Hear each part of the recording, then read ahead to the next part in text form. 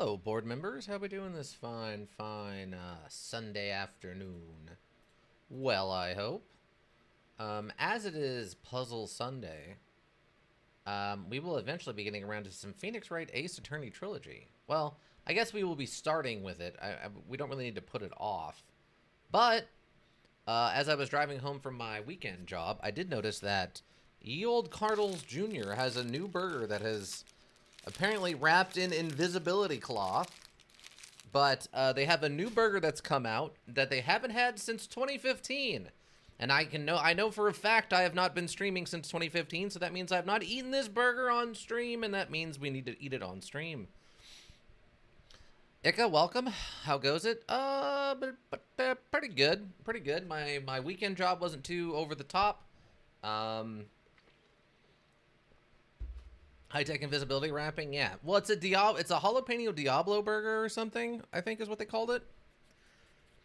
The El Diablo jalapeno burger. So maybe it's like invisible to cameras like demons and vampires and stuff.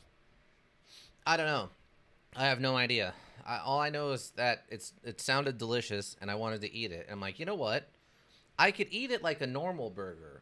Or I could save it and see if any of the people online who like watching people eat will come by and watch me eat it. You know, you got to optimize your food intake. And if there's something I'd love to be paid to do, is to eat. If someone was going to pay me to do something and that thing was eating, that would be fine with me.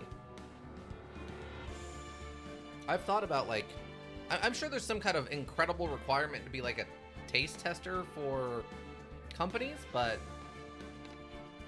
my problem is I don't like bitter things, and I'm sure I'd have to eat a lot of bitter things. And it would probably be miserable. What do you think, Ika? Should I eat the demon burger now? Or should I wait? Give it a little time. See if anybody else shows up before we get started. By the way, Phoenix Wright Ace Attorney Trilogy. We are officially on part 2 now. We, wait a bit, alright. But after, finishing up chapter 1, that super long story about the head of the,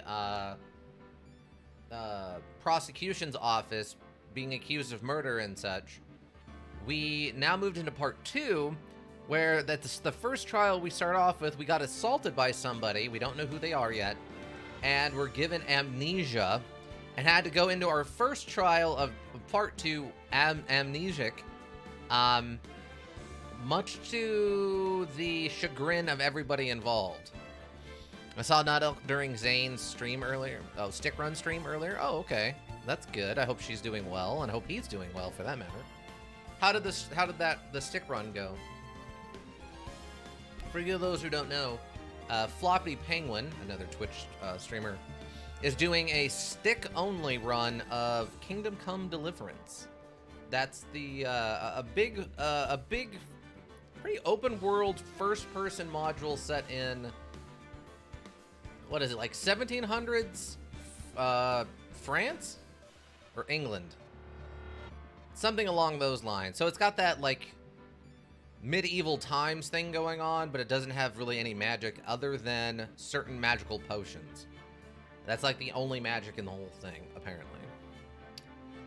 But yeah, so we left off on, I'm guessing this one. Yeah, Justice for All is the new, this is part 2, the next in the trilogy, Justice for All, the Lost Turnabout. I believe we left off with, we had gotten through the first part of the trial, where we brought in a lot of reasonable doubt into the fact that our client probably didn't do the murder. But then they turned out they had a surprise witness, which isn't anything new. And that's going to force a second part of the trial after the 5-minute recess. So we'll have to see what happens after that. Zane saved a village from a plague, maybe. Beat a tournament. Went on a date. And went to the bathhouse with his noble bro. Okay. See, I mean, if you change that from village to an apartment building, you're basically playing Yakuza also, right? Like, You saved an apartment building from a plague, won a fighting tournament, went on a date, and went to the bathhouse with one of your noble bros. Is definitely something you could also do in Yakuza. But welcome, RR Kid. How you doing? Now, RR Kid, I have a question. How do you feel about cheeseburgers? Are you a fan of the cheeseburger? Have you had a cheeseburger before? And under further details, have you ever been to a Carl's Jr. before? This is or a Hardee's. They're kind of the same company, sort of. It's weird. It's weird, everybody. It's weird. Load the selected save data. Yes. Yes, I am. Ooh, fantastic. I don't know if you were here, but we're going to be doing a live on-camera cheeseburger, Carl's Jr. Diablo burger, jalapeno Diablo burger with its special invisible wrapping on stream here in a little bit. I don't know if you've ever been around for one of our food demonstrations, have you?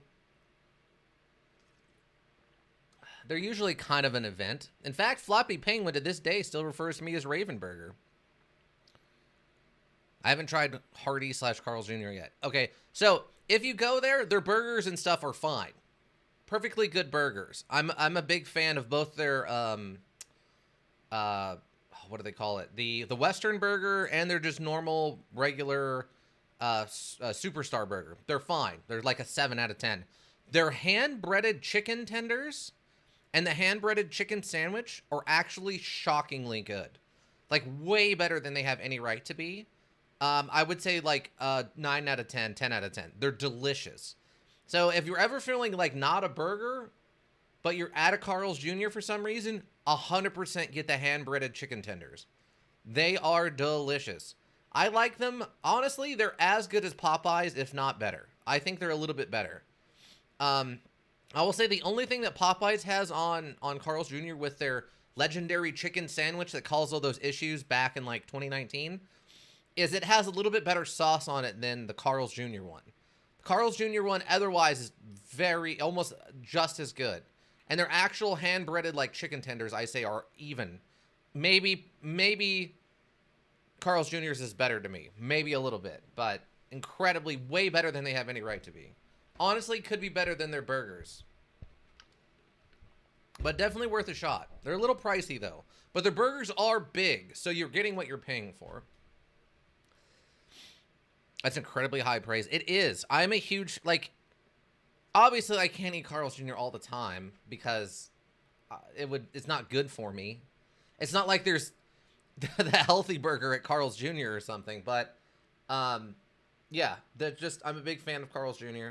I used to be a huge fan of Jack in the Box, but their stuff has gotten a little too expensive for the quality. I don't mind a Jack in the Box once in a while. They're closed today near me? Really? I wonder why that is. They must be doing some kind of remodeling or something, because Carl's Jr. isn't like Chick-fil-A where they're closed on Sundays or anything. They should be open every day. Not all the time. They're not 24 hours, but they're usually, it's like 7 to like 11 or something usually. But okay, I gotta focus. I gotta stop talking about food. I'm very hungry. I'm just starving right now. September 8th, 11:43 a.m. District Court Defendant Lobby number 1. Amnesia. This is our current defendant, by the way. She's being accused of killing a fellow police officer.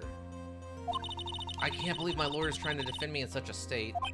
Why didn't you tell me, sir? I'm sorry, I didn't mention it to you. Oh, I know what to do. I heard you can fix something like this with a really strong shock to your system. Oh, God. Tell me she's gonna hit him. Oh, tase him. Tase him. Get the taser out. Tase him right in the neck. Just, and he falls down. Tase him in the neck. Come on, lower your head a little. A Maggie kick should be all you need. Oh my God, she's gonna kick him in the head. Oh God, it's so good. Tell me this takes a left swerve and I have to do a pro wrestling match here in the lobby. Like, just flying, like, drop kicks and, like, get to, like, German suplex someone into a couch for the, oh, let me, please. I really wish they had the amnesia thing as an excuse to get Edgeworth back in the lawyering. Yeah, that could be interesting too.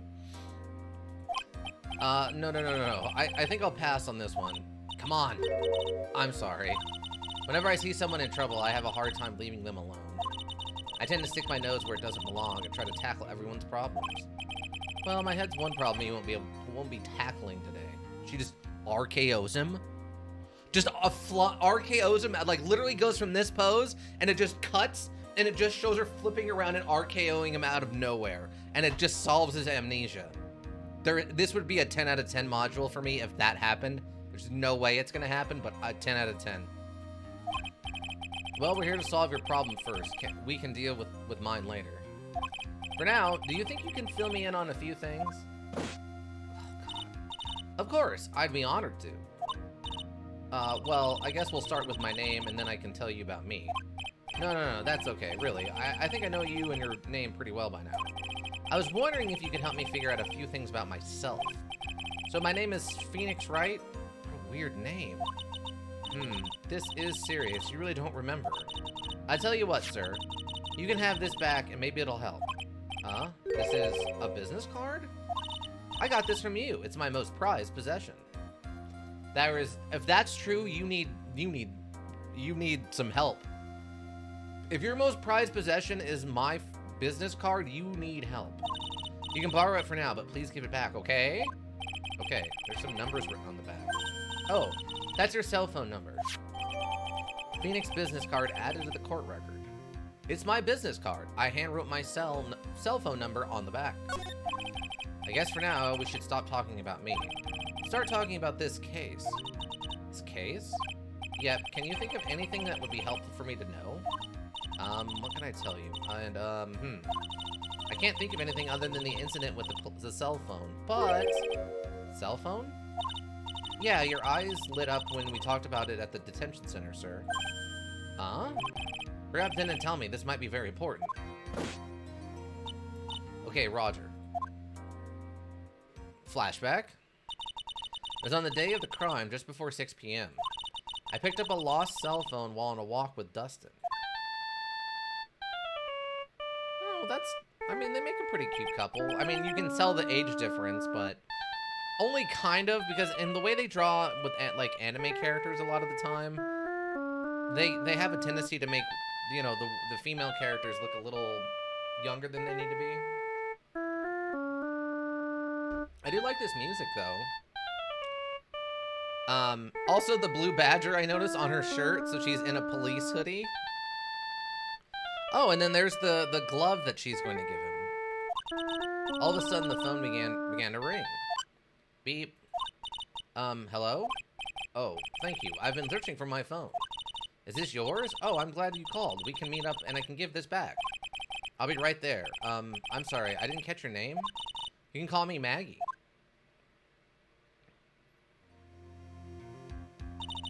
We agreed to meet up at 6 p.m. Dustin and I waited for the person to show up, but they never did. So where is the phone you found now? I gave it to you yesterday. Huh? Me? Is that the phone in my pocket? You mean this? Do you think it has anything to do with murder? I don't really know, but if my eyes lit up... You were here all along? You're so mean. Oh my god, it's Maya. I called you a million times, but you wouldn't pick up. And when I went to check in the courtroom, everyone had already left. Ack. Now, who in the heck is this? Let me guess. I'm supposed to know this girl, too. Hey, good morning, Maggie. And a good morning to you, too, Maya. So, how's it going? Is there a word for worse than abysmal? Disastrous, maybe? Oh, and what if I said that everything will be fine? That's right, it's Maya to the rescue with the ultra-decisive, super important evidence. Here you are, Nick. The thing you wanted me to bring. Huh? Oh, thanks. What the heck is this? A list? It's gotta be a call record, right? Call record? Call record, I think. It was kind of tough, but I managed to dig up some dirt. It looks like these guys are up to no good. No good? As in, there's a group of con artists the police are currently investigating. I think these guys are members of that group. Names list added to the court record. A list of unfamiliar names and phone numbers. Members of con artist group? Why would a group of con artists pop up in a case like this? Don't look at me. And where did you get this list from in the first place? What? Don't you remember, Nick? You're the one who asked me to look this up yesterday. Oh, is that right? These numbers were in the memory of the phone Maggie found. So that's where they're from. You're awfully forgetful these days, Nick. I hope I never get to be as forgetful. Wait. I hope I never get to be a forgetful old prune like you. Maya. Actually, Mr. Wright is... Mr. Wright, recess is now over. Please bring the defendant and return to the courtroom immediately. Oh, oops, guess you have to get going. We can talk about you being old later, Nick. Wish us luck. Wow. I'm surprised they brought Maya back. I thought we'd have maybe a new assistant. I guess I have all the pieces now, more or less. All that's left is to put it all together. I'm not going to lose this. I can't. Come on, Nick. Better get a move on. Yeah. September 8th, 11:54 a.m. District Court, courtroom number 2.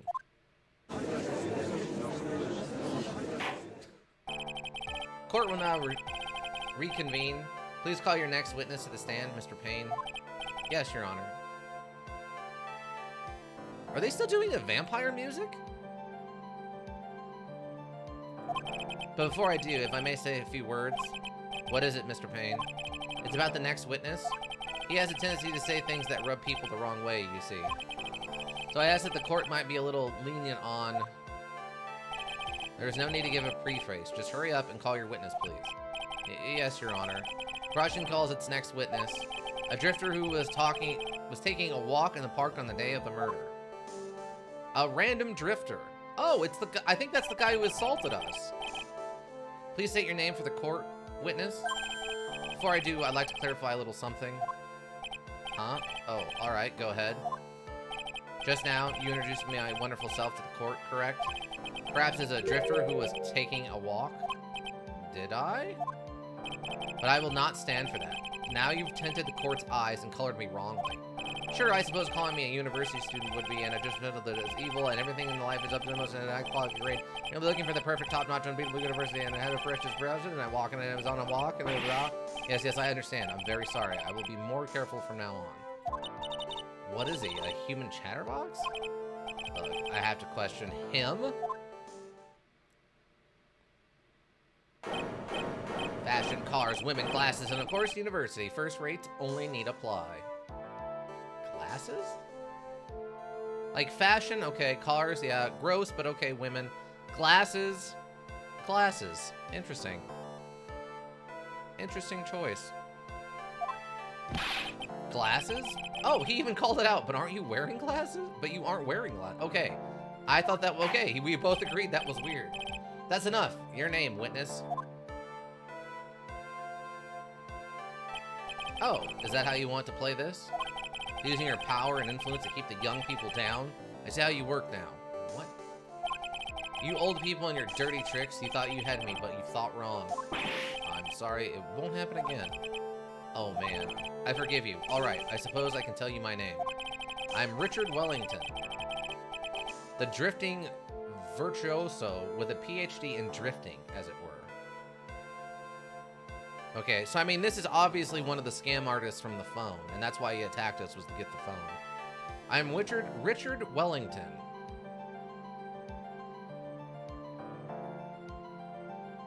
I don't know what the joke is here. I'm Richard Wellington. Richard... I mean, the only joke I can think of is the shorthand name for Richard, and then Wellington is a way of cooking things sometimes, like a steak Wellington, or beef Wellington. So that's the only joke I can think of. I might be missing something. If you wanted to, you could call me a university student in transit. Mr. Wellington, on the day of the murder, you were strolling through the park, correct? It would appear that you are attached to that word. If you must, then by all means. But I remind you that I am in no way a prepubescent boy. out on a walk with Mommy. If you must know, I am... Anyway, please testify to the court what you saw during your walk through the park. See, you said it again, taking a walk. You know, you... What you witnessed will do, Mr. Wellington. What I saw that day. I was at the park all afternoon, deep in thought about my life situation. I don't remember the time all that well, but I do believe it was past 6 p.m. All of a sudden, a police officer falls from above, right in front of my eyes. Without a thought, I looked up, and there I met the eyes of a charming young lady. Of course, I remember her sweet face. It was that of the pretty defendant there. The only other thing I saw was the banana that fell with the police officer. That was certainly a decisive testimony. Decisive? Nick, did you hear what he just said? Yeah? That's all you have to say? How can you be so calm? It's strange. My mind is very calm and clear. Banana? Yeah. Maybe it's because I believe in my client? You mean Maggie? Yes, and if she really is innocent, then that only can mean one thing. That guy is lying. You may now question the witness, Mr. Wright. Oh, yeah, so the reason he knows the name Maggie is he was on the phone with her and she called herself Maggie, but he didn't know how to spell it. So he spelled it I-E instead of A-Y. I'll find out the truth, no matter how well you craft your lies. Alright. What I saw that day. I was at the park all afternoon, deep in the thought about my life situation. So you were at the park all afternoon. You seem to have a lot of free time. That was very rude of you, but then again, what can I expect? That's what you get from a man who graduated from a no-name trashy university. No-name trashy? What? Now, this might be hard for a mushhead, feeble-minded baboon like you, but I have to think very carefully about the future of our great country. I thought you said you were thinking about which college to go to just now. Oh, please. Which university I go to will directly affect the future of this country. That arrogant little snot. I also noticed we only have like 2 guesses left. Don't remember the time all that well, but I do believe it was past 6 p.m. How did you know what time it was? I see you're not wearing a watch, so...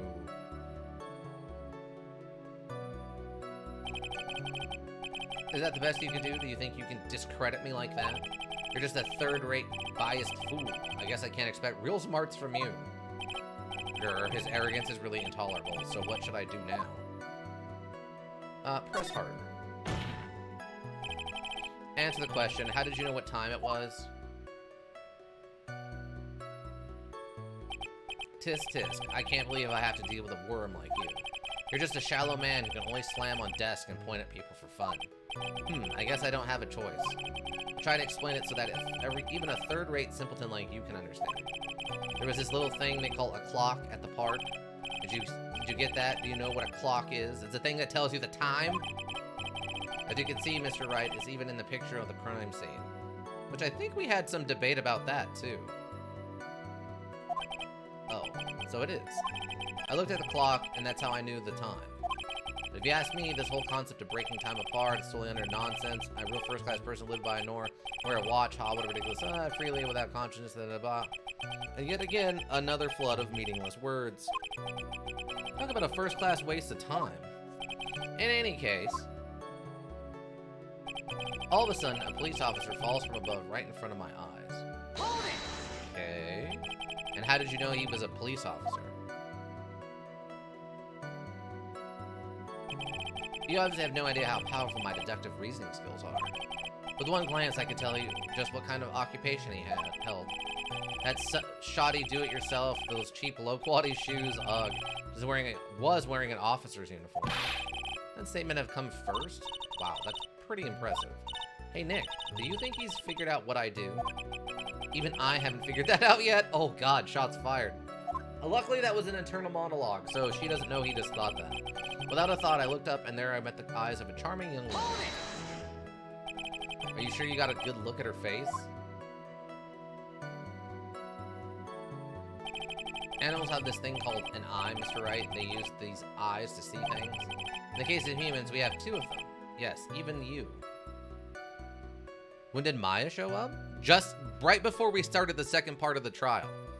She met us out in the waiting room when we were confessing that we have amnesia, which I don't think we told her about yet. And she brought in a phone list of people that were on that phone, that had called that phone that we had in our pocket. So she has just shown up. It got very distracted. Is Floppy Penguin still streaming? Is that the problem? Are you in two places at once? I won't bother you so much if you're busy. I don't want to. I know how you get in there and you really want to like sass the Floppy Penguin. So I don't want to distract you. No, I looked away for a while. Oh, all right. In case of humans, we have two of them, even you. I don't care if I have them or not. Did you or did you not get a clear look at her face? That's what the witness was just about to get to. I would like to request that Mr. Wright not use such a loud voice during questioning. Sustained, Mr. Wright, please refrain from raising your voice in this court. Please don't make me have to raise my voice. Are you finished? I'd like to continue if that's alright with you. Of course, I remember her sweet face. It was that pretty defendant there. Okay.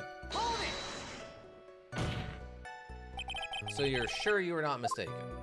Please, don't confuse your pitiful train wreck of a life with mine.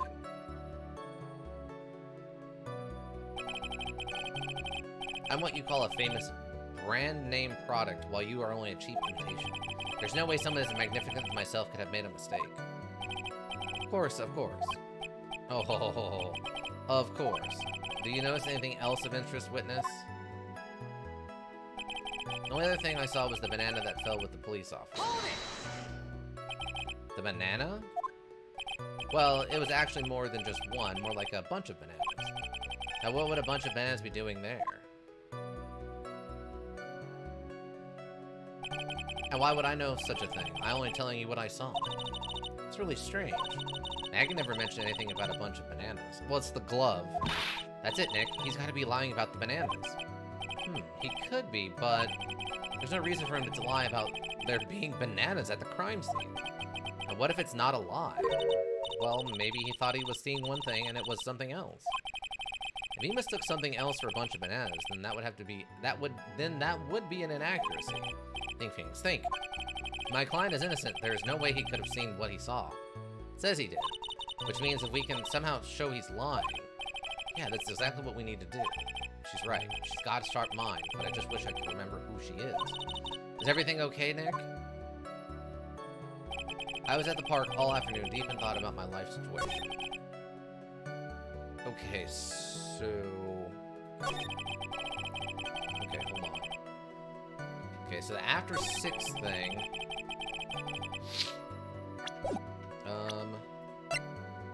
6:28 p.m. Broken neck. Maggie found this in the park. Oh! His glasses! So those are his glasses that we found underneath the body. That's why he's so worried about glasses. Okay, that makes sense. Fell from the walking path above. That explains that. The area around the victim's hand. Okay. Now, was the... I'm still confused on who took this photo, by the way, but sure. This could be 6. Fine with that. Oh yeah, we haven't actually looked at this yet. Oh, I can't examine it. A list of con artists and the phone numbers stored on the cell phone Maggie found. Alright, so I'm gonna go with that I need to present this glove as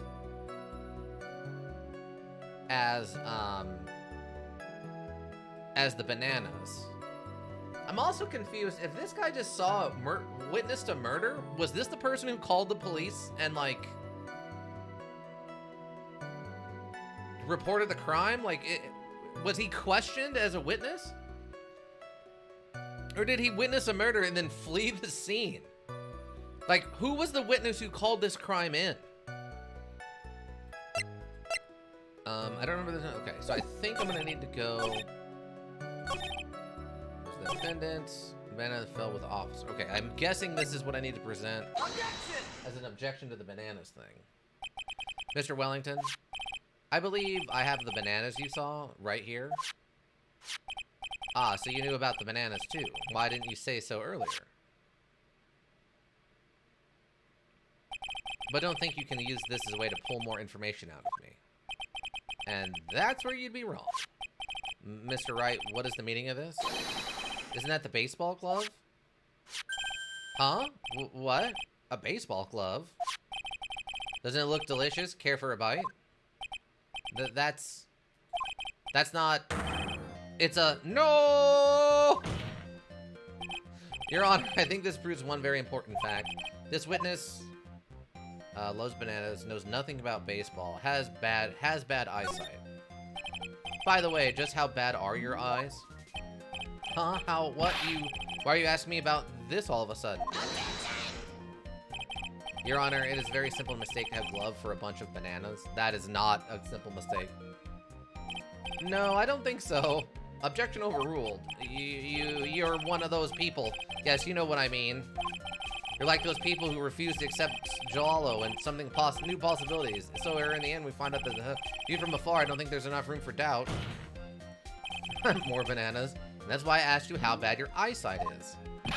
They're both 2200. I suppose you're going to tell me that's terrible, right? Why are you not wearing your glasses today then? That's because I lost them recently, you see? Of course, I was planning on getting a new pair made right away. But, you know, my glasses are no ordinary glasses, so to replace them... How about when you witnessed the crime? Were you wearing your glasses then? How about it, witness? You are an unrelenting evil man. You're like those people who had rejected Joan of Arc and courageous. She was brave and courageous.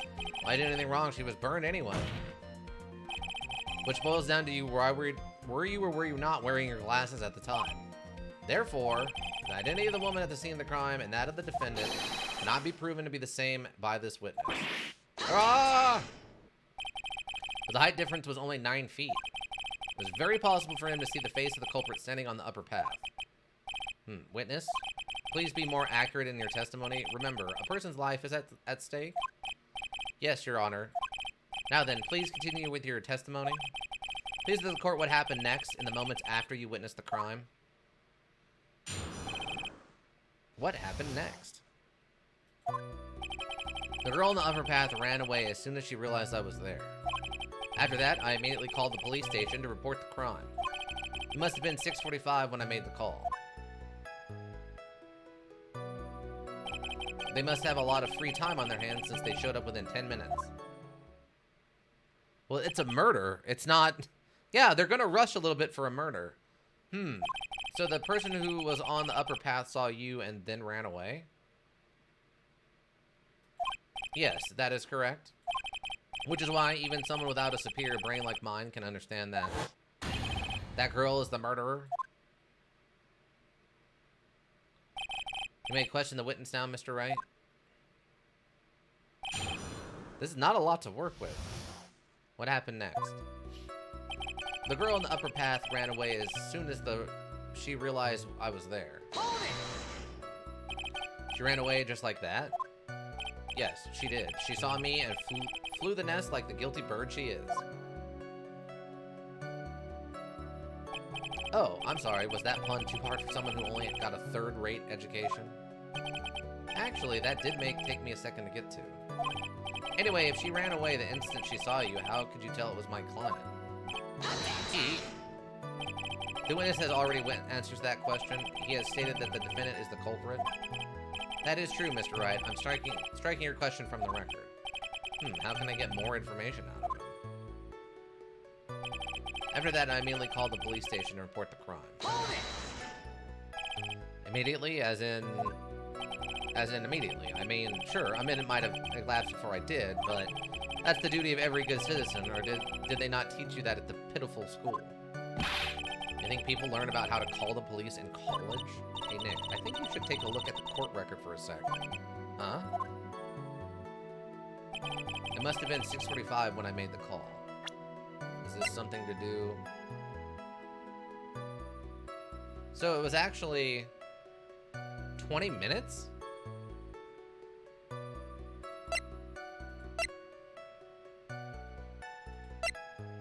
Okay, so that's gotta be what it is. So the 20 minutes thing. I can't look into it more than that, so. It's been 6:45 when I made the call. How do you know what time it was? That detective told me. You know which one I mean? The one with the jacket that made him look like a dropout from a no-name high school? Wow. Hey, pal. I remember it good. I mean, top-ranked college. I don't believe this. It doesn't matter. I don't believe I was mistaken on what time I called. If I'm wrong, then that detective obviously doesn't know how to tell time. What? Why, you're just some lousy kid who... I think the court can see your point. Anyway, how did the police respond? They must have a lot of free time on their hands since they showed up within 10 minutes.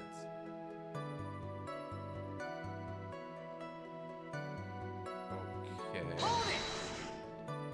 So you're saying that there were police on the scene by 7 p.m.? They got there before that, I think. There usually aren't many people in that area at that time of day. Suddenly, before I knew it, there were people crawling all over, gawking. Certainly says something about the morals of the people in this country. Can't find anything out of the ordinary in his testimony. Why don't you take one more look at the court record? Yeah, I guess I should. Okay, I'm pretty sure it's the time of death. On the upper path. After that, I immediately called the police station to report the crime. So he broke his neck at 6:28. It must have been 6:45 when I made the call. So yeah, there's 20 minutes basically between when he died and when he made this phone call. So I'm guessing that's the objection here. Mr. Wellington, would you please take a look at this? You mean the victim's autopsy report? According to this, the murder occurred at 6:28 p.m. So what of it? You said that you called the police immediately after the murder took place. However, by the time you would call the police, it was 6:45? There's clearly a 15-minute gap here. Do you deny it? I think this court would like to hear what you were doing during this 15-minute gap. Grrr. The witness was in shock at the time after witnessing a terrible murder. It's only to be expected that he would be a little dazed. 15 minutes is probably what I would call a little dazed. Mr. Wellington? Yes? Explain yourself. What were you doing during these 15 minutes? Answer the question. Telephone, I mean... Spit it out. I was searching for a phone booth. A phone booth? You mean you don't have a cell phone? You and your questions. As if you were trying to open all the layers of the...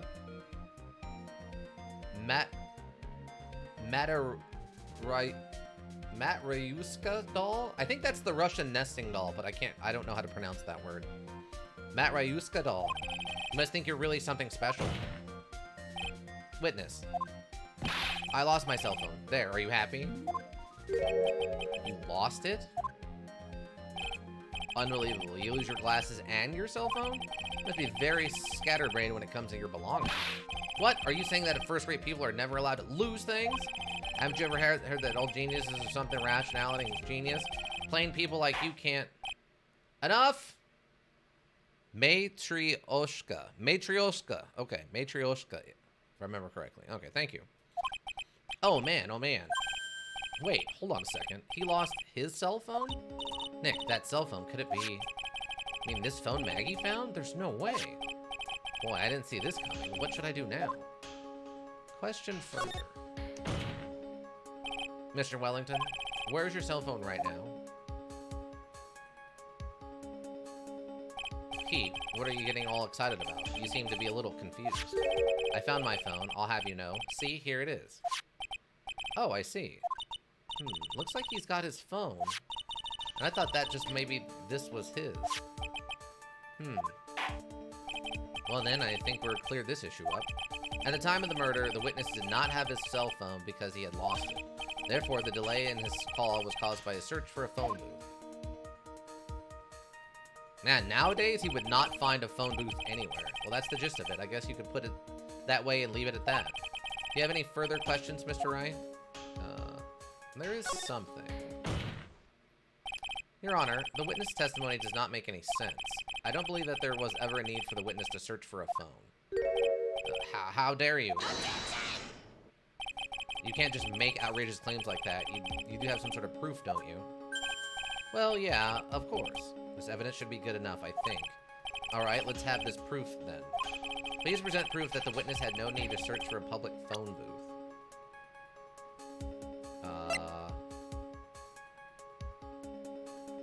Pieces of a nearsighted lens were found nearby. Oh, I wonder if... There's a phone booth in the photo. Japan still has a lot of phone booths? Well, that's fine.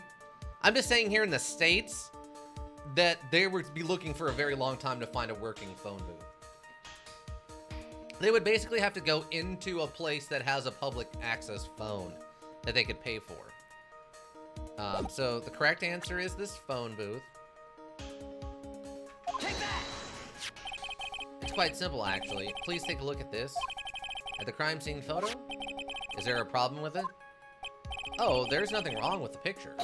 But if you don't understand my logic after looking at it, then something is wrong with you. No! It's a phone booth? That is correct. All the defendant had to do was walk 3 steps. Mr. Welling, why did you not use the phone that was right in front of you? Or... because it was broken. Just say it was broken. Just say it wasn't working, so I had to find another one. Order, order. What is reporting the crime a little late proof for the defense? The witness can't explain what he was doing for those 15 minutes. That's reason enough to throw suspicion on his testimony. Yes, this is very true. What do you have to say for yourself, witness? And I bet this phone really is his, Nick. He must have killed Dustin to get his phone back. Maggie said that she was going to return it to him. So there was no reason for him to kill it for it. And on top of that, we still have the phone she found anyway. But if he wasn't looking for his cell phone, maybe he was looking for something else? Was he... Mr. Wright? Yes, Your Honor? Do you have any thoughts you would like to share with the court? Can you offer an explanation as to what this witness was doing during those 15 minutes? Yes, I have an idea. So I have one possible explanation. Alright, let's hear your explanation. However, be forewarned that if your explanation is not persuasive, you will be penalized. Think carefully before you present, Mr. Wright. Yes, Your Honor. I probably shouldn't have said there was only one possibility. Please present this court one piece of evidence that will answer the following. Why didn't the witness call the police right away? I'm guessing it's the phone. If it's not the phone, then it's the court record, or the cell phone, what is it, con artist numbers on the cell phone thing. Yeah, otherwise I don't know. Unless maybe he was looking for his glasses? I don't know. We'll try the phone. Found this in the park. She got into contact with the owner, but they never showed. It's either this phone or... Oh, it looks like this is only going to eat one, so we actually have a couple challenges left. It's either the phone or it's the glasses, I think are the two. He was either trying to find his glasses that fell off when he shoved the cop, or he was trying to find the cell phone because it had evidence that he was tied in with his con artist thing. I'm going to go with the phone first, and then we'll try the glasses. Perhaps this is evidence you need to be convinced. Perhaps. That was just an idea I thought I'd throw out. It's just that perhaps should be fun. But okay, yes, of course, Your Honor. Well, then, penalized. Ouch. Okay, please present the court a piece of evidence following evidence. Why didn't the witness police right away? So it's got to be the glasses. Yes, this looks like the correct answer. Mr. Wellington? What? Don't do that. You almost gave me a heart attack. These are your glasses, aren't they? Where did you find... Gah! I believe the court all heard what you just confessed to. That these glasses are in fact yours. I'll tell you where they were found, Mr. Wellington. These glasses were found under the victim's body. Under the victim's body? Order. Now, wait a second. Hold on. I didn't confess or confirm anything. Your Honor, I think the answer is quite clear here. As he fell, Dustin Pierce grabbed the culprit's glasses. The culprit knew that he had to find the glasses and searched frantically for them. But he didn't realize that they were under the victim's body. And that's why it took him 15 minutes to make that call.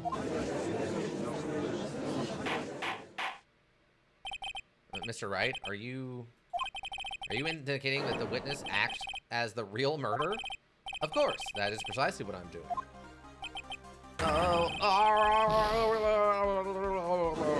Witness explosion. I know I'm right. He is the real murderer. Did you figure it out, Nick? More or less. Turns out this cell phone was the key to this case after all. Anyway, now is our chance to deep six this guy. I'll sink him in one shot. Witness explosion! Yeah. This is so exciting watching you work again. Somehow my old self is coming back to me. It's time to sink or swim. Everything rests on the edge of a knife. It's the moment I've been waiting for. Order. Your Honor, the defense is making a mockery of this court. Without any solid ground to stand on, he accuses the witness of being the murderer. Yeah, that's right. I'm no criminal. This is the third-rate fraud of a lawyer. In that case, why don't we look at it from a different perspective? Let's hear your explanation as to why you are not the murderer. Why, that's easy. For example, there's the name the victim wrote. What about that? Oh, you mean the name Maggie? Yeah, even an idiot like you can read that, right? But we already know this was not written by the victim himself. After all, the defendant's name is Maggie, and the victim was left-handed. In other words, in order to make the defendant look guilty, the real criminal used the victim's right hand to write her name on the ground. But, wouldn't that mean that the real criminal was someone the defendant knew? Otherwise, how else would the person know her name was Maggie, or Maggie? That is a good point. The witness didn't even know of Miss Bird before the trial. Ah, I forgot. Was there any way this creep could have known Maggie's name beforehand? There was a way. It would have been best if I could prove that the witness had a chance to learn that the defendant's name was Maggie. Now, will the defense please present its case? How could the witness have known the defendant's name? Can I do profile? Present. Okay, I can't. Name the defendant Maggie Bird. I'm wondering if my client, the only thing I can recall is that she's a policewoman. It doesn't seem like it. A list of con artists and their phone numbers stored on the cell phone Maggie found. Broken neck. I'm guessing it's this. It's got to be this. It's this or it's her actual profile. I don't know which. This is how. Am I supposed to take this as evidence that the defense doesn't know what's going on? Huh? Oh, aren't you a little old to be laughing at like a 5-year-old? Take some responsibility. I guess that wasn't it, as if I had a lecture about my responsibility from you, of all people. The defense will receive a penalty. Oh, okay. Please think carefully before presenting your case. Yes, Your Honor. Now, will the defense please present its case? How could the witness have known the defendant's name? Oh, I guess it's because it made contact? That's got to be that's it. Mr. Wellington, you didn't have your phone with you on the day of the murder, correct? So what if I didn't? When you realized you had lost it, what did you do? What did I do? Didn't you try to find it by calling it? How did you? Your Honor, these questions have nothing to do with... Overruled. Mr. Wright, where are you going with this line of questioning? Do you think there is some relation between the witness's cell phone and the murder? I do, Your Honor. On the day of the murder, Maggie Bird picked up a lost phone in the park. And she also received a phone call from the owner of the phone.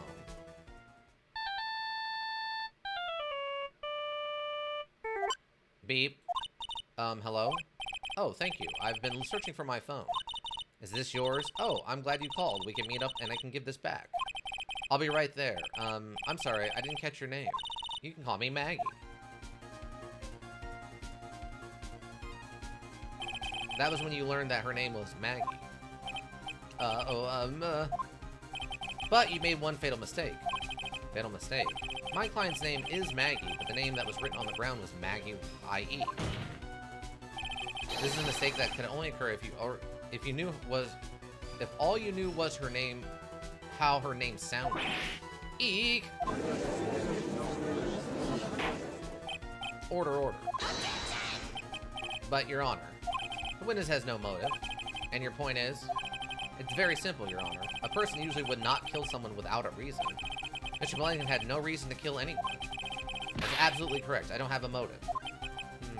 Mr. Wright, Your Honor, can you explain what motive the witness could have? Oh, wait, can I save real quick? I don't really want to have to do this again if I don't have to.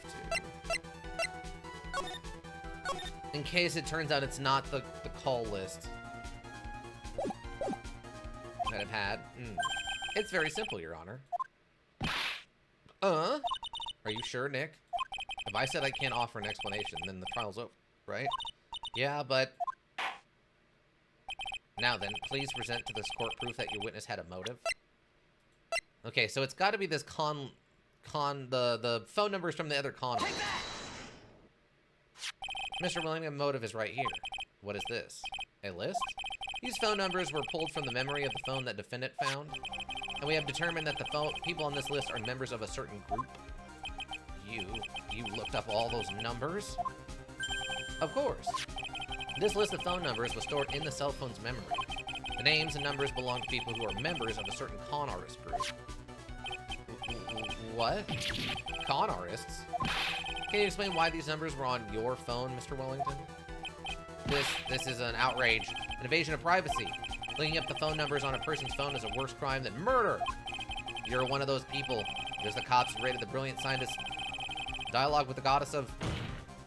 I didn't get a chance to read who the brilliant scientist was, but I don't care, Mr. Wellington. All I want is for you to tell us what this list is about. You think you and any of you will know what it's like to be a refined man such as me? Your Honor, this is unjustified badgering of the witness. Objection overruled. Mr. Wright, what is the meaning of this? Why would the witness have the numbers of a group of con artists on his phone? Isn't that obvious? The witness is a member of the group. Mr. Wellington is a member of this very group. No! All of your friends' phone numbers are stored right here on this phone. If anyone were to look into these phone numbers, it would be all over for you. That is why you had to kill. No! This is too much!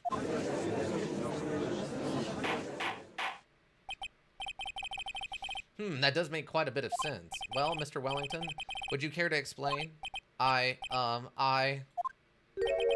got you now. That police officer... Your Honor. What is it, Mr. Payne? Super mega witness explosion incoming? Yeah, basically. Everyone take cover. Brace for impact of this witness explosion.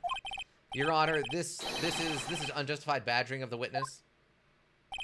You said the exact same thing only a few seconds ago. Please? Please, let's think about this content of the phone call. Beep. Hello? Oh, thank you. I've been searching for my phone. Is this yours? Oh, I'm glad you called. We can meet up and I can give you this back. The defendant had already promised that she would return the phone. After that, all Mr. Williams had to do was meet Miss Bird to get his phone back. Why then would he need to kill anyone? That is a valid point. What does the defense think about this? If you think about it logically, then it makes sense. Then maybe we should be thinking outside the box? Yeah, if we think like that, let's see. Maybe that slimeball saw something at the crime scene that made him commit murder. Your thoughts, Mr. Wright? Well, I don't think Mr. Wellington went to pick up his phone in a very friendly manner. But he was promised his phone, so why would he have been unfriendly to the defendant? I think he must have seen something that didn't agree with him when he got there. Well, then, Mr. Wright, what was this something that didn't agree with the witness? Oh, I can't save. I didn't agree with the witness.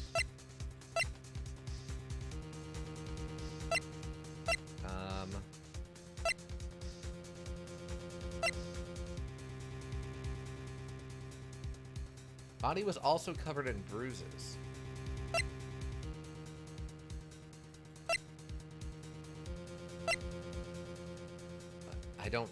I don't know?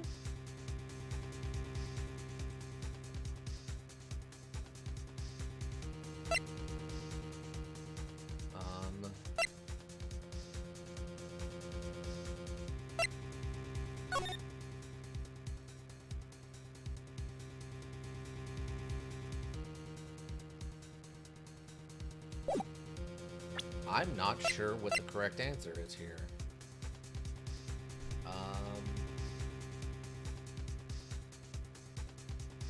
Because I can't imagine that he hates bananas. Profile than being a police officer? Maybe that's what it is. The victim and a policeman. It seems he was dating the defendant. It could be, I guess, that it was just he's a cop. I guess that's what they want. I'll try that. I guess you're right. That's a good one. We'll try that. If not, we're not too far back. Much ruling solved was the victim. The victim? You mean Dustin Prince? Dustin Prince had gone on his date right after his shift was over. With no time to change, he went to the park still wearing his police uniform. Oh. Wait, did they not? Okay, I'd assumed they'd put that together, but I guess... Nope, they're idiots. I forgot. Good call, Ika. You realized how stupid these people were. I give them the benefit of the doubt. That's my bad, team. The girl who picked up my phone is with a policeman. He couldn't have known they were going out, so he began to worry. He was afraid the policeman would ask a few questions before returning the phone. If I do anything suspicious, he might run a check on my phone. In his mind, it was possible that he had already run a check on the phone. And he went into a panic, is what you're saying. Exactly. Officer Prince was murdered simply because he was in uniform. Mr. Payne, do you have any comments? I'm thinking, it seems that the truth has come out at last. The witness, Mr. Wellington, you are, ha,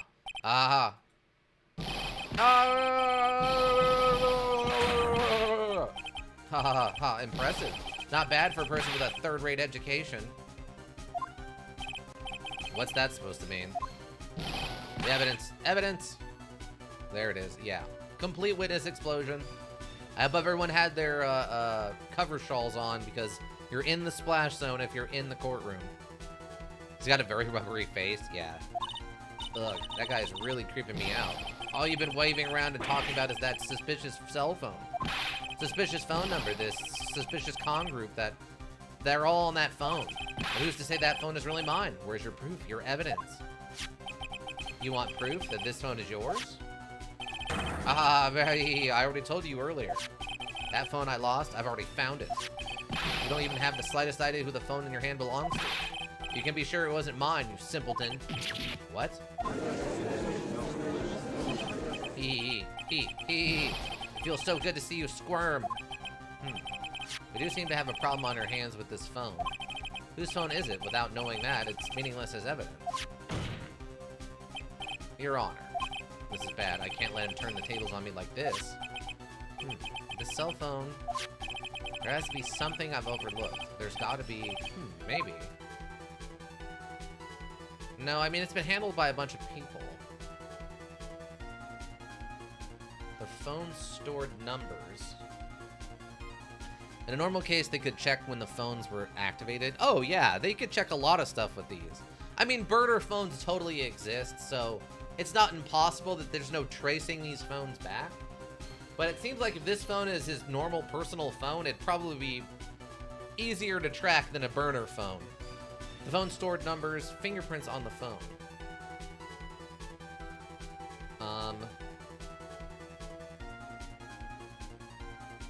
Because we already talked about the phone stored numbers. So it would be... Hold on. I'm going to save. Just in case. The little thing's not in the corner, so I don't think that's the case. I'm going to go with fingerprints. I got it. We should check for fingerprints. Fingerprints? Yes, Your Honor. Mr. Wellington has left some prints on this phone. Nick, don't you remember? We got that from Maggie. You wiped it off. I what? You said there was a sand all over it, so... Wiped it. I wiped it? Pretty thoroughly, too. Wow. It's oh so much fun watching this third-rate trash babble like morons amongst themselves. Arg, he's made a complete recovery. How many times do I have to say, this phone right here, you see? Oh, and incidentally, you can't check the numbers stored on this phone. It must have glitched because all the numbers just magically disappeared. You've got to be joking. He erased all the numbers I was going to use as evidence? Mr. Wellington.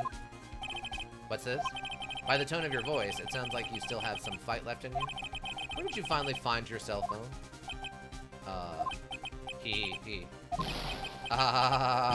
Oh, you are too much. And of course you have no idea what I'm talking about.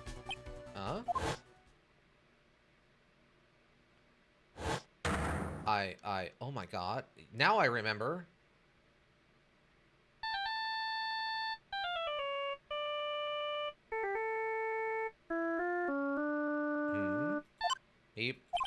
Huh? Looks like they hung up. Ah, good. I finally found it.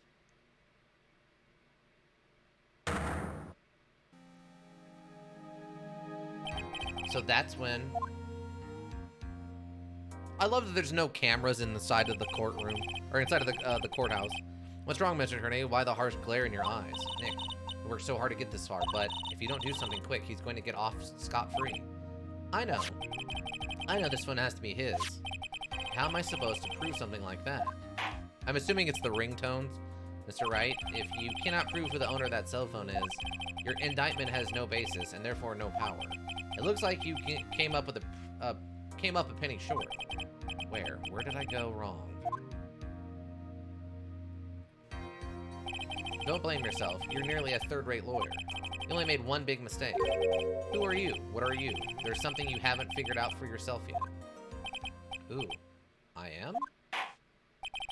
Court hereby concludes the cross-examination. He. If that will be all, I'll have to bid you gentlemen and ladies goodbye. I have a reservation at the ultra-fancy restaurant on the upper side of town. Thank you for your assistance. You've had a stressful day, so please, bon appetit. What am I supposed to do? Am I supposed to just let it go at that? Raise an objection. Hold it! Please wait, Your Honor. All right, Nick. I think I may be able to prove it. Prove it? Prove what, Mr. Wright? Everything. Your Honor, the cross-examination has already ended. Besides, the defense is just going to be badger the witness with more inane questions. You will not harass the witness. Is that clear, Mr. Wright? Do you hear that? No harassment allowed, Mr. Attorney. Please, Your Honor. Very well, but this is your last chance, Mr. Wright. You may present one piece of evidence to the court. I only get one shot at this? You cannot prove everything. It's over, for your client and for you. Do you fully understand? How? Yes, I suppose you are well aware, Your Honor, but the cross-examination period has ended.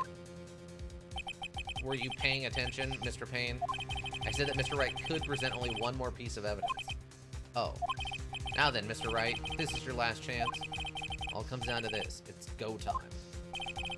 Please present one piece of evidence that will explain everything.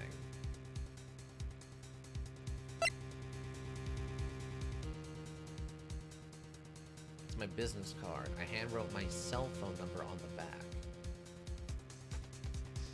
Oh my god, did he took our cell phone. That's not his cell phone. That's our cell phone that he stole from us.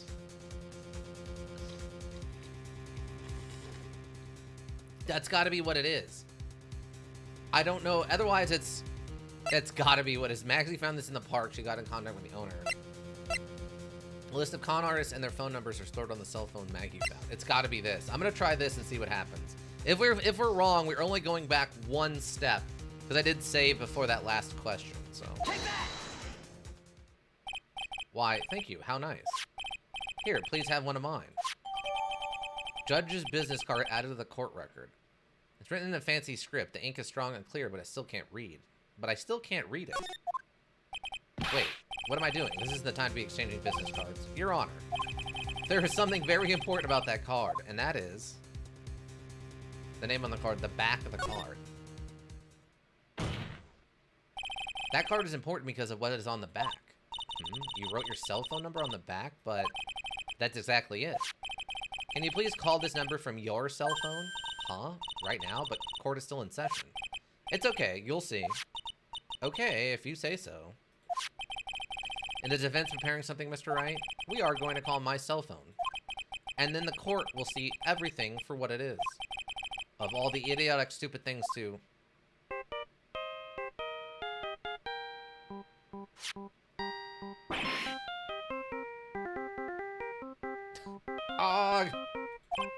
What? Why is my phone... What is with this stupid sounding ringtone? Beep. Mr. Wellington? How strange. I could almost swear that you're holding my phone. Your... No. It can't... By the way, before I forgot, thank you very much for the lump on my head this morning. No... I don't think I need to explain any further, except to say... When you went to retrieve your cell phone, you mistakenly took the wrong one. I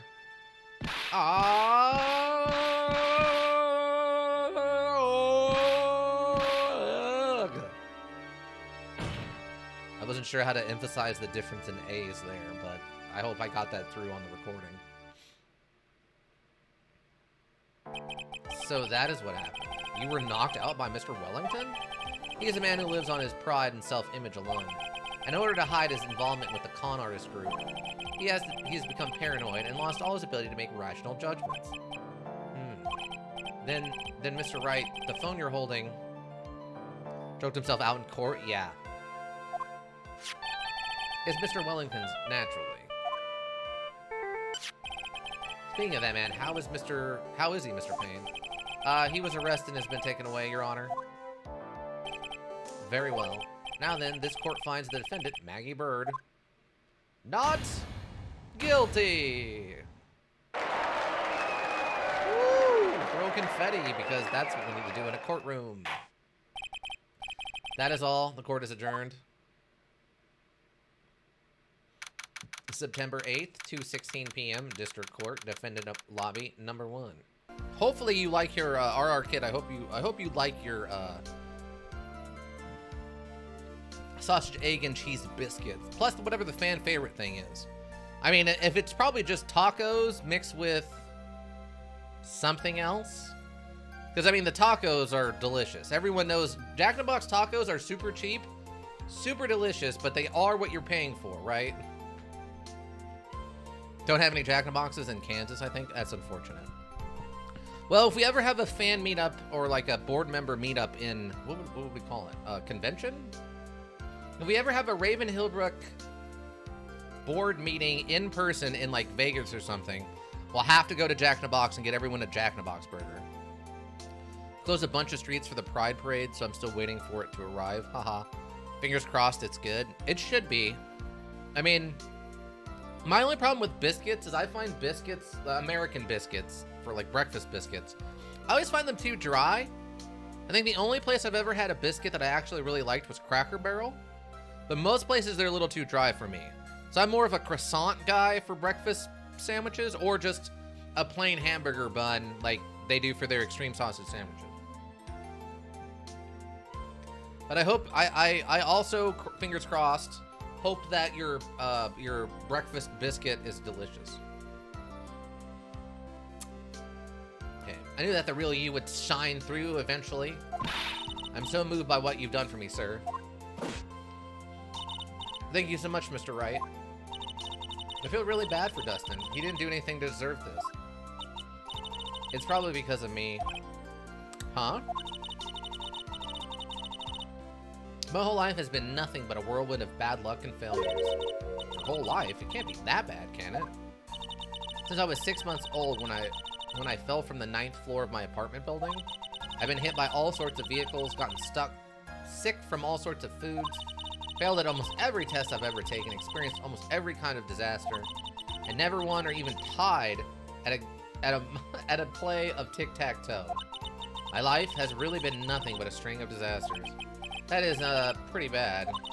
Up until I went to college, I was known as the Goddess of Misfortune. Then, at the academy, everyone called me Lady Luckless.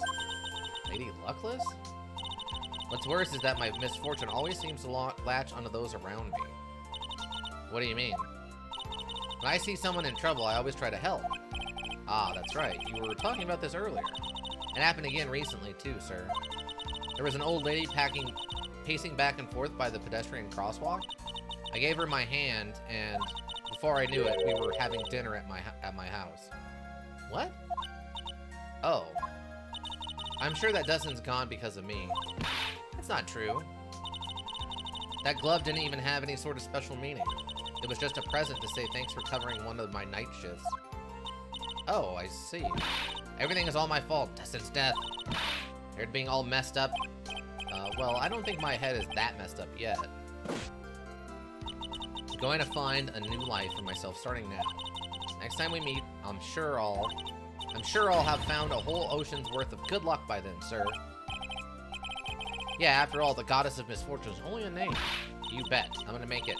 I promise. Next time we meet, I'll only be an unlucky person instead of a goddess. Yeah, that's the spirit. Well, Mr. Wright, Maya, I should get going. Okay, good luck to you. Thanks. You take care of yourself too. Sigh. What a horrible day. Got my memory back, but things are still a little fuzzy. But you're okay, and that's what counts. You really had me worried. Come on, let's go back to the office. I'm afraid to ask, but here goes. So, this might sound bad, but, who are you? What?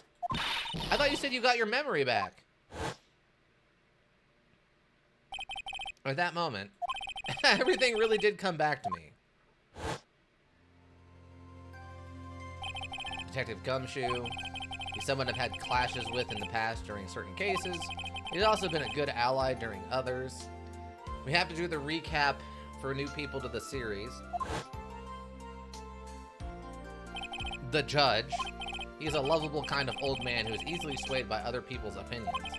But in the end, he always comes up with the right verdicts. That is not true at all, but alright. This person, I haven't gotten a clue. He seems to know me, but maybe he's mistaking me for someone else. And this girl, Maya. You finally remember. This is Maya Fey, my assistant. That's right. I have so many unforgettable memories about her. For example, Earth Nick, what's wrong? You keep staring at me. You don't tell me you've missed me. Well, yeah, I suppose I have. I feel like I haven't seen you in ages. Oh. Well, I'm back now. So it's time for us to create new memories together. Shame, they should have done a Wright and Edgeworth team up for this. They could have, they should have, but they're cowards. I'm calling it cowards. I mean, they probably don't want to get involved with the Gumshoe / Edgeworth fan writing, right? The slash fiction on Edgeworth and Gumshoe have got to be intense. Alright, sounds good. All the phone numbers on my phone were erased by Mr. Wellington. I guess I have to start over from the very beginning. Come on, Nick, let's go to our usual burger joint. Okay. Actually, it hasn't even been that long since she came back into my life. And that story began on one rainy afternoon 2 months ago. Episode 1, The Lost Turnabout, the end. Dun dun dun. Episode 2. A brand new episode has been added. Reunion and Turnabout. I guess this is little baby Maya? Save your progress? I sure do. Yes, please. That was no accident. Is that Edgeworth's car again? I was drugged with sleeping pills. What? I was murdered by that person. Oh, did Maya get her ghost, her medium powers? And she now can speak to ghosts, like, actually? Wow, we had actual animation going on. That's why I took my revenge. It's only fair, isn't it? Any? Any? Any? I finally got to see you again, and it's not your fault. You didn't do it. No, I did it. I killed that person. That wasn't you. It doesn't matter. It might as well have been me. Oh my god, was she possessed by a ghost and the ghost used her to get her revenge? I can't believe something like this happened. The events of that gloomy, rainy afternoon that started this whole mess keep playing through my mind.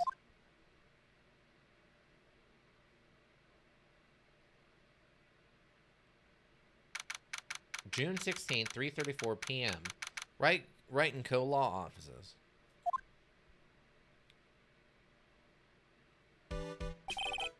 What depressing rain. It was Damon? Yeah, he's back for revenge. Do you understand how depressed that makes me? Do you? I guess? Actually, more than being depressed, I'm angry. Angry that the weather girl on TV. I think our little rainy spell will take a break with a day of sun. Is that what that girl said? I'll stake my life on it. Well, it's the weather. But that's why I don't bother to bring an umbrella today. What nerve calling herself a weather girl. She's going to hear about my $1,500 suit. About your case. Unless you're planning on suing the weather girl. I'm sorry. I thought that before we got down to business, we could have some friendly chatter. My name is Dr. Turner Gray. Turner Gray. I'm a surgeon. Turner Gray? Turner Gray. Is that like a joke on, like, people die and he makes them, like, looks like corpses or something? Remind me never to end up under his knife. I'm here today because of this incident. Malpractice at Gray Surgical Clinic. 14 inpatients lose their lives. Gray Surgical Clinic? So is it your specifically clinic, or is it like a family thing? 14 inpatients lose their lives. Oh, you're the doctor at... It's really quite upsetting. Did you hear me? Upsetting. Yes, I heard you. I agree it's quite upsetting, Dr. Gray. The one that messed up was that nurse. It was her that got the medicines mixed up and killed those 14 patients. It's a pretty big deal. And yet, now listen good, and yet, the nurse had the nerve to go and die before admitting to her wrongdoing. She didn't even offer any sort of explanation to me. And this is the kicker. She up and has herself a grand old accident and crashes her car. Smash, crunch, instantly transforming her car into that accordion model. Wow.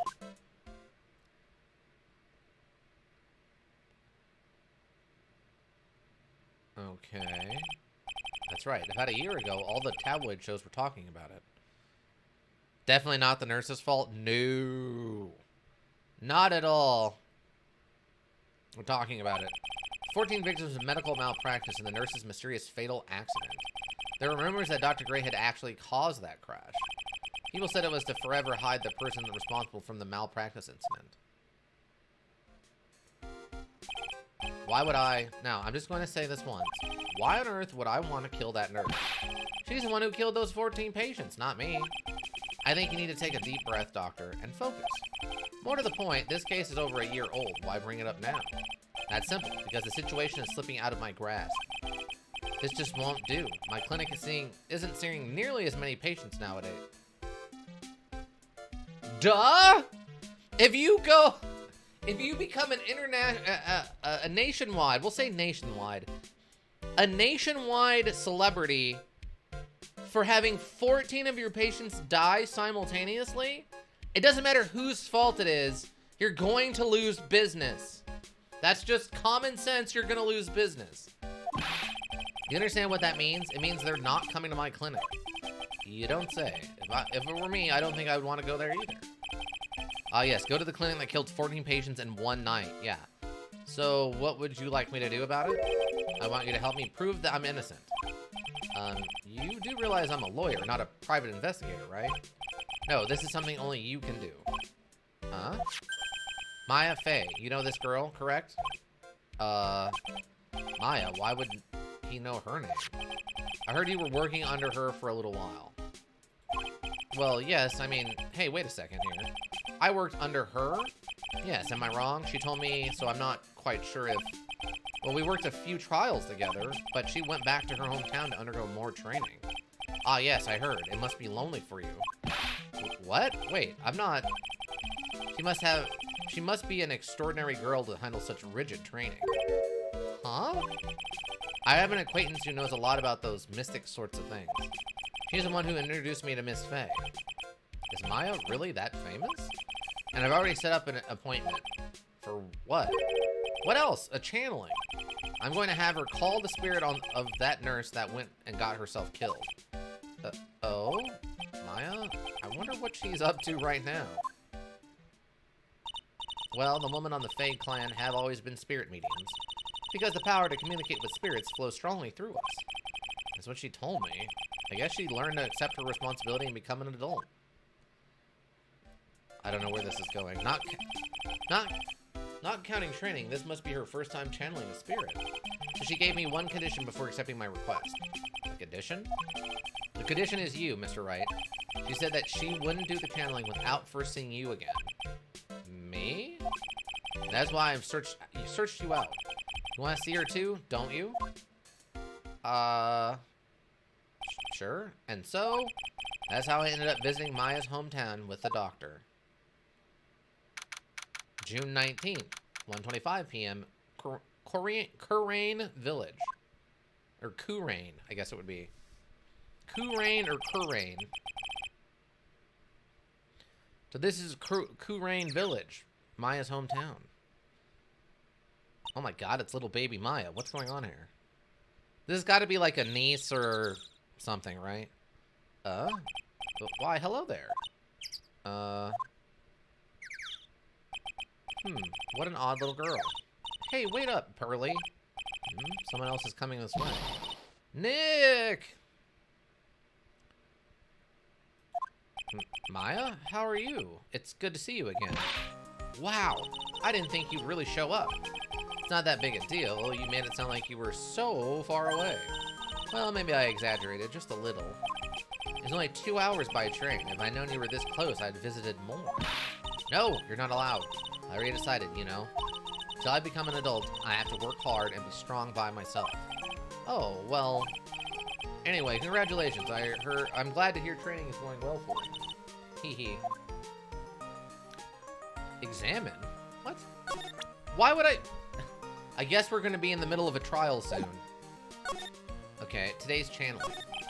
Looks like you finally became a full-fledged medium, taking on your first job. Yeah, I didn't think it would be this soon. But this case, do you know the messy story behind it? Ha ha ha, behold the power of the Maya Intelligence Network. Let's see, 14 people died because of malpractice on Dr. Gray's part, right? And to pin the blame on the nurse, he killed her in what appeared to be a car accident. Huh? So what is this Maya Intelligence Network, anyway? The tabloids. That's what I thought. Haha, I'm just pulling your leg, Nick. What really happened is the exact opposite. I heard all about it from Dr. Gray. Huh? Oh, come on, Nick. I wouldn't take a crazed killer as a client. That's too scary, even for me. Yeah, I guess so. Kurain Village. So this is your hometown, huh, Maya? Yep. Kurain Village, but I've heard people call this place Medium Valley, too. Interesting. So everyone that lives here is a spirit medium? Pretty much. Most of my ancestors were too, I think. It's probably true since the Fey ability to communicate with the dead is so strong. Actually, only the women of this village are mediums. So what do the men do? They usually work someplace outside the village. Oh, the girl earlier. Oh yeah, I wanted to ask you about that girl I saw earlier. Do you know her? Oh, you mean Pearly? Pearly? Pearly Fey? Pearl Fey? Pearl Fey. We had Mia Fey and Maya Fey. Now Pearl Fey. I don't know what the joke they're setting up here is, but Something's afoot. She's my cousin. Didn't she adore... Okay, it's her cousin, not her niece. That makes more sense. Because if it was her niece, it would have had to have been her dead sister's kid, and I think that would have been probably noted before this, but if it's her cousin, it's her parents' sibling's kid, right? So that makes more sense. You could shoehorn that back in. Isn't she adorable, just like yours truly? Cousin, wait. Then that means, is she also a... Yep, she's a medium, too. Curly is a real genius when it comes to channeling. I see. No, but didn't scare her when I tried to talk to her earlier. No, it's not you. My aunt drilled it into her head that if a suspicious-looking person tries to talk to you, run away. Suspicious looking? Well, you're not wearing the training clothes for starters. Of course not. Curly is my aunt's most valued treasure. She's not allowed to go outside of town. She doesn't know much about the world outside of Crane Village. Aunt? Curly's mother's my aunt. Duh, come on, Nick. Well, Nick, I've got to get going. It's about time for the channeling to start. Huh? Oh, yeah. I'm doing the channeling in my house, so come on in, okay? After I'm done, we can grill up some juicy burgers. All right, good luck, Maya. Thanks. Well, at least she's still the same perky Maya. All right, let's examine things. Anytime you're outside, they got those weird bird noises. An old bus stop. It says Crane Village on the signpost. Buses seem incredibly inconvenient since they only come 3 times a day. For a rural area like this, 3 times a day isn't actually that bad. That's not that inconvenient, actually, for as far away as this place apparently is. It's an old-style phone booth. I can't say it fits in with this area too well. My cell phone doesn't get reception up here, so who knows? I may need it later. It's good to know. A giant rock that seems to be reaching for the sky. Sorry, my toe itches. Right. A giant rock that seems to be reaching up for the sky. Its origins are written on a beat-up old sign. Rule for Japan is quite different, yeah. Yeah, I mean, I feel like a bus coming here 3 times a day seems pretty reasonable, actually. Its origins are written on a beat-up old sign. It looks like this giant rock is called the Crane Boulder. There's a really complex explanation written here, but long story short, it's a big stone for spirits to live in, or something like that. Fair. Rustic, thatch-roofed houses where the other villagers live and line the street. They're nowhere near as large or as nice as the manor in front of me. It's kind of odd that I don't see any of the other villagers walking around, though. Yeah, they would have to animate that, and that would cost money. The biggest, most elegant of the buildings I can see from here. This is a Fey Manor, the place man calls home. It's easy to be overwhelmed by its presence. Anything about the sky? No? Think we're good? Okay. I think we're good. Alright. Where are we going?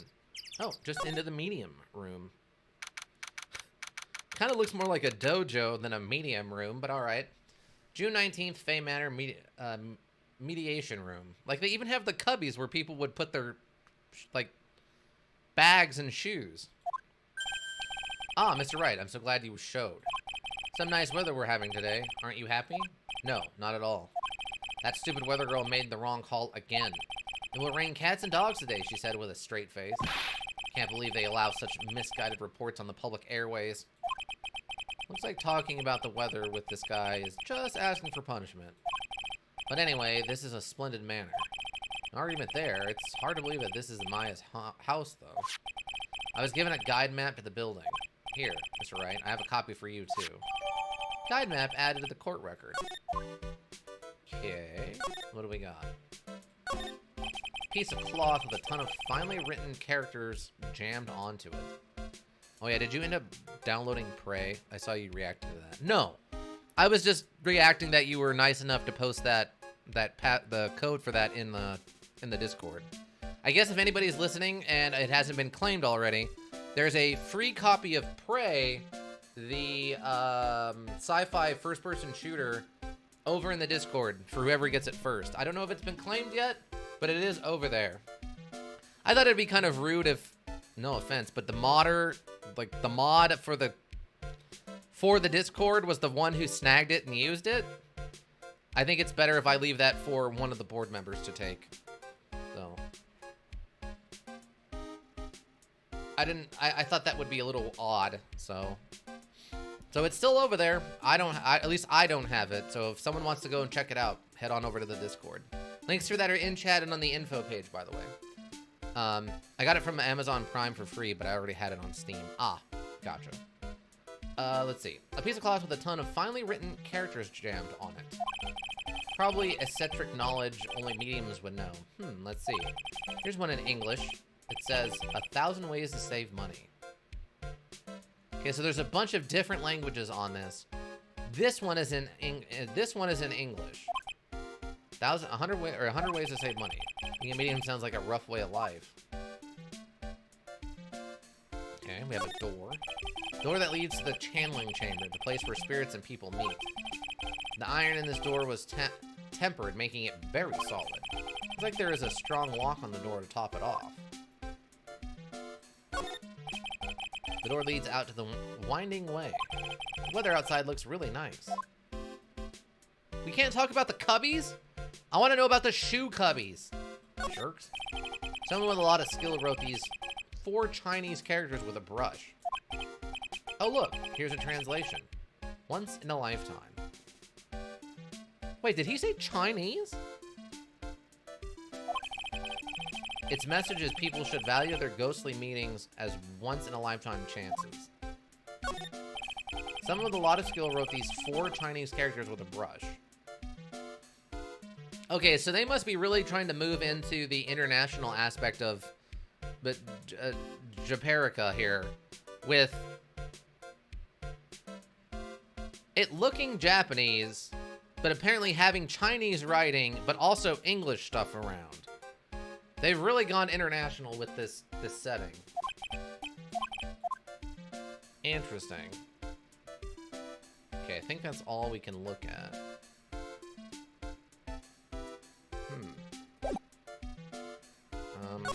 Okay, today's channeling. What are you going to do once the nurse's spirit has been called? Isn't it obvious? I'm going to have her write a signed confession. A signed confession? Yes, a confession. Pay attention. I'll have her write this. 1 year ago, on May 2nd, 14 patients died due to my negligence. And then on May 24th, I fell asleep at the wheel and died in a car accident due to my further negligence. I'm sorry, and I apologize for being negligent. Why am I having a hard time saying that word? Negligent. That's what I'll have her write. With a confession, the rain falling on my soul can finally stop. Oh, I see. Maya. So how did you hear about Maya Fey? I heard about her from an acquaintance, a girl studying the occult at the college. The girl introduced me to this village. This is the home of the Korean School of Channeling. The home, huh? Miss Maya is a daughter of the master, I hear. Master? Anyway, do you see that door? That's the room where people and spirits meet. Miss May's aunt is there right now. Would you care to meet her? I guess so. Oh yeah, we should probably check this out. Okay, so we have the mediation. Oh, I can't even scroll or anything. Wait, what? Okay, so the channeling chamber. So we're here. This is behind the big metal door. There's the winding way, which I thought is where we came in, and apparently that leads to a side room. So this must not actually be the entrance into the manor. This must be an outdoor hallway into another area. So the entrance must be behind us? Huh, okay. See, I thought we went in this door, and I thought this door was this. But I guess not. Channeling chamber, or the winding way. Oh, we can actually go to the winding way. What does this look like? Oh yeah, it's an outdoor hallway. Or I guess path? Fey Manor winding way. Wow, this garden is really breathtaking. Someone put a lot of love into it. What is that over there? Is that an incinerator? It's like a little out of place in a garden like this. It's a really old urn. The ashes of a person long dead are inside. Looks like something with a long history. Other than that, it's not very interesting. So time to move on. You're not going to comment on the fact it looks like it's broken? It looks like there's a room over there, too. Peaceful feeling is emanating from it. It's a small incinerator. I don't think garbage trucks come all the way out here to a tiny village like this. So every family has to burn their own trash. Fair. A splendid garden with a small lamp and traditional decorations. It's a bit small to walk around in. Although that incinerator piques my curiosity. Well, I mean, we already looked at it. It's going to be relevant later, I'm guessing. I mean, there was a very important piece of incinerator knowledge in the first one, so. We can go to the side room. Oh, this is just like a bedroom. Fay Manor side room. So this is the side room? Looks like it's more of a break room. There's bedding spread out on the floor. It looks like someone's sleeping in one. I shouldn't disturb them. But I am going to look around the room. There's bedding spread on the floor. Is there someone sleeping in one over there? She's probably exhausted me and taking a break and catching some Z's. I wake her up, she might be grumpy and throw a spell on me. Probably a good idea to not disturb her sleep. Fair. It's a decorative wooden bear sculpture. There's a plate attached to the base. It looks more like a boar to me, but I guess that could be a bear. It's got some odd proportions to it for a bear. Koran Village, the heart of channeling. What the? It's a souvenir? Does this mean it's easy to spot bears here? And for them to spot you? Gulp. Bear? Exactly. Now he's scared of bears. It's a small alcove. I have no idea what it's supposed to mean or symbolize. If I had one of these in the office, it would end up as a storage space. But here, it's decorated with some pretty flowers and a beautiful hanging scroll. Okay. I like he just appreciates some of the art going on here. There's nothing special.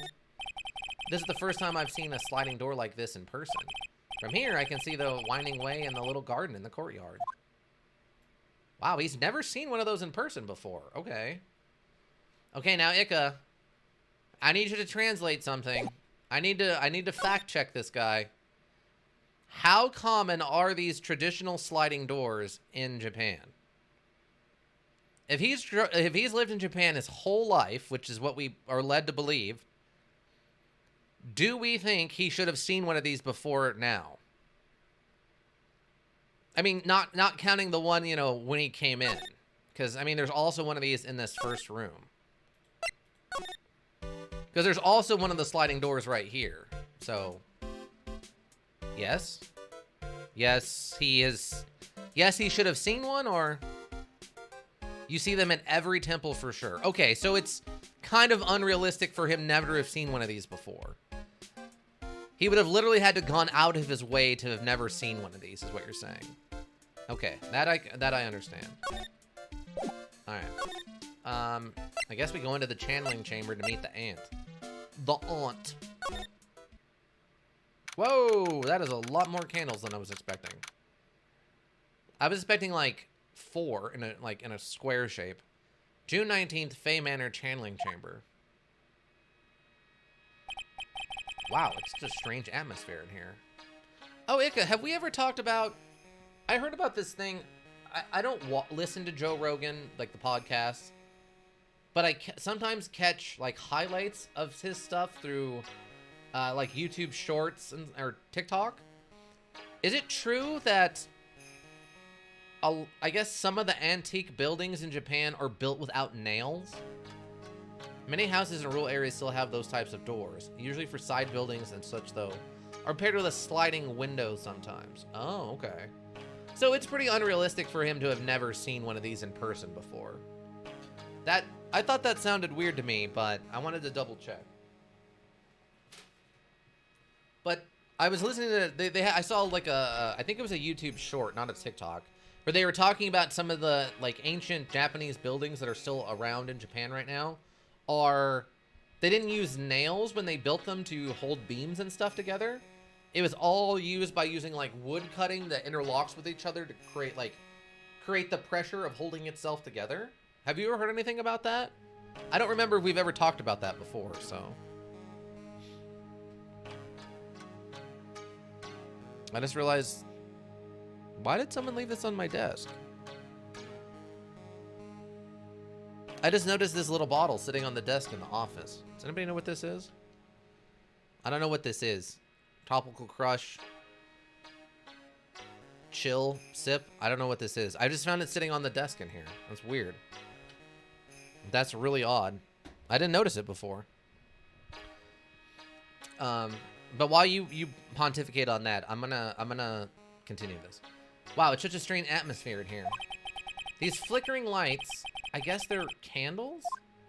What do you mean you guess? Do you not know what a candle is, Mr. Phoenix Wright, Ace Attorney? Good sir, who might you be? Wow. That hair.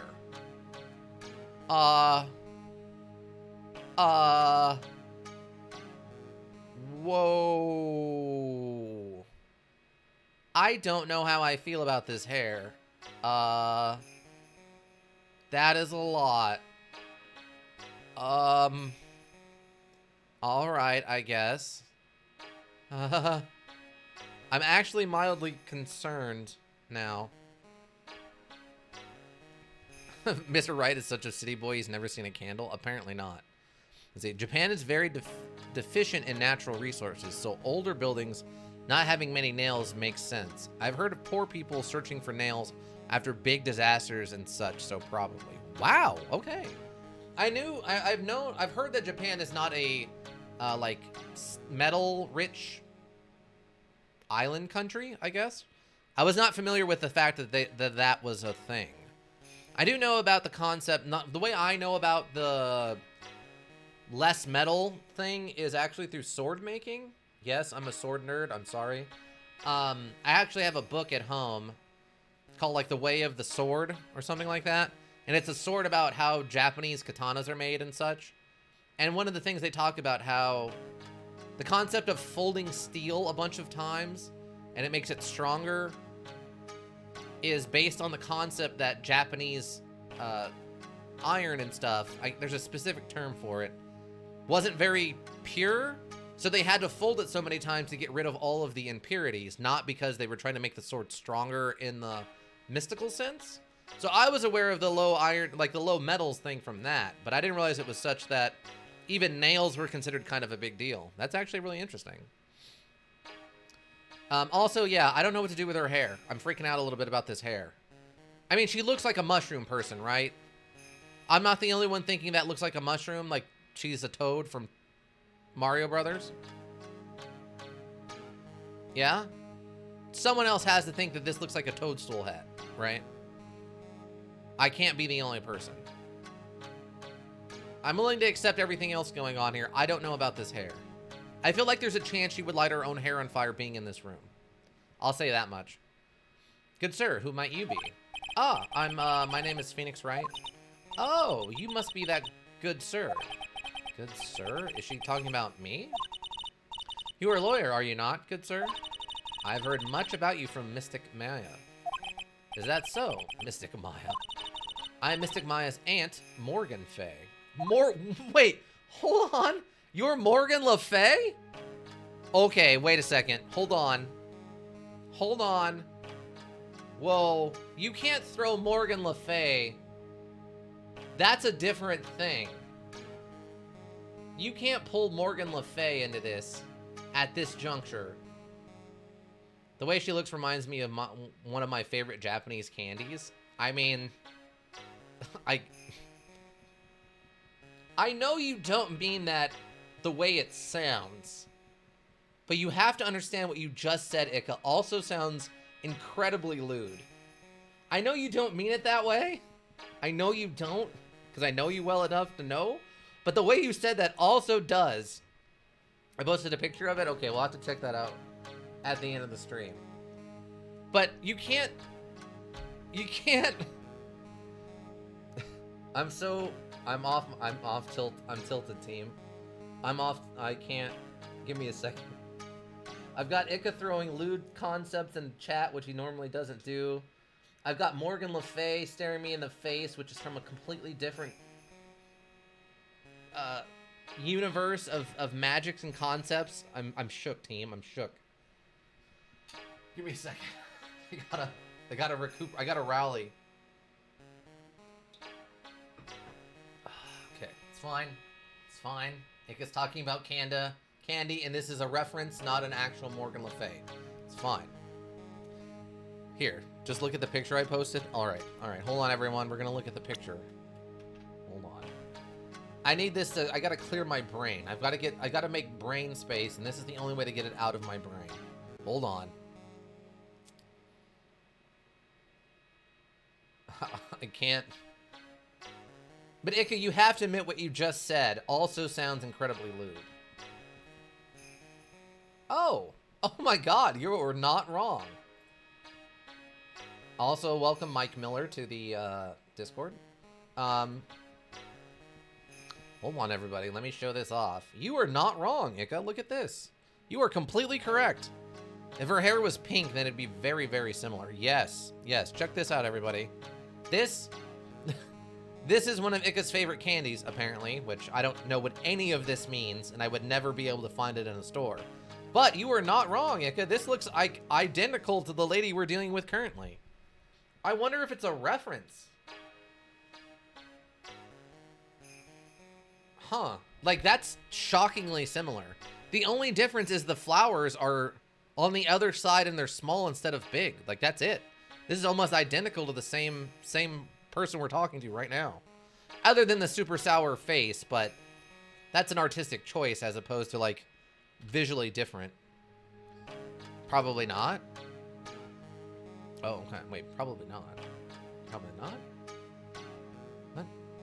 I hadn't seen these candies until a few years ago, and I knew this series is older. Oh, okay. Huh. I mean, maybe they took reference to this, or, like, maybe the candy stole reference from Phoenix Wright then. That's kind of interesting. Oh, let me at least shut that part of the Discord down. All right. Whoop. Okay, we're good. We're moving on. I can't keep bringing it up. Nice to meet you. I had wanted to speak with you about a certain incident, good sir. It would seem that perhaps you asked too much of Mystic Maya in performing your duties. Most unbecoming, I'm afraid. Huh? Don't tell me I've already forgotten. That was it not for Mystic Maya and her assistants, you would have surely not have won. First a girl that runs away, and now an old lady who says, I stink at doing my job? When did I become the poster boy for how not to make a first impression? The past is the past, though. Let us speak of the present now. Thank you? What? Hold on, let's check out this room. I guess this is an altar. Whatever it is, it feels very important. A mirror-like object with a cloudy, reflective surface. Some branches of a sacred tree have been set in a predetermined arrangement. Good sir, I wonder if you would please not touch the sacred objects? Those objects are being offered to the spirits. If you were to touch them, good sir, they would become cursed. Yes, cursed. You really didn't have to talk down to me. I'm not that much of an idiot. This folding screen is really showing its age. All of its edges are a bit tattered. The lettering is fading too. I think I recognize a few of the characters on here. Ku-ra-in. So Kurain. Pretty sure that's what it says. Maybe I'll ask Maya about it later. Anything else? Ooh, carpet? Or a tatami mat? This is where the median sits, I assume. There are 4 panels on this flooring. The straw on the flooring feels a little damp, probably from the humidity in the air. There's the big metal door. The mediation room is on the other side of this very heavy-looking door. There's a giant iron lock where the handle is. Feels like a curtain that separates the normal world from the spirit one. It's interesting that he mentioned that this is made out of iron, but it looks like it's made out of wood. I wonder if they painted it or just put like wood paneling over the top of it. Anything else? Ooh, oh, just the door. All right, I think we're good. At least for the moment. I'm curious what these are, though. I can talk. Maya. So why do you add Mystic to Maya's name? Isn't that a little strange? Good sir. Oh my god, she's gone full evil mode already. Yes? How dare you be so rude and disrespectful toward Mystic Maya? I'm sorry? You must be addressed by her proper title, good sir. You must call her Mystic Maya. So about Mystic Maya, it is the blood. Excuse me? Blood? Mystic Maya carries the blood of the master. In actuality, she is the only one remaining. Only one remaining? What's that supposed to mean? What do you mean, Phoenix? Her sister was killed and her mom disappeared. You know all of that. For a fact, you know that. Mrs. Maya is the last of the rightful heirs of the Crane channeling technique. Okay, then where do you stand? That is a little more complicated. Although to a woman of the Fae clan, I am merely a member of the Branch family. Branch family? What's that? It is as it sounds. For a member of the Branch family, no matter how spiritual power, she can never become the master of the Crane school. So, how strong are you? It is a shame, however, I will admit. I cannot even begin to compare the lowliness of my power to the master. Lowliness of my power to the master's. That's how it is. Today is channeling. Ponk Phoenix for being dumb. Yeah, that's an incredibly stupid thing to say. If nothing else, what they should have done is cut to a flashback and had a quick roundup of Maya, Mia, and the whole situation that occurred in the first one to fill in new people to the series. There's no reason he should have played stupid there. And this is before he got his amnesia. So we can't blame it on the amnesia either. So today's channeling will be her first. Yes, good sir. Because the spirit of a person who dies in a traffic accident is usually very strong. Really? It is usually easier to call that person to our world. Traffic accident? Indeed. The channeling will take place here, in this channeling chamber, good sir. As you can see, I am in the process of preparing. You were drinking a lot of that tea. Oh, okay, Ika, I have a question. I'm sorry to keep bothering you with these, but you're the only person I know from, like, who knows anything about Japan. So, like, really knows stuff from Japan, not like a weep. What's up with, I've seen this on other things. What is this? What is the, like, drippiness on this cup? I've seen this around. I don't even know if this is a Japanese thing, but I've seen this so many places. It's the power of Truck-kun. The Grim Reaper of the highways is Truck-kun. That's actually fantastic. But I've seen this places before. I don't even necessarily think this is a Japanese thing, but does anybody know what this is supposed to represent? Is this just supposed to be some kind of sealant or something? Like, is this a wax sealant? Because I've definitely seen this other places. I just don't know what it means. As you can see, I'm in the process of preparing. Okay, channeling chamber. So, this room is the, like, channeling chamber? The place where a spirit medium speaks with those who have departed. I don't suppose you'd mind if we observe the session. It's not really drippiness, it's just drawn kind of badly. I don't know exactly, though. Oh, okay. But, so you don't really know what it is exactly? Because I've definitely seen this before. And I don't even know if I've seen it on only Japanese stuff. I just know I've seen it before. I've always been curious what this represents. I guess it could just be like stains from drinking like tea that stain the cup? Maybe? I don't know. I don't suppose you'd mind if we'd observe the session. Do not even think of such nonsense.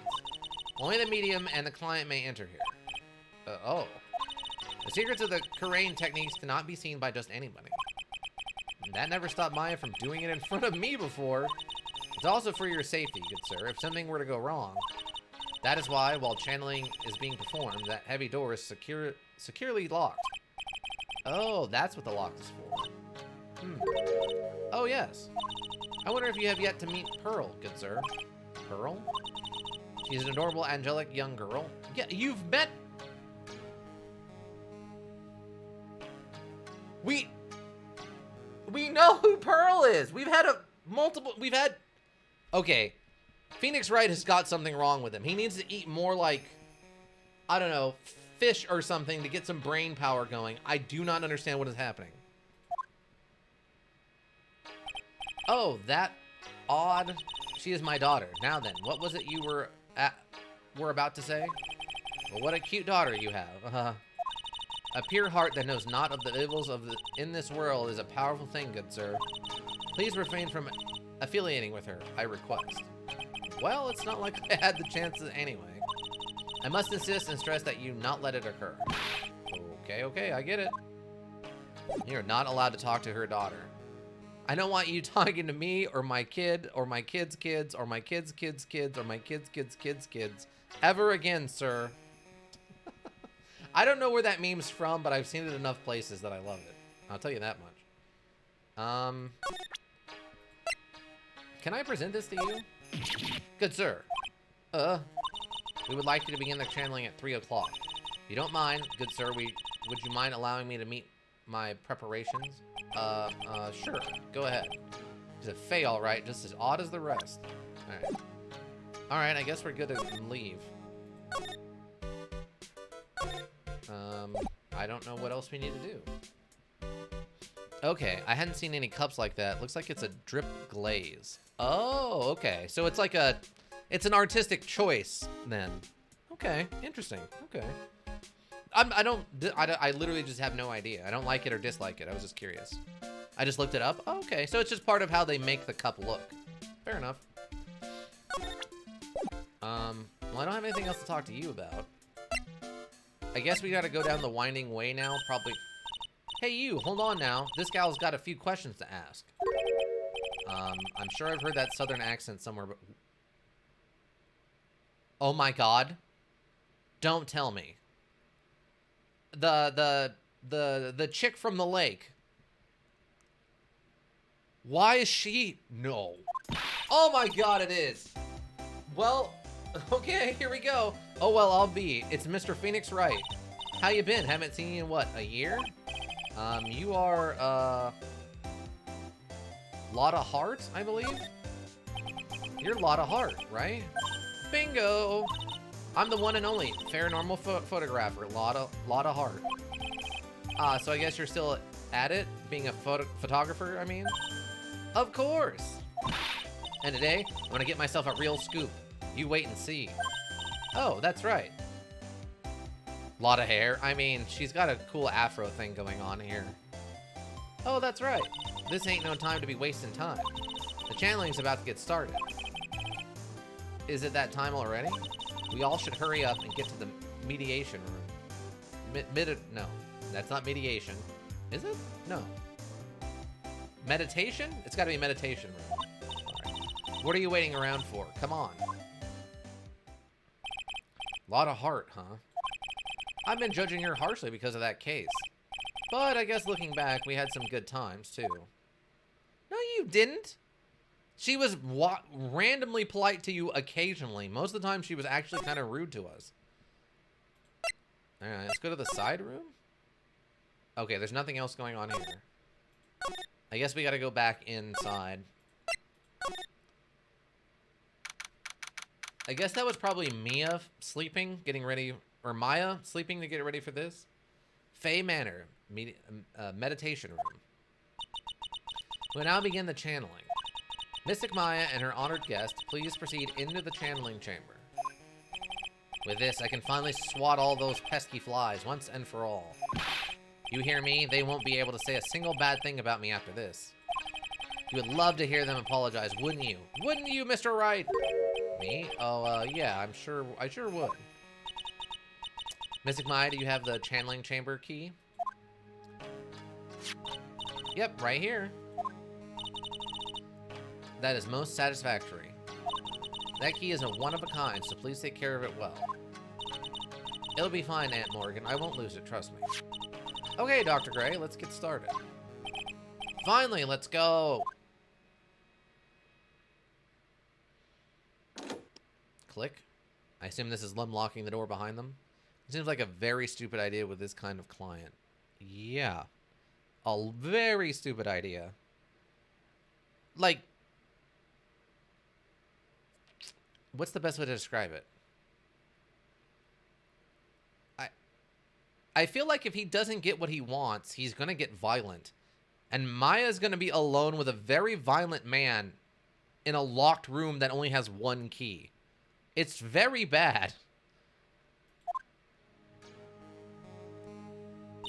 Now, let us wait patiently out here for them. I assume this guy's going to die, and then we have to prove that Maya didn't kill him. Even though she thinks she did. I assume. Because it sounds like the ghost is going to go into Maya and then kill the doctor. But then we're going to have to prove that's not actually what happened. Please have some lovely bitter green tea and jaw-droppingly large strawberry dessert.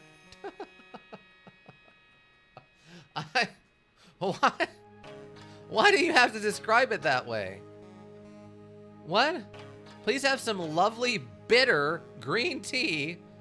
Isn't that just the natural state of green tea if you don't sweeten it? And jaw-droppingly large strawberry desserts. Like, usually I feel like in this kind of story they'd have a skeptic being the client or something, but this guy's just actively trying to use their powers negatively.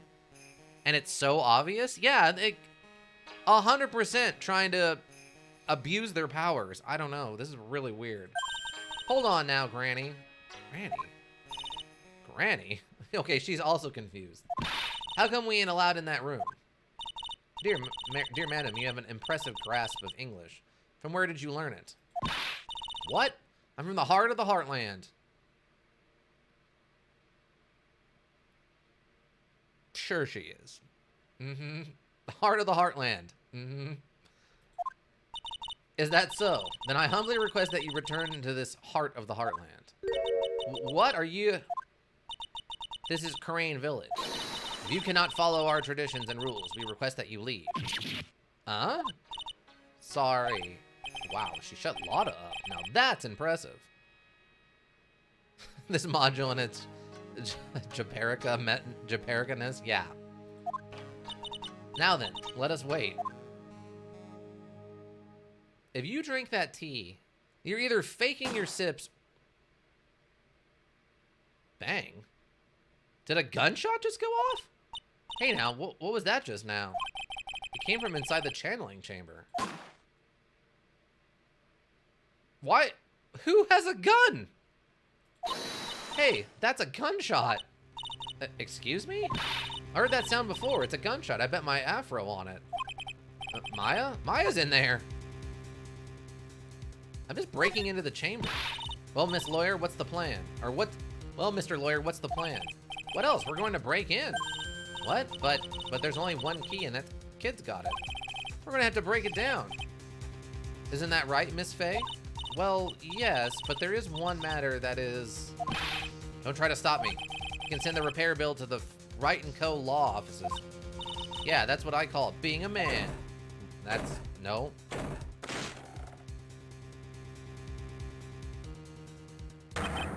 Dr. Gray? Squirt gun, yeah. Click. I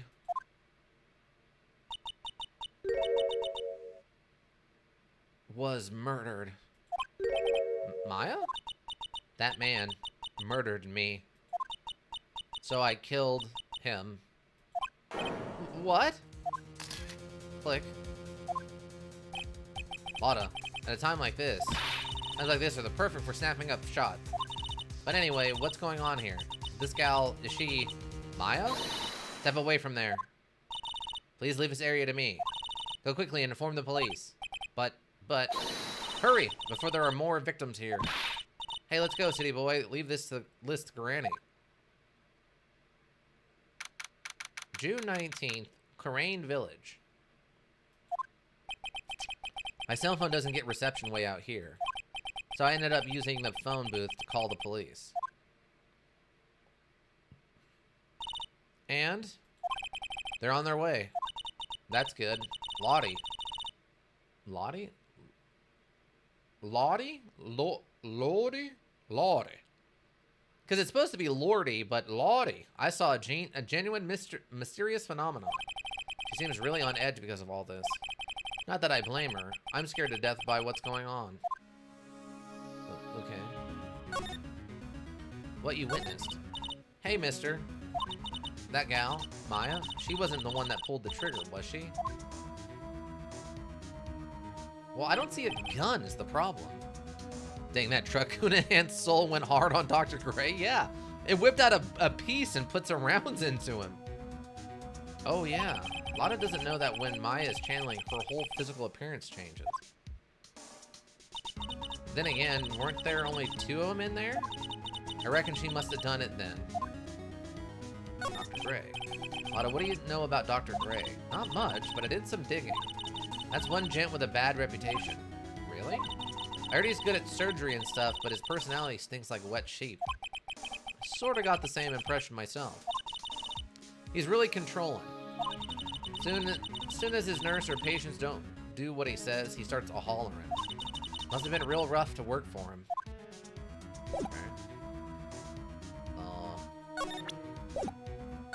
I guess we just go back in. June 19th, Faye Manor Meditation Room. Ah, Mr. Wright. Miss Faye, how's, Mystic Maya?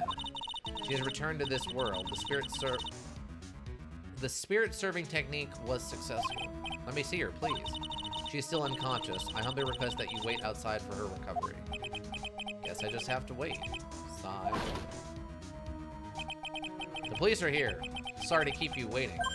Huh? You again? Phoenix. What are you doing all the way out here, Detective Gumshoe? It's actually kind of funny. I was in the area for a business trip, pal. Well, time to check out the crime scene. I'll have to question everyone here later on. So just sit tight, alright? Why is he grinning at me? Shall I show you to the scene of the crime, Detective Gimeshoe? Gimeshoe? Wait, what? Is she just pronouncing it wrong? Detective Gimeshoe? My name isn't Gimeshoe. The 2 of them went into the channeling chamber. I guess all I can do for now is see what everyone else has to say. I guess it was just she pronounced it wrong. I guess we can go try to talk to Maya?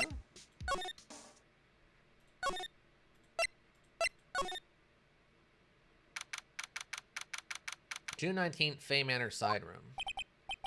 I'm pretty sure there was someone sleeping here earlier. Like, how can I help you? Whoa, who is this person? That is so isn't it about time to start? Huh? Time to start what? You know, like the channeling? Channeling? Oh, no, actually, the situation has kind of changed. Huh? Like, what do you mean? Please stay calm, but there has been a murder? So, like, a murder is that thing where, like, one person kills another, right? What? Yes, a person has killed another person. Oh, that's, what are the words I'm looking for? It's like totally a bummer. Oh, she's supposed to be a hippie. Okay. I was wondering where this was going. Okay, so I thought maybe they were going to make her like a pretty airhead, but I think she's actually specifically supposed to be like an old hippie or something, like a beatnik. Yeah, after all that effort, that's all she had to say. Oh, I'm sorry. I forgot to, like, introduce myself. My name is Eeny Minnie. Eeny Meeny. Oh, God. Eeny Meeny. Eeny Meeny. All right. It's fine. It's fine. Her name is Eeny Meeny. It's fine, everybody. It's fine. At the college, I'm researching and studying parapsychology. Parapsychology? That's right. I think people, like, usually call it occult studies or something. Like supernatural phenomenon, ESP, and psychic powers. That sort of stuff. So I have a brother called Miney Mo. Mo Miney? Probably. Eeny, meeny, miny, mo? Yeah, exactly. I think her name was dropped at the end of the ghost thing, though. When they did the ghost overlay thing at the beginning of this chapter, the name Ini, I-N-I, was mentioned. I just don't remember the context exactly. that sort of stuff. That's pretty out there. I'm Phoenix Wright, attorney at law. Okay. Eeny meeny. So what brings you here today? So I was the one who told Dr. Gray about this place. Oh. He asked me, like, do you know of a good spirit medium? Dr. Gray did say something about being introduced to this place. Because, like, talking to dead people and, like, multiple personalities are my thing. I see. Why were you here taking a nap here? Why were you taking a nap here? Like, I wasn't feeling good. Oh my god, she's doing the head knock thing. Huh? I'm, like, allergic to sesame seeds. They, like, must have put some in the food they served for lunch? Oh, that doesn't sound fun. So I, like, felt sick and came in here to, like, sleep? I totally feel like I've wasted my time because I, like, slept a long time. Okay. So you were sleeping here the entire time? Yeah, ever since lunch. So you don't know anything about the murder that took place? Like, what? Oh, that? I, like, totally know nothing. So who was, like, you know, killed? The surgeon that requested the channeling, Dr. Gray. That makes sense. You and Dr. Gray knew each other, right? Whoa. I don't know any Dr. Gray. What was that? I don't know any Dr. Gray. Oh, really? And what was all that talk about him earlier? Huh? Well, like, a long, long time ago, I was, like, a patient? Yeah. She sounds like she's trying to hide something. That was incredibly suspicious. Left the blanket a mess. Are you going to fold it? Like I had a really good nap and, like, I was thinking of leaving it like this, so, like, it's all set for tonight. Okay. I guess that's fair. Okay, I can't switch to the other side of the room, so... I don't think I have anything to present her, so let's move on. June 19th, Fay Manor, Winding Way. There's no one here, as usual. Oh, it's Pearl. Ah! Hey, how are you? You're Pearl, right? Silent as ever. Huh? What's that she's got in her hand? I've seen it somewhere before. That item in your hand.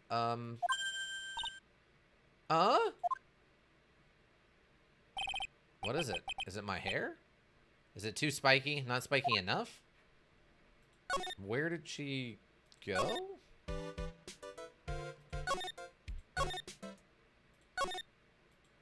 Okay, so right now, the vibe I'm getting off of this... The vibe I'm getting off of this is that the college girl had something to do with the incident a year ago about the 14 people dying. And the aunt is the one who set up Maya to kill the doctor. And she's trying to get Pearl, her daughter, to become the new... Probably too spiky, yeah. Her trying to get her daughter Pearl to become the new Mystic Pearl or whatever. That's what I'm getting the vibes of right now. Okay. June 19th, Fay Manor, Channeling Chamber. The police are busy running around here and there, and I don't see Maya anywhere. Hey you, don't touch anything. Look, I really need to ask you some questions. Don't look at me like I'm some sort of uncaring jerk. Tell you what, pal, I'll let you ask me a few questions, alright? Okay. Maya? About Maya. I hate to break this to you, pal, but with the way things look now, that girl's the only one who could have done it. Yeah, only Maya and the victim were inside this room. And Pearl, after all. But Maya is... You can ask more about her later, pal. Right now, I've got a job to do, and that's collecting evidence. Detective Gumshoe looks like a real professional. And yet, something about his expression still looks the same. Cause of death. So, Dr. Gray was shot with a gun, huh? He was shot in the forehead. Oof. But he was also stabbed in the chest with a knife. A knife? knife? Basically, the Vic was first stabbed and then he was shot. That is a lot of...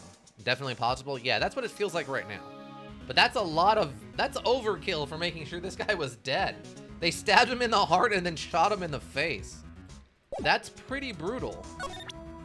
Do you care about this? I'm really busy right now. I can take a look at that later, alright, pal? He didn't even take a glance at it. Right. Okay, they already moved the body. Can I interact with the blood? Hey, pal. No touching without my permission. I'm just looking at it. Hey, I can't be too careful if a kid like her can be a murderer suspect now, can I? Guess if I want to search this room, I'm going to have to come back later. Okay. Alright, move on then. I guess outside? Yes. June 19, Corinne Village. Probably scared out of her wits after having a murder take place right by her. Again. Lotta? Next. Don't scare me like that. What do you mean? You're the one scaring me. If I weren't so tough, you'd have another dead body in your hands. Mine. Okay. Any ideas? Did you see or notice anything that struck out at you? Nah, well, maybe one thing. What is it? Turns out my poor stomach's not good at handling this kind of thing. Huh? What? Curses and ghosts and stuff coming back to get ya. This is just too much, I say. What is too much? Being an occult photographer. That's some scary stuff, so I think I'm gonna try being a celebrity photographer now. Going after photos more within your reach from now on. More glamour, less gore. What's up? Oh yeah. What is it? I took some hot pictures earlier. I don't know if hot's the right description. Huh? Remember, I took some pictures at the murder scene inside? Ah, she did, too, even. A seance murderer. I sure like the ring of that. It'll be a sensational story. Lotta. Sorry, but my journalistic sense is burning inside me. Hate to cut and run, but I'm heading back in. This isn't your journalistic sense. This is your making money sense. Whatever. Gotta beat those cops to the scoop of the century. Oh,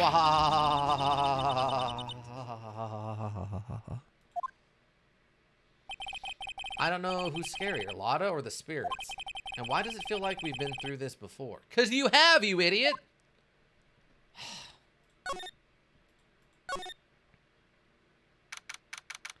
June 19, Fay Manor Meditation Room. Oh dear, madam, you have such impeccable timing. Madam? Oh, it's her, okay. Like, what's all the buzz? Alright everyone, listen up. You too, pal. I'm going to give you all a brief update.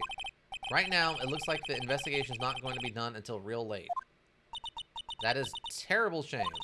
I propose that everyone sleep here under the roof of the Fay Manor tonight. Well, that sounds incredibly dangerous, but alright. What a mess. I can't believe how crazy this day turned out. Maya was arrested and taken away by the police, and I don't see myself getting any sleep tonight. Man, I'll be up all night. June 20th, 8:02 a.m. Fay Manor Meditation Room. Yawn. Good morning. I guess I must have nodded off at some point. I hope Maya's okay. I should hurry and get to the detention center. ASAP. June 20th, 10:34 a.m. Detention Center. Visitors Room. Nick. Hi. Maya? What am I going to do? I never imagined it would turn out like this. Calm down, Maya. Take deep breaths. Come to think of it, the first time I met her, it all started right here, in this detention center. I finally got to see you again, and it's not your fault. You didn't do it. No, I did it. I killed that person. But that wasn't you. Doesn't matter. It might as well have been me. I was too weak, and I couldn't control the spirit's power. So, I don't want to bring up the case quite yet, but you don't have to be nice to me. I understand. Okay, wait, we have to check on our favorite non-moving security guard here. This guard monitors the visitor's room. I wonder if he's bored. Not that I can tell since he never looks over this way. Okay. Hi, it's not your fault. It's Truck-kun's fault. Yeah. Smile. You're on candid camera. You know, I actually saw there was a VTuber I saw on Twitter a little bit. That was their VTuber was the moving truck. They were Truck-kun the VTuber. I haven't seen anything about them in a long time. I wonder if they stopped streaming or whatever. His power was too strong in enhancing the spirits of road accident deaths. Yeah, basically is what you just said. That's, I don't know. I guess. Okay. Channeling. So you're the master of something. You're the master or something of the Quran School of Channeling? Actually, my mother is for now. But since that title is passed from mother to daughter, I guess I will be Sunday? Maybe people think that channeling isn't real, that it's all just an act. You believe in us, don't you? Yeah, because I've seen it with my own eyes. Maya's channeling a spirit. Not only her voice, but her whole physical appearance changes. It's a supernatural phenomenon that occurs every time. I still don't see a gun, though. It happens this time, too. Dr. Gray said that he wanted to call the nurse, so... Maya's body must have taken on the nurse's appearance. What happened? What exactly happened in the channeling chamber?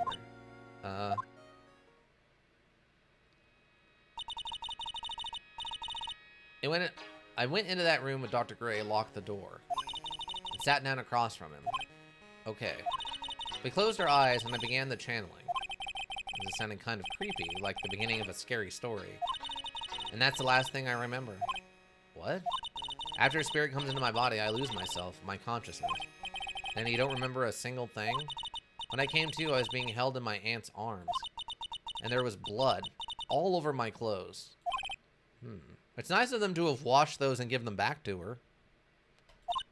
Oh, but I do remember having a dream. A dream? What dream? What kind of dream did you have while you were channeling? I can't remember it all that well, but I was dead and buried in the ground. I couldn't move, and it was unbearable, really suffocating. It went something like that. I see. I have no idea what to say to that. There was a really familiar smell, too. Under the ground? Yeah, I can't quite place it, but I know I've smelled that same scent before. Guess this is about all the information I'm going to gather for today. I'll be back later, Maya. In the meantime, please make sure you prepare it, okay? Huh? It? What is it? Documents requesting me to be your attorney, of course. But what's wrong? Are you sure? I mean, I'm guilty. I'm a murderer. No one's decided that yet. But I did. I killed that person with these 2 hands. That's enough, Maya. It's hopeless. If you defend me, you'll lose, I'm sure. Stop it. Huh? Help me? Nick, help me. I'm scared. Don't worry, I will. When is the trial? Sounds like tomorrow. What? Okay, I mean, I know they tried to move the trial system along, and it's supposed to happen within 3 days, and the trial can only take 3 days, but it still seems a little fast. As usual, 0 prep time. Alright, I'm going now. Wait. Huh? This jewel. This is called a Megatama. It's a magical charm, and it's always protected me. Has it, though? I don't think it has. Give this to Pearly, and I'm sure she'll lend you her spiritual powers. Megatama received from Maya. Slightly translucent, it's small, but has a deep, profound aura about it. Anything else? Do you care about this? Sorry, Nick, but there's nothing really special about it. Okay. Make sure you show that to Pearly, okay, Nick? I'm sure she'll be a big help to you. Okay. I guess we go to the village.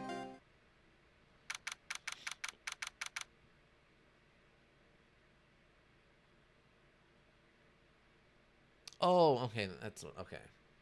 Sorry, looking at what time it was, I'm like, why is my brain telling me there's something wrong here? But I think I was doing the calculations wrong. June 20th, Coran Village. I have to save Maya, no matter what. It's her life on the line. What in the world happened in that room yesterday? That's a great question.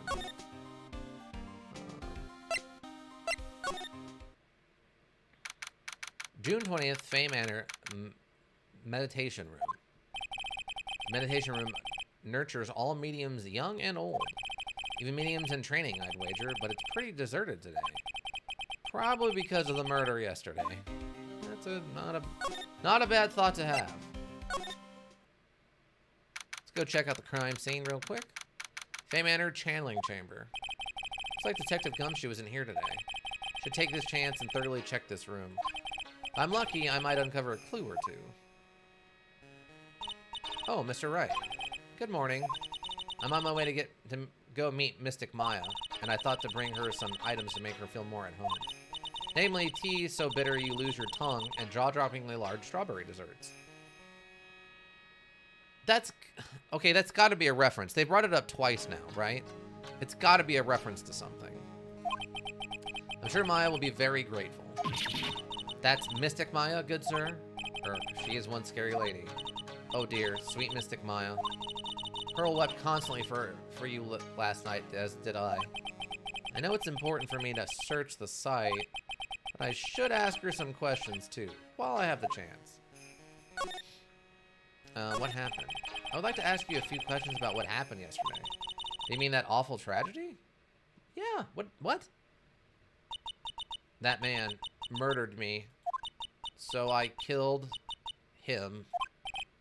Maya? Step away from there. Please leave this area to me. Go quickly and inform the police. Yeah, so when she sent us away, she had time to clean up any evidence that it was Pearly who killed her or killed this guy or whatever. Also, where did a knife and a gun come from? What happened here in the room after I left? Well, first I struck Mystic Maya on the head to make her go unconscious, correct? That is correct. Next, I performed the spirit severing technique. Right. No, I'm talking about when you slipped on a banana 2 months ago. They just go on this whole crazy tangent about the time she bought shoes in the wrong size. And it's a whole different incident that had nothing to do with this. That would be insane, but awesome. Next, I performed the spirit severing technique. Spirit severing technique?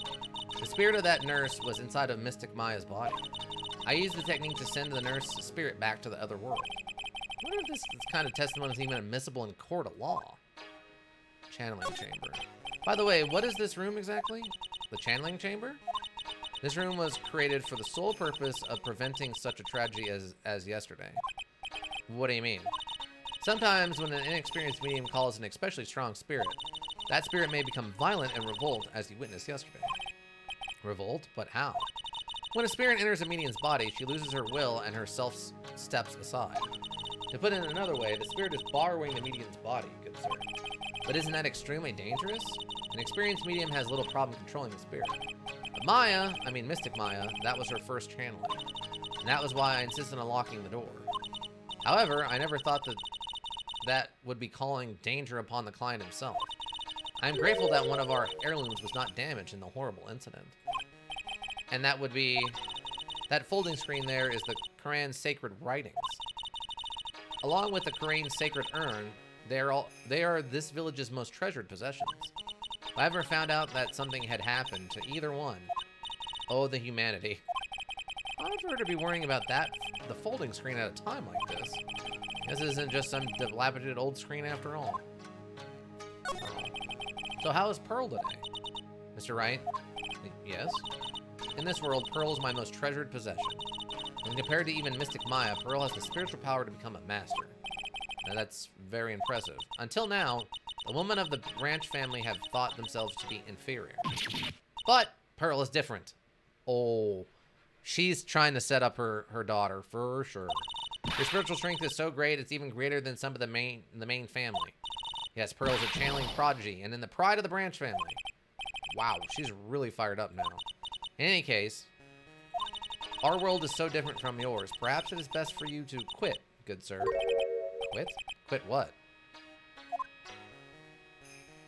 Yeah, quit what?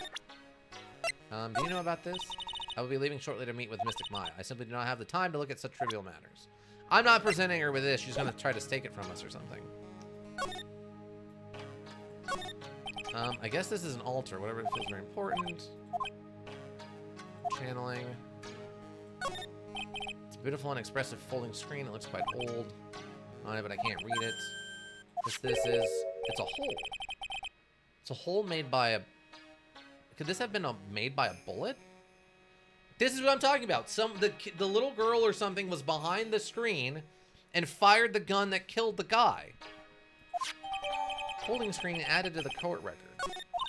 Well, then I do believe it's time for me to take my leave. Alright, please tell Maya I said hi.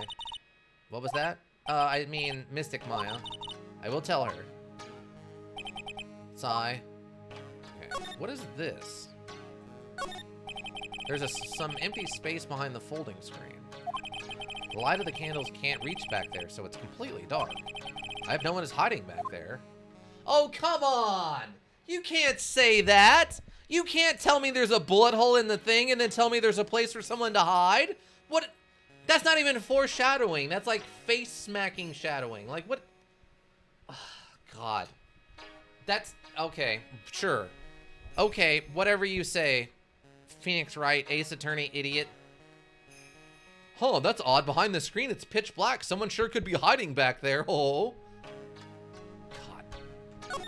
That's the dumbest. That's so dumb.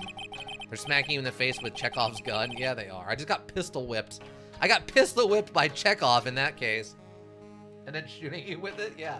They just pistol whipped me and then shot me in the thigh. Do you get it, idiot? Do you get someone was hiding behind this thing? It's like, yes, Chekhov, I do, please. I'm sorry, Chekhov. Like I owe him money or something. This is where the medium sits, I assume. There are 4 panels on this flooring. The straw on the flooring feels a little damp, probably from the humidity in the air. No matter what I do, my eyes keep getting drawn to the pool of blood in the center here. It's serious. It's like Chekhov is mad at me because I owe him money, and he's beating me with his gun. That's what they just did to me. The mediation room is on the other side of this very heavy-looking door. The lock on it is broken because, well, I broke it. It doesn't seem possible, but I managed to break it pretty badly. When we went to do something bad, and when we want to do something, people can do amazing things. That's true. You're not wrong. Adrenaline's a heck of a drug, kids. Remember that. Alright. Let's go over this way. See if we run into Eeny Meeny. Hey, man, her winding way. Little Pearl isn't here today. Maybe she's at school? Side room. Oh, there's a trunk in here now. Oh, hey. Like, you're that guy from yesterday. The dentist guy? No, I'm a lawyer. That's right. Mr. Smith, Esquire? That's right. Wait, I mean, you're wrong. My name is Wright. Smith, right. Well, I got like 3 letters, at least. I mean, I guess technically, yeah. They're in the wrong order, but yeah, you got them. I don't think she gets the point. Anyway, why are you here? So, like, I studied this thing called parapsychology at this college, and, I mean, you told me about that yesterday. The sesame allergy, too. What I'd really like to know is why you're still here today. Oh, so, like, that's what you meant? Like, you should have been more, like, clear about it. Sorry, my bad. No, it's okay. Like, it's really... That's it? Why did you stop mid-sentence? Did I? So, like, what was I talking about again? Lotta ever wanted another genuine, mysterious phenomenon. It's right here. Wow, okay. Eeny meeny. So, why are you still here today? Like, there's so much for me to like, study here. Like, what? Like, the medium's training, or like, how they inherit their spiritual power. I suppose this village is the real thing, after all. So, like, I asked if I could stay here for, like, a little longer. She sure seems like the carefree type, at least on the surface. Yeah, when we started talking about Dr. Gray, she started freaking out a little bit. I'm assuming those are the same faces she's gonna make in court when we call her as a witness, or she gets called as a witness, I should say. What happened? Have you heard about the murder? It's like totally scary. She says with a silly smile plastered on her face. So do you know anything about it that might help? Huh? Somehow I don't think she has a grasp of reality, let alone what's going on here. Victim. About the victim, Dr. Gray. I don't know who you're talking about. Like, wait, I think you asked about him, like, yesterday, too? That's right. Her reaction yesterday when I asked was... You and Dr. Gray knew each other, right? That, right there. I don't know any Dr. Gray. Oh, really? Then what was all that talk about him earlier? Huh? Well, like, a long, long time ago, I was, like, a patient. Yeah. Okay, she is definitely hiding something from me. Like, is something wrong? No, not per se. Do you know anything about this? Wow, it's a magatama. Ah, you shouldn't have. It's so totally not for you. Like, hey, like, it's not nice to freak me out like that. That should be my line. What about this? Like, I'm really sorry, but... And I know, like, you totally had your heart set on it, but I can't, like, take it. Say anything about giving this to you. That's not the reaction. I can't give you this. It's in a... Whatever. Generic reactions to stuff, I understand. Just move on. Alright, I don't think I'm getting anything else out of her right now. Oh. Something else here is happening. Faye Manor, winding way. Oh, it's Pearly. Ack, you surprised me. How are you today? I guess she isn't open to friendly chatting. Huh? She's still holding something in her hand. It looks like the same thing she had yesterday. Okay, so talking to her doesn't help. I'm just gonna present her with the necklace and see what happens. Oh yeah, Maya said to give this to you.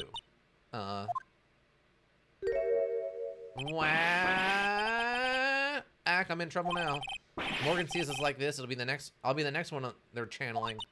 That's Mystic Maya's. Huh? She's actually spoke. Who are you? I'm Phoenix Wright. I worked with Maya. You worked with Mystic Maya? You're Mr. Nick, right? Excuse me? I bet I know who she picked Nick up from. I know who you are. You're Mystic Maya's special someone. I don't know about that part. What? So then, of course, you're going to help Mystic Maya, aren't you? That's what you're going to do, right? Well, yeah, I will. Oh, wow. It's like a beautiful fairy tale. That earnest looking, shining brightly in your eyes. It must be true love. Whoa, what? Why am I being boiled into a bright red lobster by this little kid? I'm so jealous of Mystic Maya. What a wonderful relationship. Wait, I mean, things aren't like, hee, I can tell you're a good person. All right, Mr. Nick. I may be small, but I'm going to help you in any way I can.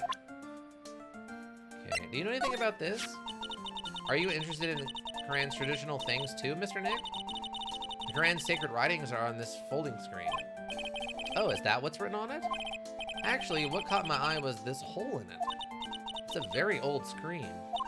I think that maybe bugs made it by eating through it? Sure doesn't look like that to me. So what about this? So that is Mystic Maya's Magatama. It's one of the most important heirlooms of Quran Village. Please make sure to take good care of it. Yeah, I will. Is it really okay for me to have such a priceless object? What about this? I'm sure it is helpful to you in some way, but I'm still in training, so I don't know anything about it. I'm really deeply sorry. No, it's okay. I should have shown you something so trivial anyway. Very sorry. This was so weird talking to a kid like this. Well, considering the last kid we talked to was a raging jerk face in the form of, I think the last kid we dealt with was the kid who was sneaking onto the television show lots. Pearl, are you friends with Maya? I feel very grateful to be friends with her. She's so great. I want to be like Mystic Maya when I grow up. I really look up to her. Wow, I had no idea Maya was so revered. Usually when people don't use Mystic Maya's tile, I get mad. Oh, sorry. But if it's you, Mr. Nick, then it's okay. Because you're special to her. Where in the world did she get an idea like that? By the way, this may be rude, but which channeling school are you from? Which channeling school? Yes, for example, I studied the Quran technique. Or Quran technique. I get it. No. I'm a lawyer. A lawyer? Lawyer? Yep. Is that related to spirit mediums in any way? None that I know of.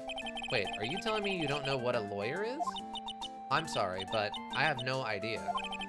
I did say Pearl doesn't know much about the world outside. Know much about the outside world. I'd have been your hand. So what's that you got there, Pearl? Oh, this? I found it yesterday. If you want it, I can give it to you. Sure. Alright, well, if you really want to give it to me. Hee hee. You look like a child at a toy store, Mr. Nick. She not only speaks in a refined manner, but laughs in one too. Black key added to the court record. An old steel key. A green jewel is set in the center of the key's grip. Mr. Nick? Yes, Pearl? I can call you that, right? You're too cute to just call Pearl. Yes, Pearls? Sure, Mr. Nick. Are you sure it's okay for me to have this Magatama? Yeah, it's okay. I was told to give it to you. But I can't accept something like this. All I really should do is charge this Magatama with spiritual energy. Spiritual energy? What? Please take this. I'm sure it will be helpful. What do you mean? It will let you see people's secrets.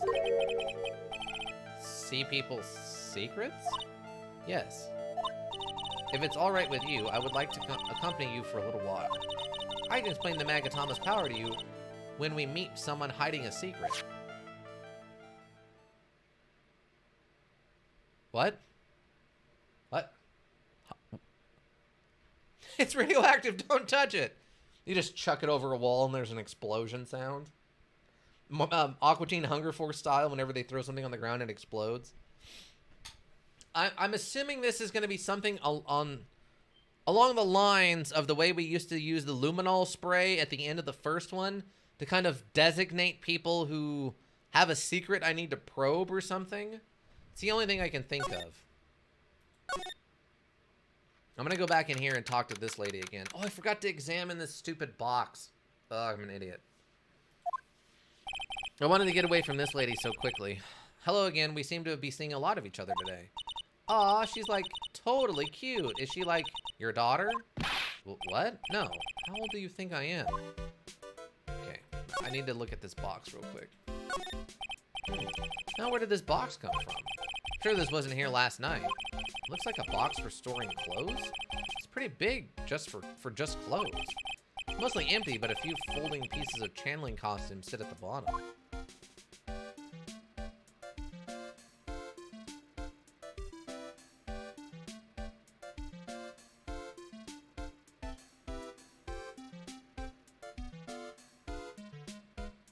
Wait, what? So she...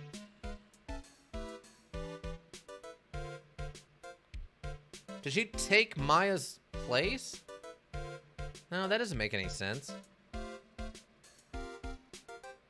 Wait, what is that description? Now, where did this box come from? I'm sure this wasn't here last night. It looks like a box for storing clothes, but it's pretty big for just clothes. It's mostly empty, but a few folded pieces of channeling costumes sit at the bottom. Is this maybe what was in that space behind the old folding wall? And someone had to make room for it to hide back there? So they got put someplace else, maybe? I wasn't sure what they're setting up with that. So decorative wooden bear sculpture. There's a plate attached to the base. I don't know, what the? It's a souvenir. Isn't it cute? I like totally bought that. Ah, so it's yours, huh? Yeah, so like this village is really famous for like handling and bears. Wait, famous for bears? But it's like, okay. If you ever like see a bear, you just play dead and they like leave you alone. Is that right? Yeah, because like fighting back is totally of no use. Actually, you tried to fight one? No, she's an idiot. No. Okay, the fighting bears and like, it's like depending on what kind of bear you're dealing with, it changes what you should do. From what I understand, and of course I'm not like a survivalist or something, so I don't know for sure. But for it's like smaller, I think it's smaller black bears. You want to look big, and then larger brown bears. You want to. I think larger brown bears. I think you want to play dead. I can't remember now. Don't take my word for it. Definitely look it up yourself for your own safety.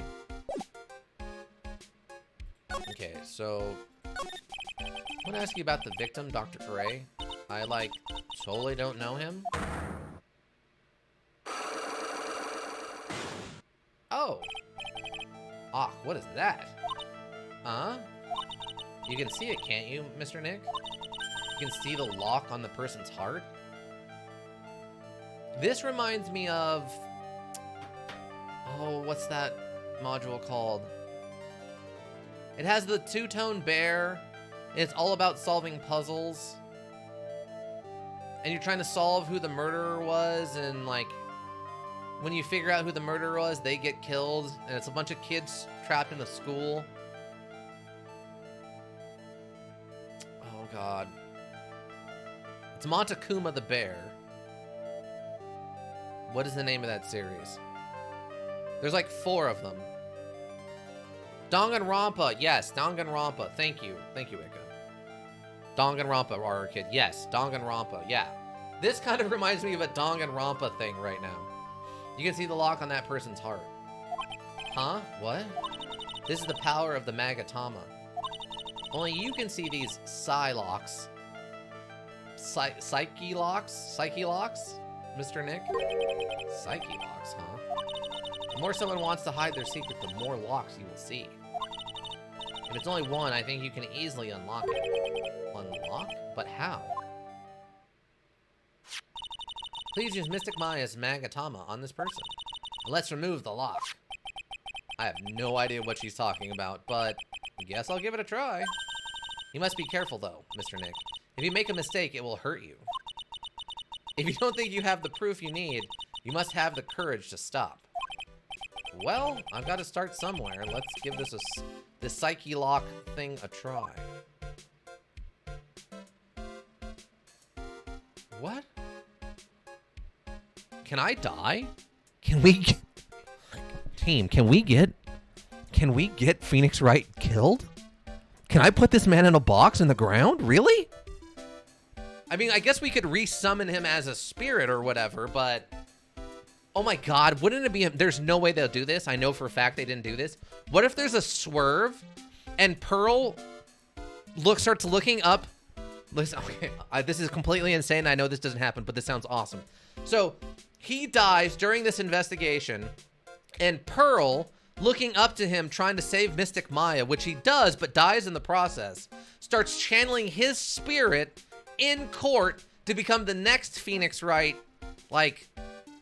descendants, and she becomes the ace attorney Pearl, the like channeling the spirit of Phoenix Wright, and Phoenix Wright becomes like Mia was in the first one. Tell me that doesn't sound awesome. That sounds fantastic. And we have to play Pearl, who doesn't know anything about the outside world, so it's all kind of new and weird to her, and she's got to like figure it all out at the same time. We could play her going through like school to like go to college and a bunch of mock trials and stuff. And then the first module with her ends with her going to her first real trial. And then the second one follows up with like her getting to know the world more and having to like get used to all the violence and stuff. That's the spinoff we needed. That's where they should have went with this. I hope that's where they go. I'm calling it out. I'm putting that energy into the universe. I'm going to spirit bomb that energy into the universe. I want Pearl to become the next Phoenix Wright. Pearl becomes the next Phoenix Wright by focusing his lawyer powers into her from beyond the grave. Can you imagine little Pearl getting the long pointy hair because she physically changes when she transforms into Phoenix Wright? You're telling me that wouldn't be an awesome image? Like, that would be awesome to me. I think that would be amazing. All right, let's do this victim heart opening thing. I'm going to ask you again. Did you know Dr. Gray? I totally don't know that guy. Like you're totally more persistent than a roach.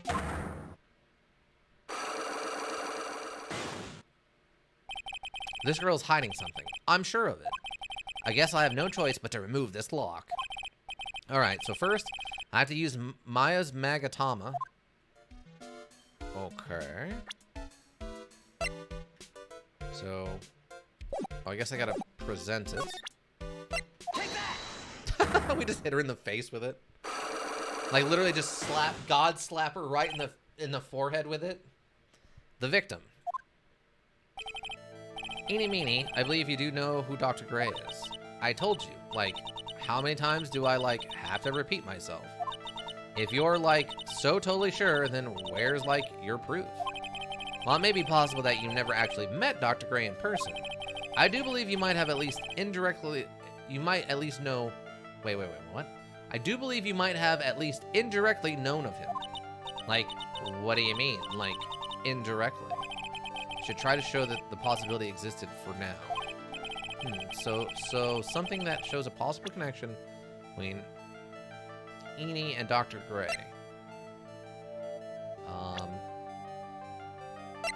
College student, a huge fan of the occult, and is doing research in parapsychology. The director had a malpractice in it, murdered during channeling.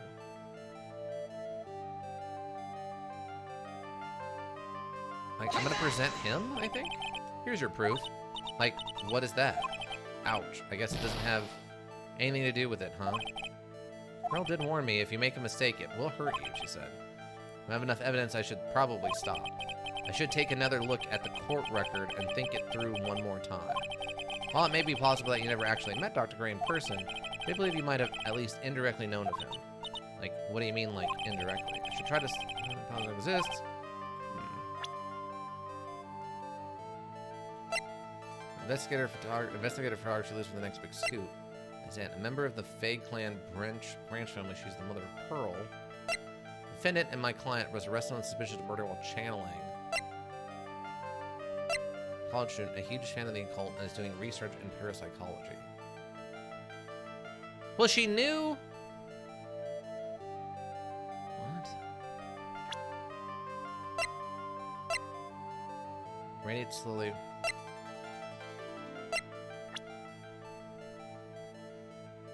Possible connection between Eenie and Dr. Gray.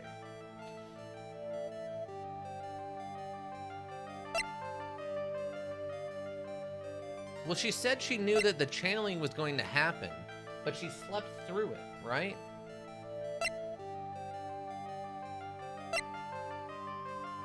Age unknown. Age 8. 23. 31. 18. 35. Wow, he's got gray hair at 35? I'm doing better than him in that regard. 8. Maya's aunt, a member of the Faye clan branch family. Channeling prodigy with immense spiritual power. I don't know what they want. Because, I mean, they mentioned... I'm trying to think if there's any other kind of evidence I could get.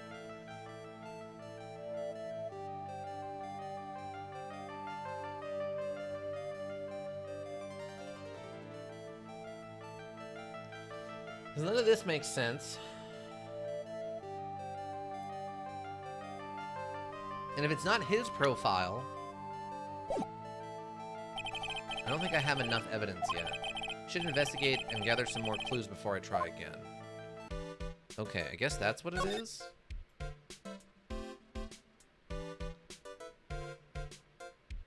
Investigate. Alright.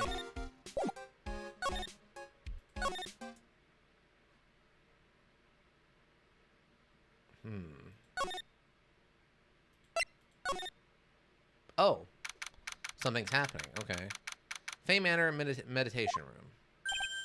Hey, it's you, pal. So you're going to be her lawyer, I bet. Yes? Oh. I really feel bad for you, pal. Just this once, I wish I could be on your side. Detective Gumshoe. Yeah, but I shouldn't be saying that kind of stuff to you. Hey, you're a cute kid. Ha ha ha. I'm not scary. Honest. Wow, I never knew Gumshoe liked kids. Hey, I know. I'll show you something cool. How's this? It's a real, genuine pistol. Detective Gumshoe, what are you doing showing her something that dangerous? Oh, sorry. Jeez. Maya's guilt. What about Maya and the charges against her? I don't think you can win, pal. If you're talking about proof, we've got a few pieces. You've got proof? Yeah, pal. The puffy-haired photographer's going to testify tomorrow. He must be talking about Lotta. Actually, speaking of Lotta, I took some hot pictures earlier. Huh? Remember, I took some pictures at the murder scene inside. Lotta's hot pictures. I wonder what her camera captured. Besides, you must have realized by now, pal. There's no way anyone other than Maya Fey could have done it. What am I supposed to say to Pearls now? The victim. About Dr. Gray. The victim wasn't super famous, but people still know who he was. His face was all over those tabloid shows last year. Yeah, I know. I was looking through some newspapers from last year and...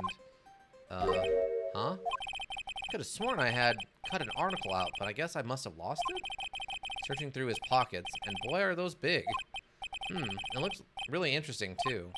Hey, do you have a copy, pal? A copy of that article? I think Dr. Gray might have brought a copy to the office when he came by. Alright. Tomorrow's trial. About Maya's trial tomorrow. I've got 2 pieces of news for you, pal. 2? Yeah, bad news and even worse news. So which do you want to hear first? I don't really care. It doesn't change the fact that I'm not going to like it. Alright, pal. Well, prosecutor for the trial is Prosecutor Von Karma? How is that possible? We determined he's a murderer and actively assaulted us. What? Von Karma?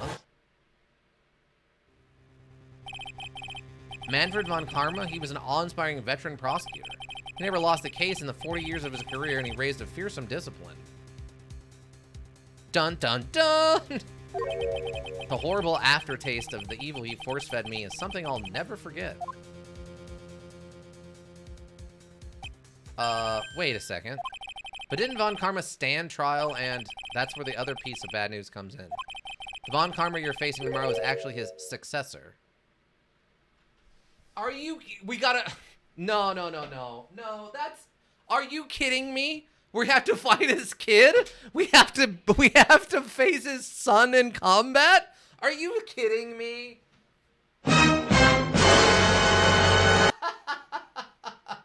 Nice, Ika, nice. Or who said that? Is it... It didn't show me. Yeah, okay, yes, Ika. Thank you, Ika. Are you kidding me? You're telling me we have to battle his son? We have to battle the son? They couldn't figure out how to explain why he wasn't in prison, so we have to battle his son?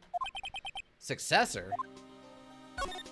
So, who is this successor to Von Karma? Literally, pal, it's Prosecutor Von Karma's kid.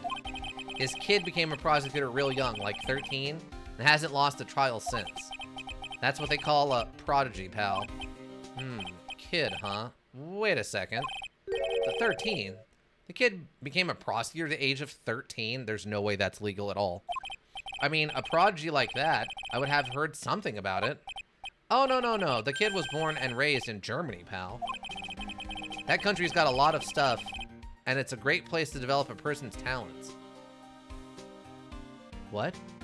That country's got a lot of stuff, and is a great place to develop a person's talents. What does that mean? Germany, huh? That's probably why I've never heard of this person. Still, all it takes is someone mentioning the name Von Karma.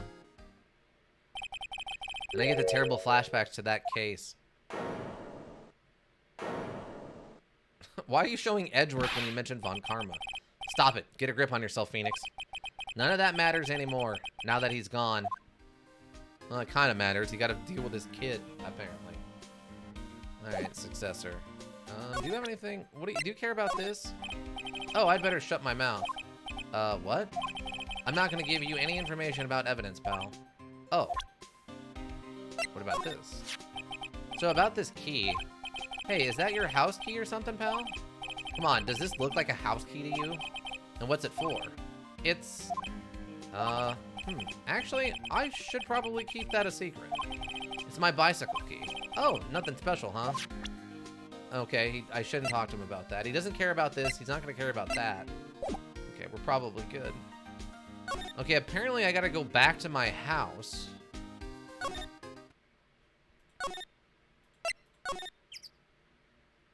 Oh, there's a thing here now. Alright. Wright & Co. Law Offices. Phew! It feels like I've been gone forever. But it's only been one day. Oh, that's right. Where's that newspaper Dr. Gray brought the other day? Ah, here it is. Right on the top of my desk. This is the only thing he left behind that's going to be of any help. 1 year ago on May 2nd, 14 patients died from malpractice at Gray Surgical Clinic. User clipping 1 added to the court record. Okay. I can't examine it, I guess. Okay. Is there anything special going on? Charlie, a quite decorative plant. It's a memento of my boss, Mia, who passed away. The rest of the room may be in shambles, but I always manage to care for this little fella. There's a giant building just outside the window. It's the Gatewater Hotel, a high-class luxury hotel. Until recently, it had been a normal business-class hotel. A poster of the TV action hero, the Steel Samurai. Maya stuck it up here right before she left. I wouldn't say that the Steel Samurai and an attorney's office are a good match, but Maya threatened to curse me with some magical spell, so I guess it can stay. It's my desk. I keep it neat for those rare occasions when I actually have a client in the office. So so Mia must have just, like, bought this before she died and then left it to him in her will or something? Because there's no way he's affording this building if he's such a rare lawyer. Difficult-looking legal books stand in a formidable row. They mock me. Actually, I've neglected them for so long, a layer of dust has started to form. One of these days, I should try to build up the courage to read one, I guess. How did you get through college, get onto the bar, and not read a legal book? I guess it explains why this place is so, like, this country or whatever is so messed up.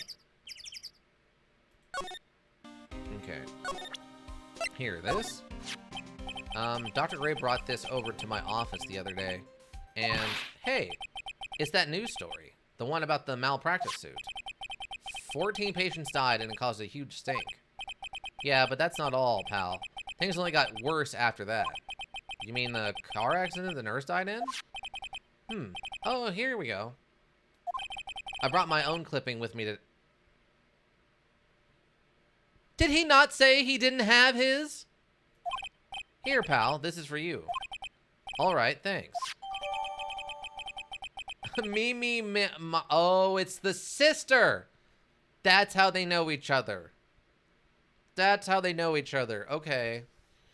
Mimi Miney, nurse at Gray Surgical Clinic, died after falling asleep at the wheel.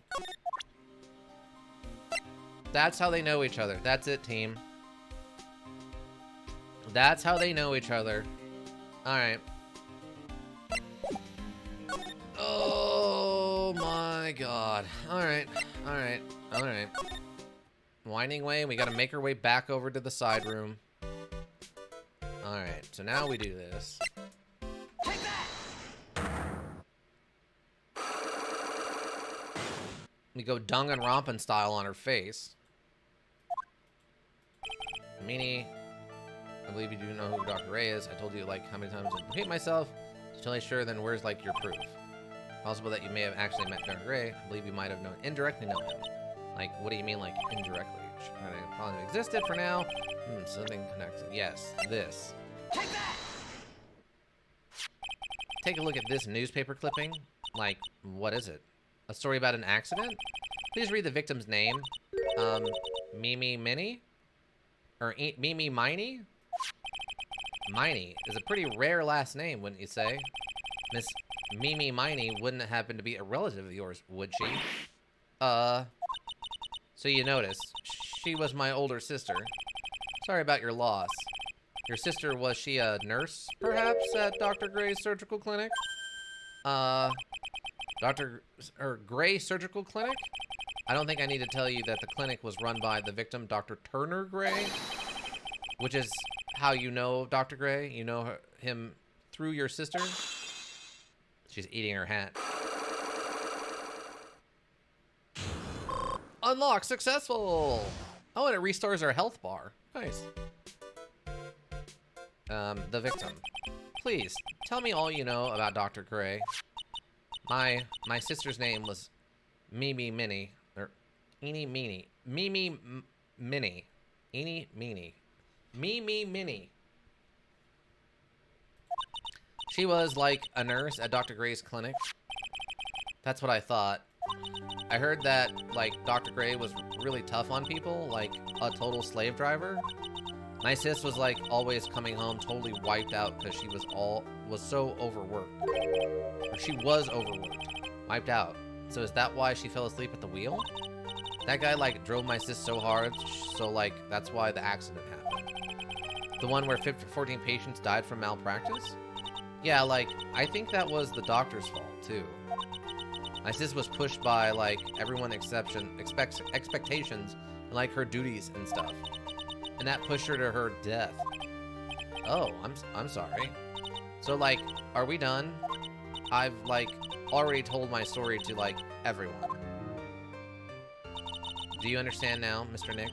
This is how a psyche lock works. Well, I don't plan to pry into people's hearts unless I absolutely need to. The lock this time was pretty easy, but you might meet people who aren't as willing to give in later on. If you don't have enough proof, be careful and know when to stop trying. Okay. So we got that out of her. She's not there to talk to anymore.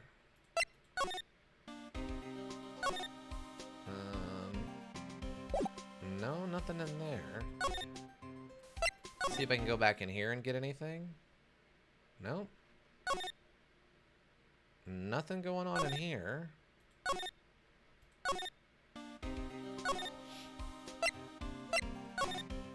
There's nothing going on. Where do I need to go?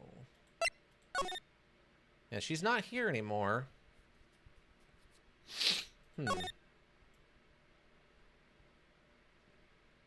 Not sure what I need to do next.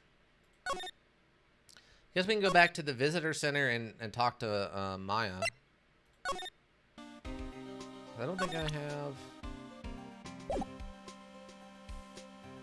don't have anything else to talk to you about or present you. Ah, here we go. Maybe Lotta's gonna show up. That's probably what it is. Mr. Nick? What's wrong? I have never left Koran Village. Really? Wow, that's pretty amazing. You're going to meet with Mystic Maya, aren't you? Please tell her I said hi. Hey, wait. She ran off again. Well, I know Enie's secret now, but I still don't have any idea how I'm going to save Maya. I don't even know if I should go in there with a smile or a straight face. Sigh. I don't think probably anything too new in here. Let's go to the detention center and talk to Maya. June 20th, detention center, visitor's room. What am I supposed to do? I'm almost out of time. Can I really do anything? Can I really save her? Sorry to keep you waiting. Huh? Must be Maya. It's been a long time, hasn't it, Phoenix? That voice. Uh-oh. Oh, it's Mia. Mia? Even without me being here, it looks like you've learned to stand on your own.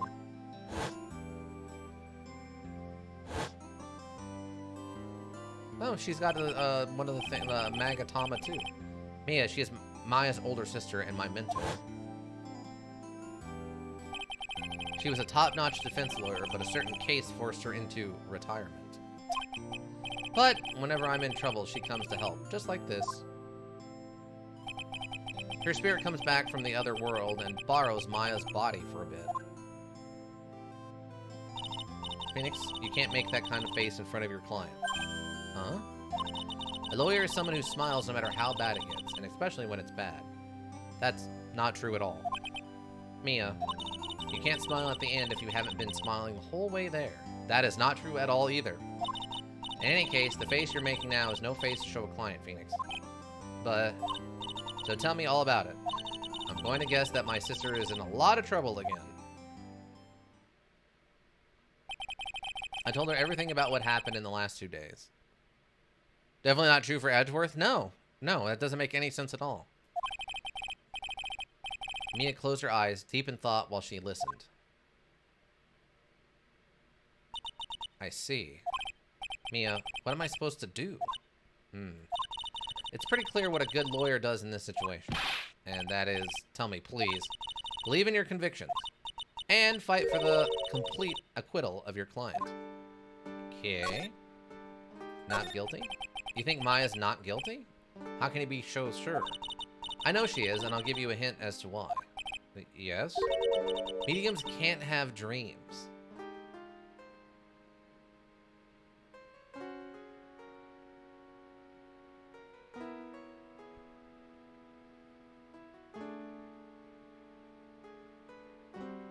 Okay, so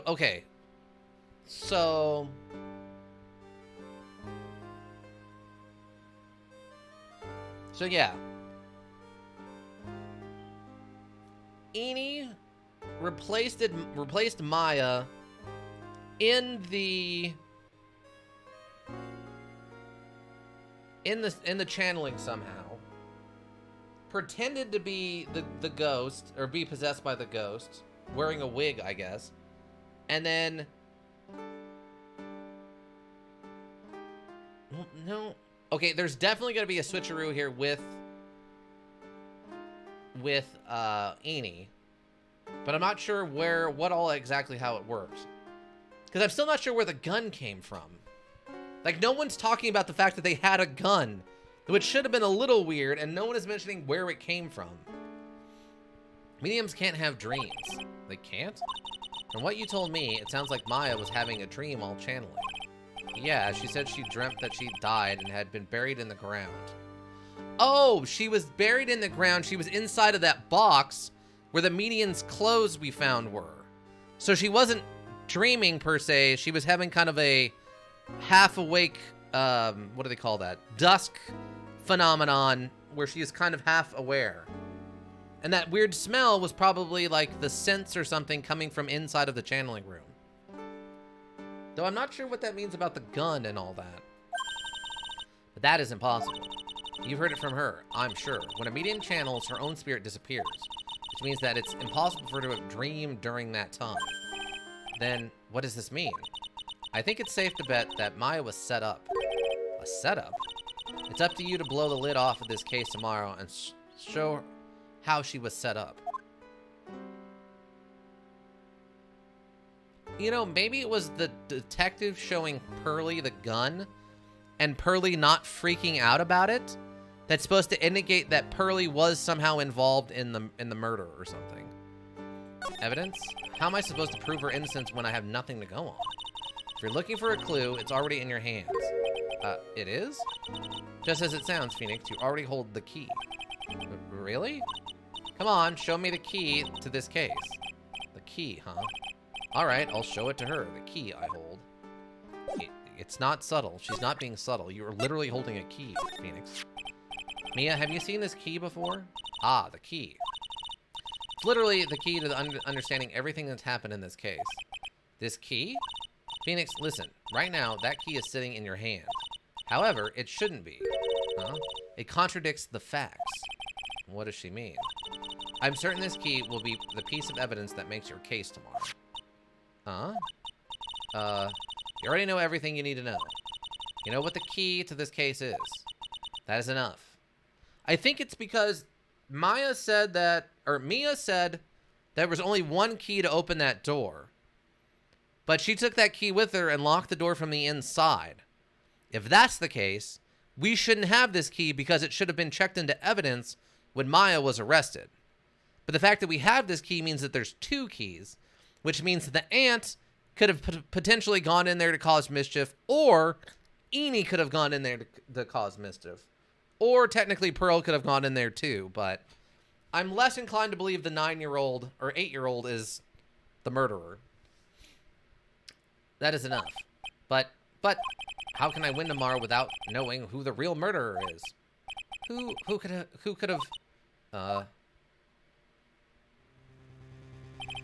I didn't know it at the time. But this day was going to end with a turn for the surprising.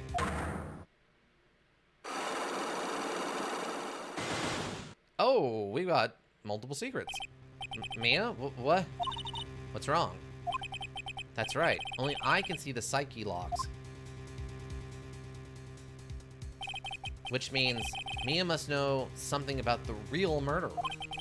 But for this to be something that she would hide under lock and key from even me. What in the world is going on? Maybe it is going to turn out to be Pearl. I don't know. To be continued. Saving content. Would you like to save your progress? Yes. Why would I not? I'm not trying to speedrun this. Okay. June 21st, 9:48 a.m. District Court, Defendant Lobby number 3. I don't think we've been to number 3 before. It looks just like 1 and 2. What? Prosecutor Von Karma? You mean... No, I heard it's his successor this time. Successor? Iron Man, Phoenix Wright? What? Iron Man, Phoenix Wright? What do you mean? The key to this... Iron Man, Phoenix Wright? What? Sorry, Ika, I don't get that one. Ugh. Successor? Maynard Von Karma was a really sinister man. He pulled all sorts of nasty tricks. Also, he could win. Yeah, Iron Man is when you do a module without reloading if you lose. Oh, you meant like, okay, I got what you mean. Who would want to Iron Man this? What's the point of that?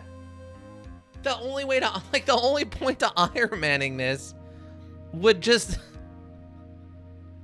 Like, what's the speed run on this? How fast can you click on the right spot on your inventory? It's not like this is skill-based. It's just logic puzzles. Well, illogical puzzles, I would argue, but logic puzzles. You speed run this by just clicking fast enough. Iron Manning. It's gonna become the ultimate lawyer. If you can beat Phoenix Wright A's Attorney Trilogy in under 24 hours, you can pass the bar exam and become a lawyer officially. What? Welcome to Tennessee. What? He was a man obsessed with the word perfection. He had a perfect record for 40 long years. Who knows what sorts of dirty tricks he used to get to those guilty verdicts. And now his successor. I wonder what kind of person they will turn out to be. This has got to be the guy who has the weird headgear. On all the like photos, like the dioramas and stuff, the photos like in the shop when you buy this, it shows this guy with this weird headgear on. And I'm guessing it's going to be that guy. It's no good. Mystic Maya. Pearly. Oh my god, what are you doing here? You showed up. Thanks for coming all this way. I was really worried about you. Hey, where's your mother? Didn't you two come together? Mother is watching over the trainees. She said they have training for 2 days straight with no breaks. Huh? Then you came all by yourself? Yep, I snuck out of the manor and I followed a map. Don't tell me you walked all the way here. Of course not. I ran. That's... I can't... Oh my. It takes 2 hours by train. Oh, man. Pretty sure that it's that white-haired woman? The white-haired woman? The white-haired woman. Maybe. I don't remember the white-haired woman, but when you're distracted by the guy with the robo-visor thing, it becomes a little distracting. It takes 2 hours by train. Oh, man. Well, didn't they say his son? No, I guess they've just been saying their successor. So, yeah, it's probably going to be the daughter. Pearly, what about the train? Huh? What's a train in? I give up. It's time, isn't it? So she doesn't even grasp the language. Not knowing what a lawyer is or a train is, she doesn't even understand the full basis of, like, her language. She doesn't, like, own a dictionary then. I'm really scared. What if Von Karma tries to do something to me? Okay, this kid has a superpowered body too, apparently.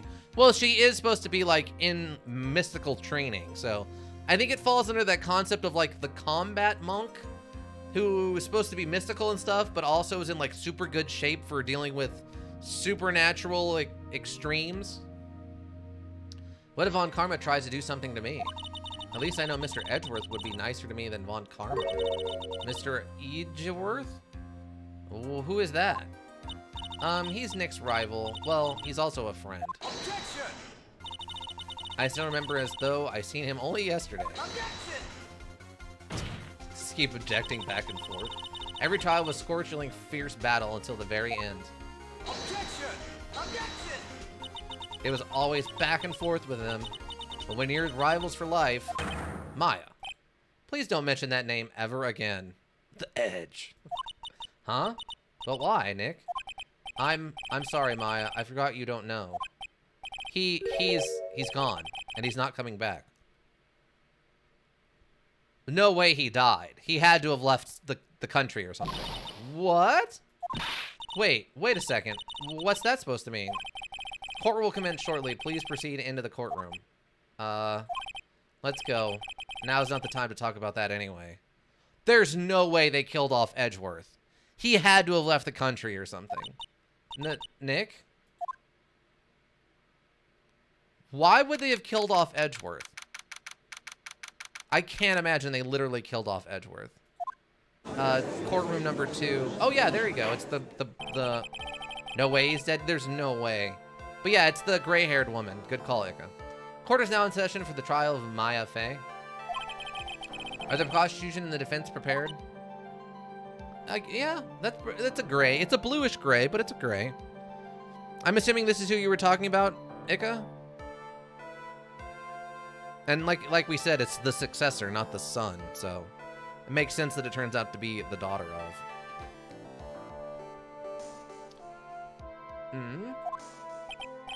What is with this kid?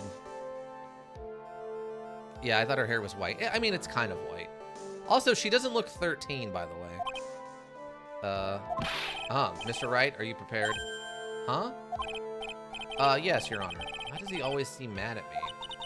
Mr. Phoenix Wright? That does not look like a 13-year-old to me, by the way. You must be a little shocked because I'm a woman, correct? Hold on. So she's the famed successor to Prosecutor Von Karma? I'm Franziska Von Karma, the prodigy. I see. I gave up a promising career in Germany and came to this country for one sole reason. Revenge. Why do you have a whip? Gumshoe just said they started at age 13, not that they were 13. I thought he said that they passed the... I thought they said she was a prodigy and became a lawyer at 13. Because I thought that's what he meant, but maybe you're right. Maybe he just started at age 13. Revenge. Revenge? Is that about her father, Manfred von Karma? If that's something of a personal nature, I'm sure you can... Ow! I'm talking. Did she just strike the judge? She just assaulted the judge in a court of law! What?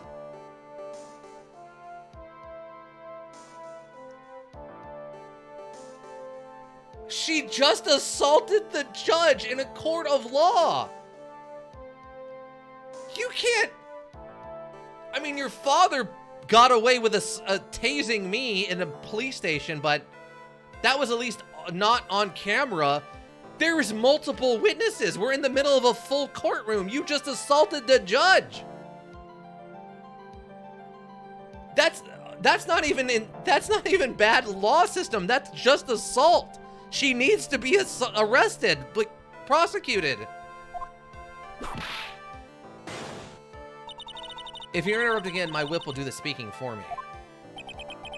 Please speak with your mouth like a normal person. I beg of you. Yow! You can't walk around whipping people with a bullwhip. That is actively assault with a weapon. It's the same if she walked up and punched him in the face. Why does no one care about this? God, I referenced the fact that a second trilogy is coming out. Ace Attorney, like, a second trilogy is coming out. I was figuring, well, maybe eventually I'll play it. I don't think I can. This is actively bothering me how stupid this is now. This is actively bothering me. Make no mistakes, I will defeat you. Prepare to go down, Mr. Phoenix Wright. Prosecutor Rakama, your opening statement, please. Wait, we have opening statements now? When did that start? We've never had an opening statement in all the trials we've done. Those of On Karma Blood have only one fate, and that is perfection. You mean your murderous father who went to prison because we put him there? The defendant, Maya Fey, will find no escape from her guilt on my watch. Very well. What is the defense's position?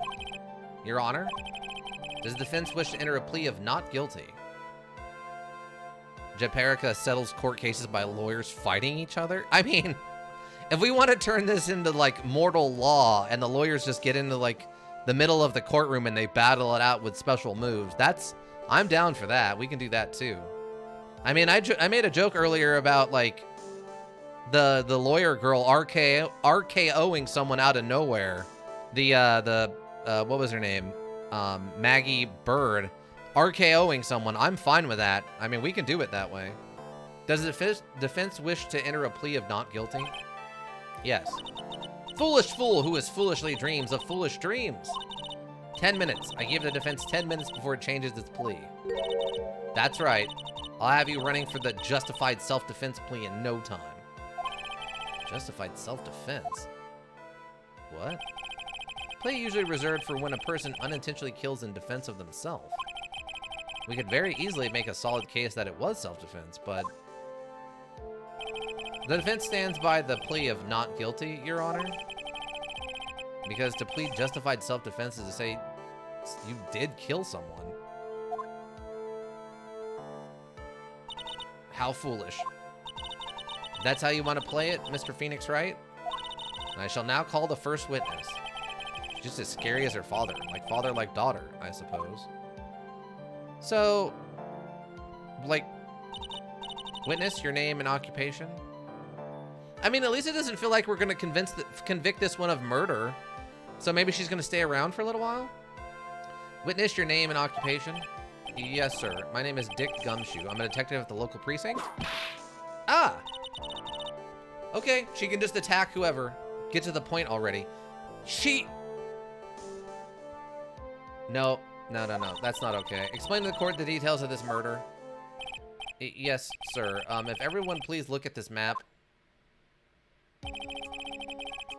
The channeling chamber has no windows and the door was locked shut. At the time of the murder, only the victim and the defendant were in the room. What were they doing in there? They were channeling a spirit, sir. Channeling a spirit? It's quite the look on of disbelief, Your Honor. Anyway, a few minutes after the channeling started, gunshots were heard coming from inside the room, sir. A few of the witnesses broke the door down and rushed into the room. Ah, that's when they found the victim was already dead, correct?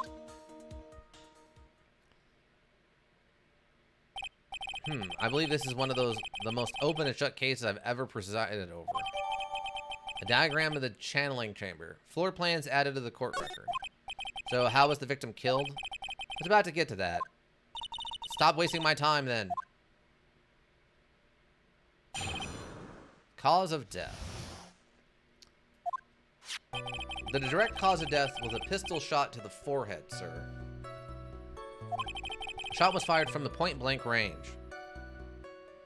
Judge, you always say it's open and shut every time, yeah. But before the victim was shot, sir, he was stabbed in the chest. The wound was very severe, but not enough to cause instantaneous death.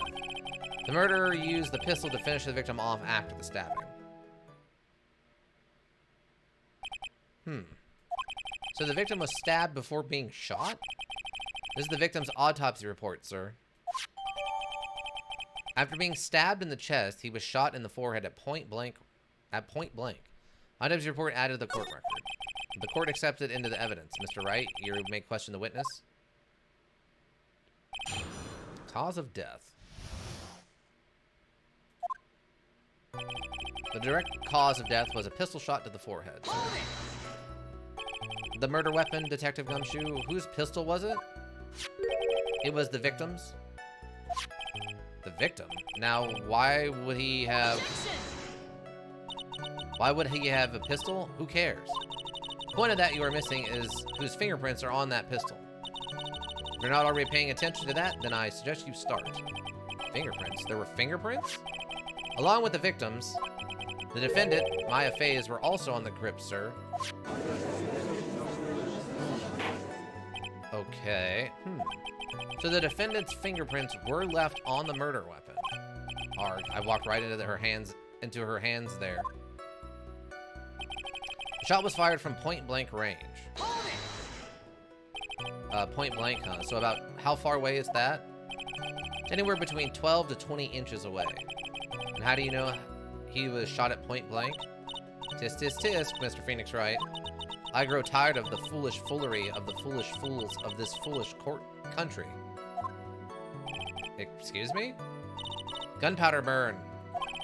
Gunpowder burn? When something is shot from point blank, a burn area is left around the bullet hole. Gunpowder exploding in what makes a bullet fire, and that gets real hot, pal. And there were definitely some gunpowder burns left on the victim's forehead. Wow, never knew that. Live and learn, I guess. But before the victim was shot, sir, he was stabbed in the chest. Stabbed? And what was he stabbed with? A fruit knife. I see. And whose knife was it? It looks like it belongs to the Faze, sir. And of course, Maya Faye's fingerprints are all over it. All over it, huh? Irk, this does not look good. Ha ha ha. What will you do now, Mr. Phoenix Wright? The wound was very severe, but not enough to cause instantaneous death. How severe was the wound? If it had been half an inch more to the right, it would have hit the victim's heart. After a stab like that, it's impossible to fight back, let alone stand.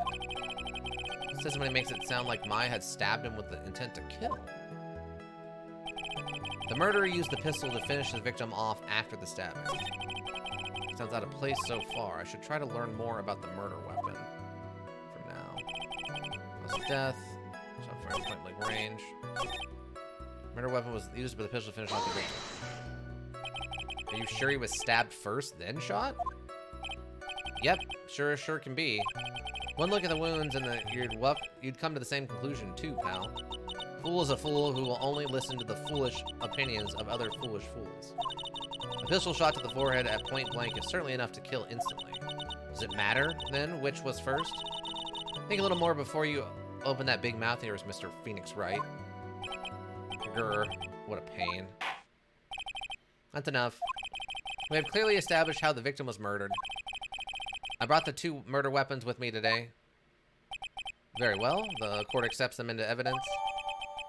Murder weapon was Gray's. 2 shots fired, bears Maya's and Gray's fingerprints.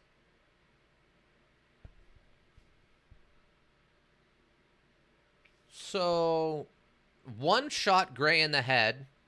Fine. Where'd the other bullet go? Why was there a second shot? If he was definitely dead from the first shot, and he was only shot once, Where'd the other bullet go?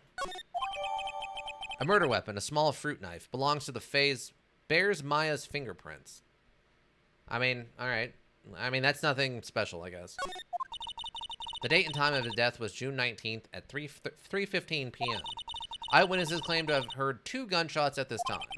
And 2 murder weapons, both with the defendant's fingerprints on them, huh? This does seem like an open and shut case. Naturally. Why is she acting like she had anything to do with this? This is all just basic evidence. This is going from bad to worse. As if the summary just now wasn't oversimplifying things to the extreme. Your Honor, feel free to slam that little gavel of yours. After all, there is no room left for doubt, is there? Well, I've already got at least one question. That is quite true, Mr. Wright. Yes? Even in the face of all this, do you still wish to plead not guilty? It's the opinion of this court that if you do not adjust to your plea, you stand to lose. See, just as I promised, Mr. Phoenix Wright. You would change your plea in less than 10 minutes. What will you do, Mr. Wright? Will you change to justified self-defense? Justified self-defense, because now would be the time to do so. This is your final chance. This is a huge decision. Better think this through all the way. No, plead not guilty. If we plead justified self-defense, we would basically be confessing to murder. After the trial, Maya's life would be ruined, and she'd be labeled a murderer. I can't let that happen. Your Honor, have you reached a conclusion, Mr. Wright? The defense will not change its plea. It will accept nothing short of complete acquittal. You have sealed your fate, Mr. Phoenix Wright, detective. Yes, sir? Present the final portion of your testimony, the final strike. Yes, sir. Now, see here. Proceedings aren't run by... Okay. Oh, yes, of course. Go ahead, detective, and give your testimony. I think the court would like to hear about the other piece of incriminating evidence. I assume these is the photographs? Incriminating evidence. Sorry, pal, but there's an ever more incriminating piece of evidence. This is the costume the defendant was wearing at the time of the crime. As you can see, it's covered in blood. The defendant attacked and killed a person who, without a doubt, was not fighting back. So this is the costume. There certainly is evidence of a backspray of blood on this. The pieces directly links Maya Fey to the crime, sir. I see. The court accepts this into evidence. Maya's costume added to the court record. Clothes Maya was wearing at the time of the murder. There are blood splatters on it. Alright, Mr. Wright. Maya's fingerprints on both murder weapons and blood splatters on her clothes. Could this situation get any worse? Well, the photos haven't shown up yet, so yes. Ha, what's wrong? You seem to be at a loss. I think this is the last piece of testimony the prosecution should have to offer. Feel free to sulk off with your trial between your legs, Mr. Phoenix Wright. Or tail between your legs. Please stop calling me by my full name. It's disturbing. Incriminating evidence. Sorry, pal, but there's an even more incriminating piece of evidence. Why didn't you say so in your testimony earlier? You're kind of scary today, you know, pal. Come now, Mr. Wright. There's no need for that kind of attitude in my court. Alright, just please stop glaring at me like that. This is the costume the defendant was wearing at the time of the crime. Maya's costume? Yeah, she was wearing this when we arrested her. Maya, she's wearing her channeling costume today, too. Is she not allowed to wear anything else? I mean, I was asking the same question earlier. As you can see, it's covered in blood. There's blood on the costume. Lab results show that it is the victim's blood. Okay. We figured as much. So there is blood from the victim on the defendant's clothes. Definitely not good. So were there any other clues you could glean from this piece of evidence? Well... Objection! You must change the topic, then the good detective here must testify again. But too bad, not enough time. Let's move on. Yes, Miss Von Karma is perfectly correct. Or now even the judge is on her side? If I bought off more than I can chew here, what should I do? No, press it. Why is Miss Von Karma suddenly putting up resistance? There must be a reason as to why she suddenly threw out an objection like that. Oh, there's a bullet hole in it. Okay. If there's a bullet hole in it, that means Maya couldn't have fired it. And if Maya didn't fire it, then who did? There must be something about this costume. I just have to look harder.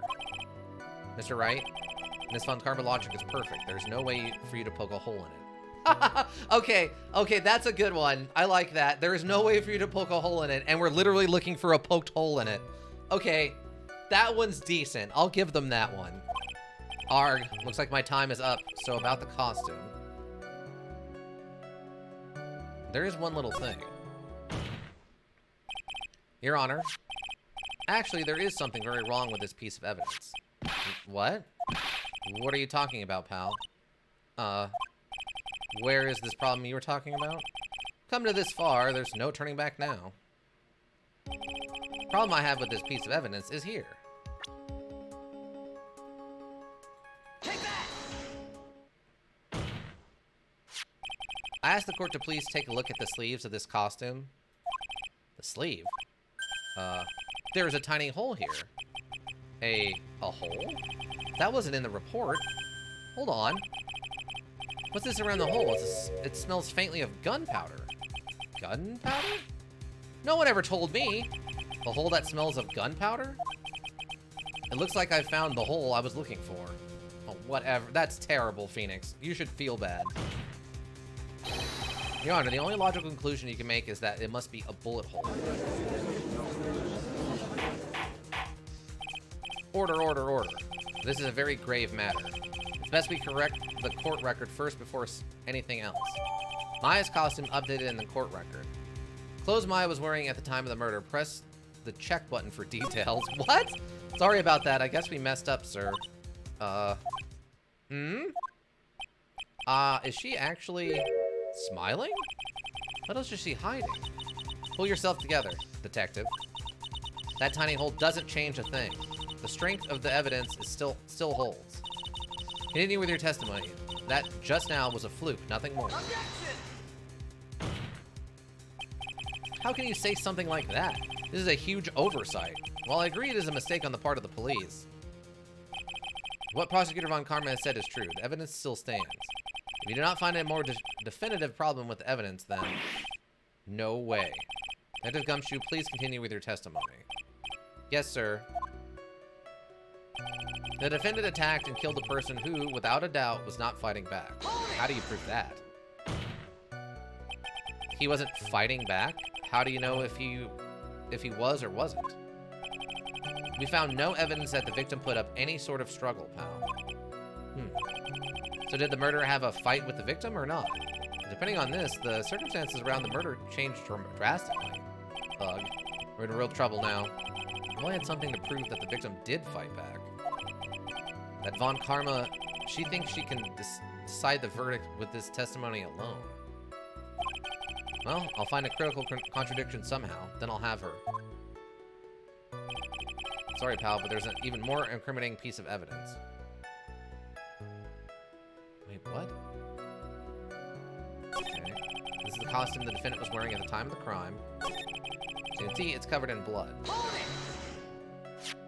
Alright, I'll give you that the blood spatter is from the victim, but what is this hole in the sleeve?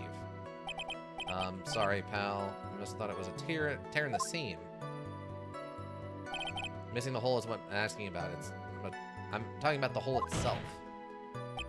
The smell of gunpowder clearly gives away that is a bullet hole. Objection! As if little things like that matter, but they do. A bullet hole is in the sleeve, blood splatter all over the costume. Neither of these things can change the fact that the defendant killed the victim. Grr. I know that there's something more to this costume. Come on now, detective. You're wasting precious time. Yes, sir. The defendant attacked and killed a person who, without a doubt, was not fighting back. Okay. So we gotta check this costume.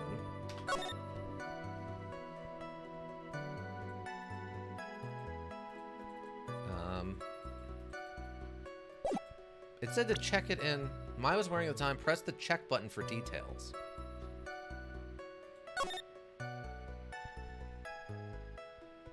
I guess it's the details are just showing the whole thing?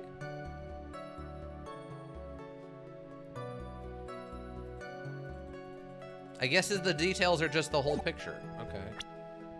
Odd. Was attacked and killed a person without a doubt. Was not fighting back. Wait, how do you prove this? He wasn't fighting back? How do you know if he was or wasn't? We could find no evidence that the victim put up any sort of struggle, pal. So did the murderer have a fight with the victim or not? Depending on this, the circumstances around the murder changed drastically. We're in trouble now. That's something to prove that the victim did fight back. That Mark Harmo, she thinks she can decide the verdict with this testimony alone. Well, I'll find a criminal contradiction somehow, and then a crucial contradiction somehow, then I'll have her. Alright, pal, but there's an ever-increasing piece of evidence. So...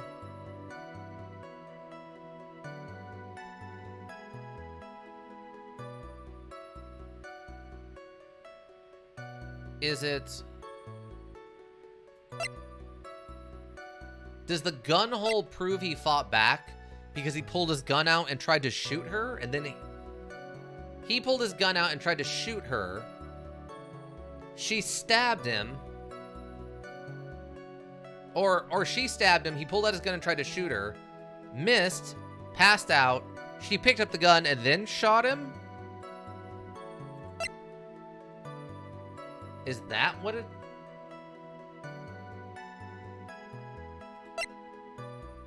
is that where they're going? Maybe? Murder weapon was Gray's. 2 shots fired, bears, Maya's, and Gray's fingerprints.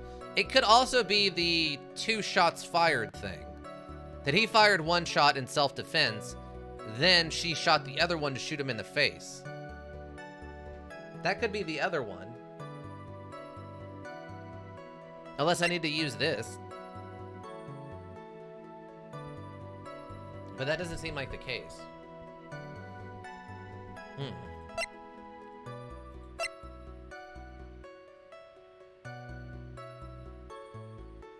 I guess it could be this too. I'm not sure. See, this is what I'm talking about. I have multiple things. I'm just not sure which one actually counts.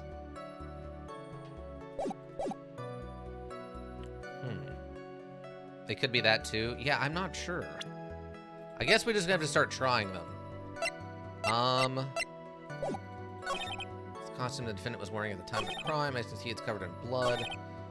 Attacked and killed a person who, without doubt, was not fighting back. Then why about this? The witness's statement is clearly faulty, Your Honor. Nope, no, not this one. If you count the robe and the screen, that's 2 bullet holes. Yeah. Faulty. Nothing. Okay. Then attacked, killed a person. Okay. Maybe it's the gun. The witness statement is clear. Okay, not that one.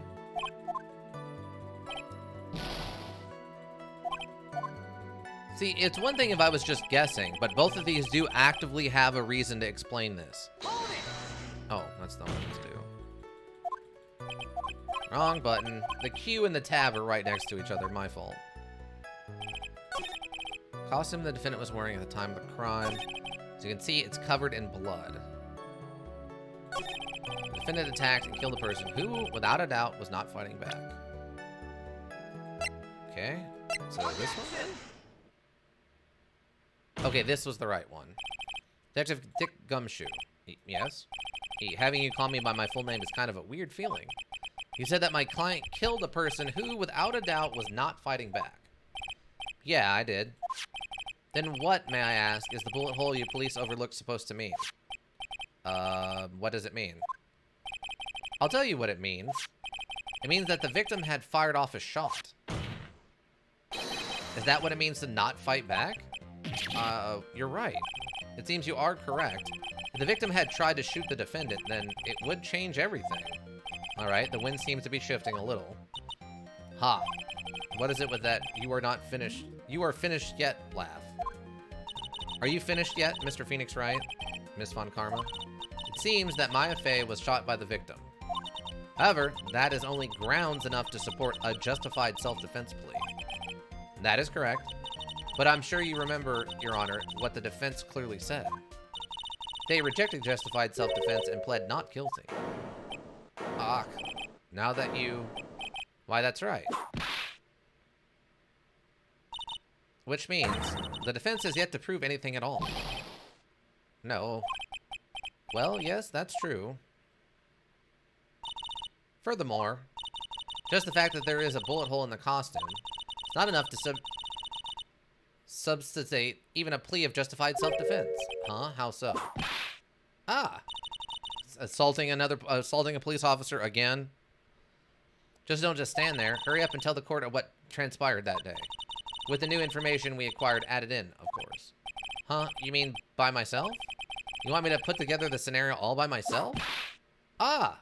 More assaulting a police officer. Yes, sir. Right away, sir. What transpired? During the channeling, the defendant saw her chance to stab the victim in the chest. Oh, I can't. Of course, the victim used the last of his strength to fight back, sir. While the two were fighting, the victim took out his gun. The victim took a shot, but because they were too close, he missed. The defendant then picked up on the opening, took the victim's gun, and ended it. This scenario you've put together does make sense. Yes, sir. Well, Mr. Wright, on the surface, it does seem to make sense. We're missing motive on why she would stab him in the first place. Also, we're still kind of weird about the bullet trajectory. However, I won't give up that easily. Please refrain from glaring at me like that. Now then, your cross-examination, please. Actually, wait a second. Why does the victim even have a gun? This module was originally supposed to take place in Japan. Yeah. Yeah. I know. That's why I was asking, where did the gun come from? Why does he even have a gun in the first place? How? I guess he legally... I mean, technically you can own a gun in Japan, but there's a lot of rules about it, right? It can only be like a revolver. It has to be kept in like a secured location. They can come and like check on it once or twice a year or something at their whim. Like, you can own a gun, but still, why does he have a gun at all? And why did he feel the need to bring it to a channeling? Was he planning on shooting the ghost with it? I don't... Yeah, there's a lot of heavy restrictions. Right. It doesn't make any sense. Not by Japanese law or by American law does it make any amount of sense. What transpired? During the channeling, the defendant saw her chance to stab the victim in the chest. Why? There's quite a difference in height between Dr. Gray and the defendant. Add in body strength, and it seems unlikely the defendant could have stabbed the victim. Now that you mention it, yeah, I guess. Objection! You think you can get away with such flimsy reasoning, Mr. Phoenix Wright? Maya Fey was in the middle of channeling, was she not? When channeling with the Quran channeling technique, the medium physically changes. With a nurse's build, the defendant could have easily been a match for the doctor. I don't believe it. She even studied up on the Quran channeling technique? Like I said before, I am perfect. About what you were talking about, I don't quite get it. She is actively bringing magic into this courtroom. Never mind. Let's continue with the testimony. Of course, the victim used the last of his strength to fight back. So he was stabbed, but the stab wound didn't kill him. But if you think about the blood loss, he was probably hurt pretty bad. We literally have magic entered into the record right now, by the way. How badly hurt would you say he was? Actually, I went to give blood the other day, and afterward I felt a little lightheaded and dizzy. I guess the damage was maybe about 10 times the dizziness? Ah! Sorry. What? While the two were fighting, the victim took out his gun. Where in the world did that pistol come from? It looks like the victim, Dr. Gray, had specifically bought it for that day. But a handgun? He got it off the black market about 2 days before the murder. Why did Dr. Gray bring a gun? Was he taking precautions against something? The victim took a shot, but because they were too close, he missed. So you're saying that the bullet hole in this costume was made then? Sorry, pal, but yeah, that's what I think. The two of them were already fighting when a shot was fired. Maya, I'm really glad you weren't hurt. Okay, at least they brought that up. Yeah, he illegally bought that firearm and brought it to this situation for some reason. The defendant then picked up on the opening, took the victim's gun, and ended it. Do we have a motive yet? Maya's never fired a gun before in her life. The victim had already taken off the safety. With the safety off, even an amateur like you can fire it, just by pulling the trigger. Even me, I wonder. Now do you understand? Yvonne Karma's logic is perfect. Testimony certainly makes us look very bad. But there's gotta be a contradiction in there somewhere. And uncovering it is going to uncover the truth. I can feel it. During the channeling, the defendant saw her chance to stab the victim in the chest. Do we have... channeling? Oh, that's not what I meant to do! Your Honor, what do you think about the witnesses? Oh, that's not what I meant to do. I forget that the E button is not the examine button, it's the present button.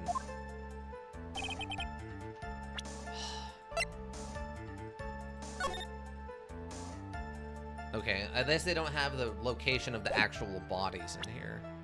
This will come up later when we prove that someone is hiding behind this. And that's where that bullet came through. I'm guessing what it is someone was back here. They probably dropped the gun or something. The gun went off, went through the folding here, went through Maya's sleeve, and then hit the guy or something. Is the way they're gonna set this up. It's not gonna work with, I think, the distance they have to be for the powder burn thing to make sense. But, I don't know. Maybe they'll figure out a way to explain it. Stabbed in the chest, then shot at point blank. Gunpowder residue around a bullet hole. Maya's fingerprints. Details.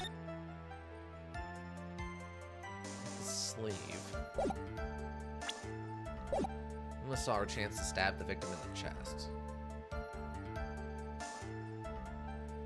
Wait, could it be... Diana Carson was Ethan's older sister, nurse at Dr. Gray's clinic. The minute my client was arrested on suspicion of murder while channeling her sister. She was top-notch lawyer and my mentor and friend forever. And friend forever! Detective of the local precinct. Remember the fake line. I'm wondering if became a prosecutor in Germany at age 13. Oh, she's 18 now. So she's been a lawyer for 5 years. A prodigy who has never known defeat. Okay. So that's what it is. She became a prosecutor in Germany at 13, but 5 years later, she has come to get her revenge for us getting her father arrested for murder and presumably assault. Okay, but I don't see anything in here for what I was looking for. The defendant saw her chance to stab the victim in the chest.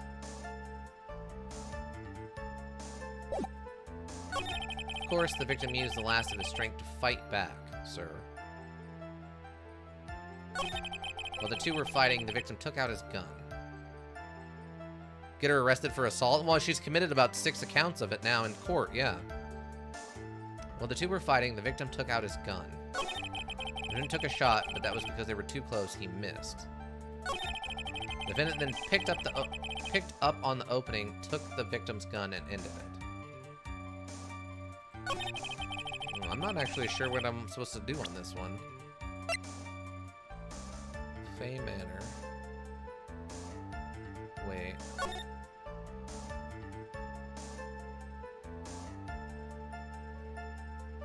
Fay Manor guide map partial. Do we think there's a secret chamber in here somewhere? It wouldn't make a lot of sense because this is where the garden's at.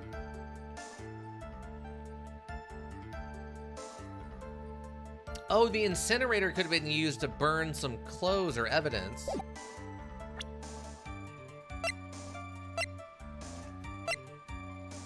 Crime scene. It's a guide map that has partial on it too. Has to be. It's a guide map that has partial on it too. Yeah.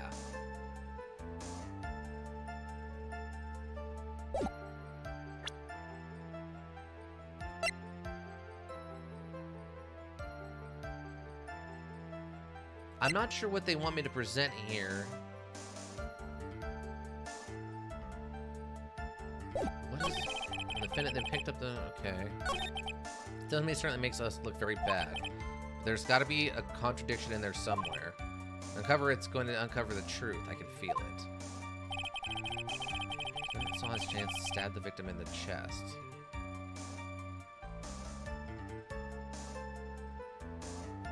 The defendant saw the chance to... Okay. Where's the victim used the last of his strength to fight back, sir? Okay, wait, did I press this one? He was stabbed, but the stab didn't kill him. Think about the blood loss, he was probably... Okay, right. Dizzy. Okay, that moves on to the next one. Sorry. While the two were fighting, the victim took out his gun. And this is where he got the gun. Pistol come from... About a handgun? Two back before the day of the murder. Gun. Was he talking about something? Then took a shot, but because they were too close, he missed. So you're saying that the bullet hole in this costume was made then? Sorry, pal. I think during the channeling is the part with the contradiction. Actually, no, never mind. Yeah, I was trying to figure out how to prove that. That when she's channeling, she's not in control of her body or whatever. But I didn't see anything in there that mentions that in a way we could present it. So I didn't see that anywhere. That's what I think.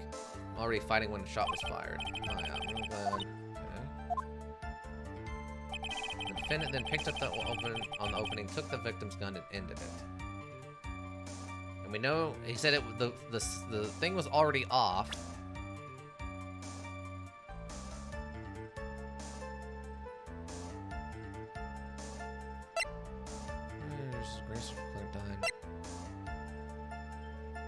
About 8 inches off the ground is a small hole that looks like a bullet hole.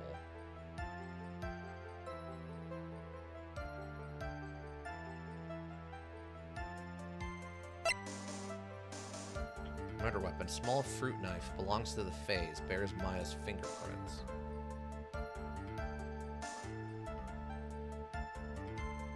Could have been that the knife is too small?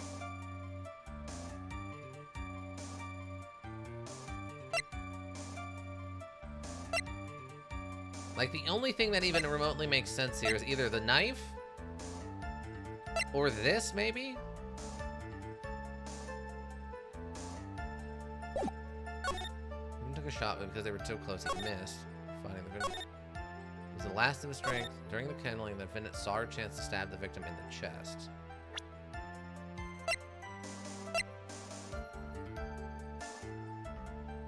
Wait, what does the autopsy say? Stabbed in the chest, then shot at point blank. Gunpowder residue around the bullet hole.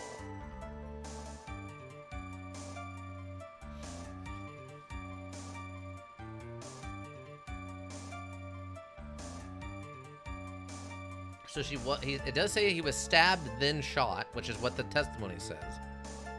During the channeling, the defendant saw her chance to stab the victim in the chest. Of course, the victim used the last of his strength to fight back, sir.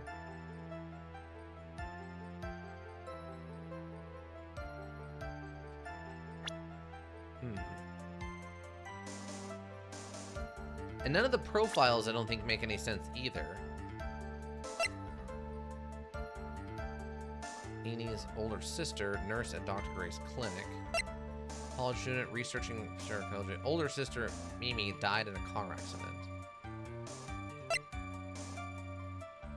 Mother of Pearl.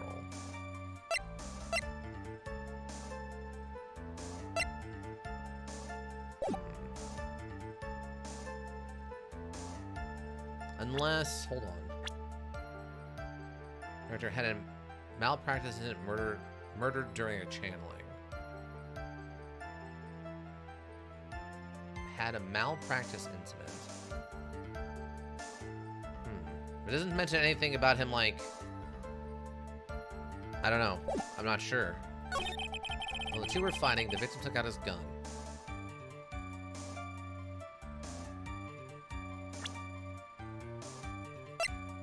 Stabbed in the chest, then shot at point blank.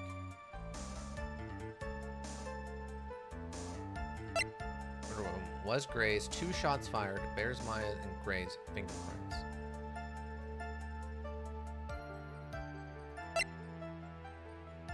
Weapon, small fruit knife, belongs to the phase. The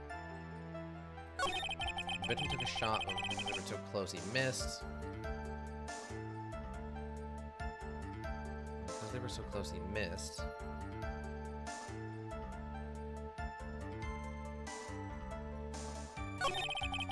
And then picked up the opening, took the victim and ended it. I have no idea.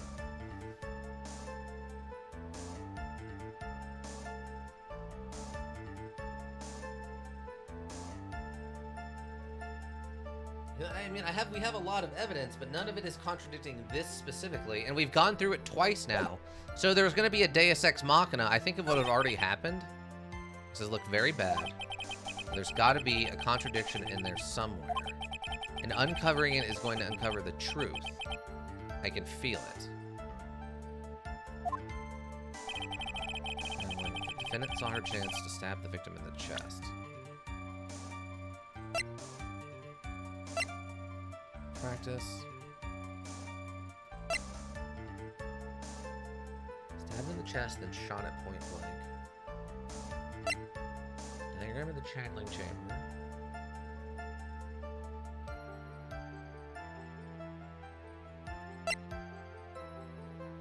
Oh my god, I didn't realize it was that late.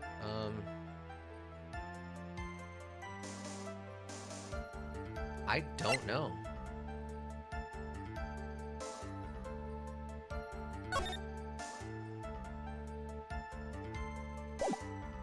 We might have to look this one up. I have no idea.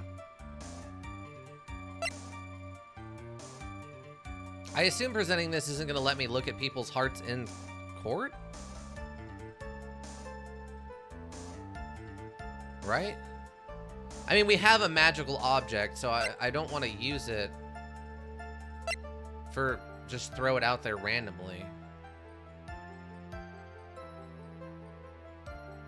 Unless we're supposed to. This is a gray surgical clinic died after.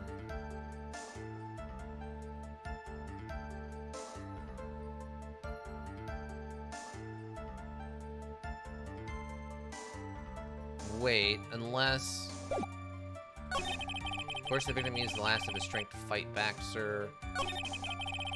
Fighting, the victim took out his gun and took a shot, but because they were too close, he missed. And then picked up on the opening, took the victim's gun, and ended it.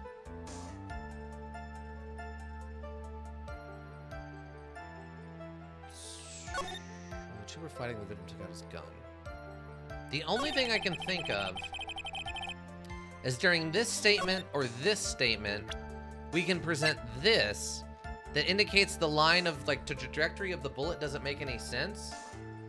Because if he was down from being stabbed and he was firing up at her, the bullet, this missed bullet, wouldn't be 8 inches above the ground. It would have been at the top of the tapestry.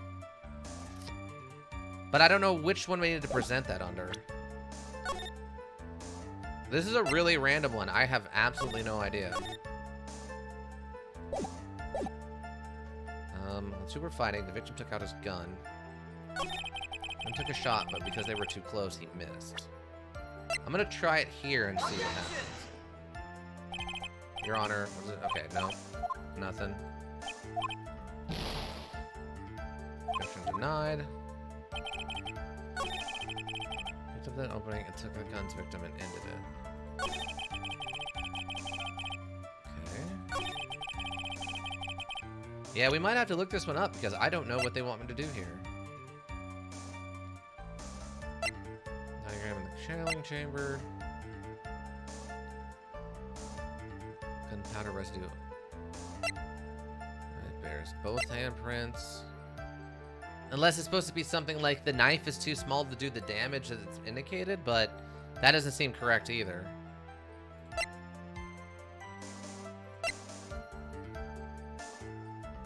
Huh. Yeah, I don't know. It is a screen. I looked it up. The witness statement is okay. When do I present it then? 'Cause I just tried it in 2 different logical places and it didn't work.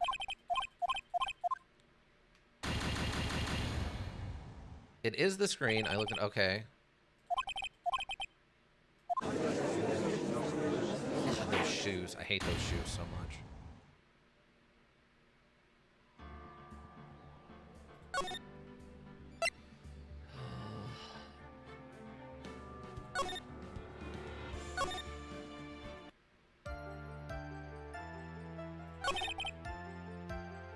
So, okay, so it is the screen, but do we know which text I need to use it on?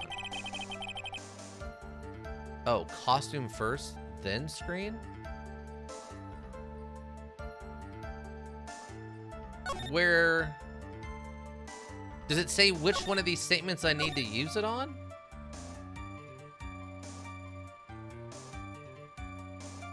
Fourth? 1, 2, 3, 4. Really? Okay. What does this get us? Objection! Missing the tiny hole on this costume will be the prosecution's undoing. What do you mean? That little hole has actually created a huge hole in your testimony. Huh? Explain yourself, Mr. Wright. You said the 2 of them were fighting when the victim fired his gun at point blank. If that were true, then where is the gunpowder burn on this costume? Wait, it said it smelt like gunpowder. Didn't it? Is that not the... So it smelling like gunpowder was not the same indicator as it being burnt by gunpowder. What? Gunpowder burn? This is what you testified earlier. Are you kidding? So your little description of the item is it smells like gunpowder is not the same as it was burnt by gunpowder?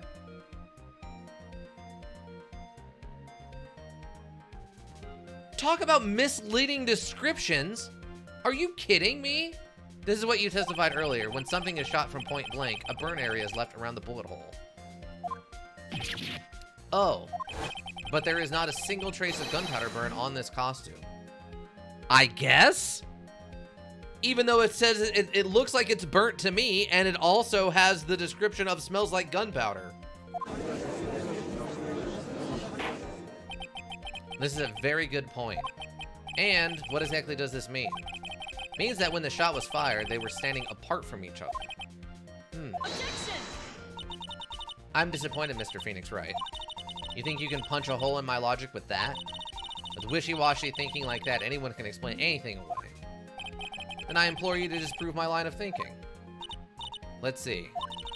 In the middle of their fight, the victim pushed the defendant away, and it was then, when they were separated, that he fired. How was that? Objection! As if that was even possible. According to the testimony, the wound from the stabbing was very severe. The victim would not have had the strength to push the defendant very far after that. Well then... That's right, the defendant must have pushed the victim away. After stabbing him, she must have put some space between the doctor and herself. And then while she was preparing to strike again, the doctor took his shot. There, that should satisfy even you. That does make an awful lot of sense. What do you think, Mr. Wright? Let's be careful. I can't afford to make a mistake here. Concentrate and think. It makes sense. something doesn't make sense. There is a fatal flaw in your argument, Your Honor. Fatal? Flaw? Yow. Very interesting. I would love to see where this flaw is. Show me something that contradicts my explanation. There has to be a snag in her explanation somewhere. She put some distance between them before rushing to make the final blow? And when she was about to strike, the doctor took his shot? There must be a piece of evidence that contradicts this line of thinking. Oh, okay, so in this case, he would have been shooting up and not down, like this indicates. This is a piece of evidence that destroys your logic. What is that? A folding screen? I'd like to point to the court's attention to the hole in this folding screen. It looks like you already knew what I'm talking about. Whoa, where? What? Mr. Wright, your explanation, please? Is you really that clueless? Yes, we know this! The bullet went through the defendant's sleeve first and then the folding screen. Passed through at a height of approximately 8 inches off the ground, which means when the shot was fired, the defendant, was not getting ready to strike, but was actually squatting low to the ground. Order, order. This changes everything. Please look at this diagram of the crime scene. The victim, Dr. Gray, was here when he fired the shot. And the bullet hit this folding screen. And at this location, 8 inches off the ground. At this time, the defendant was in this area. Would have been, like, down. I don't know how I would know this, I guess. Like, here? Somewhere around here. Huh? Uh-oh. The judge's face is scrunched like he just smelled some serious bad breath. That is, I mean... Wait, I just realized I forgot to brush this morning. Excuse me while I freshen up. Sure. In the meantime, I want you to think this thing through, although, again, Mr. Wright. Of course. Whoops. Once done is done. Now I should focus on where Maya was at the time of the crime. The defendant was in this area.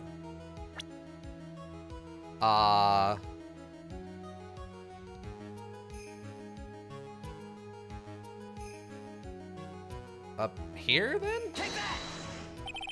Somewhere around here. What? I guess in line with the bullet?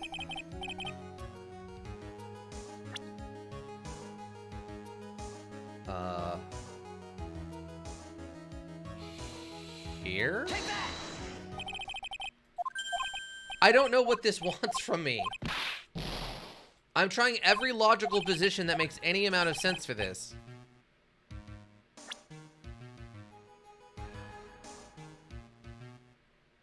Because she was either here doing this, or she was here, just left here? What? Here, near the folding screen. What? Why would that be the case in any circumstance? What? Wait a second. We know the defendant was close to the ground based on the height of the bullet hole. But how can you gauge the distance from that? Isn't it possible that the defendant was standing much closer to the victim? That's impossible. But why? You of all people should know the answer to that question, Miss Von Karma.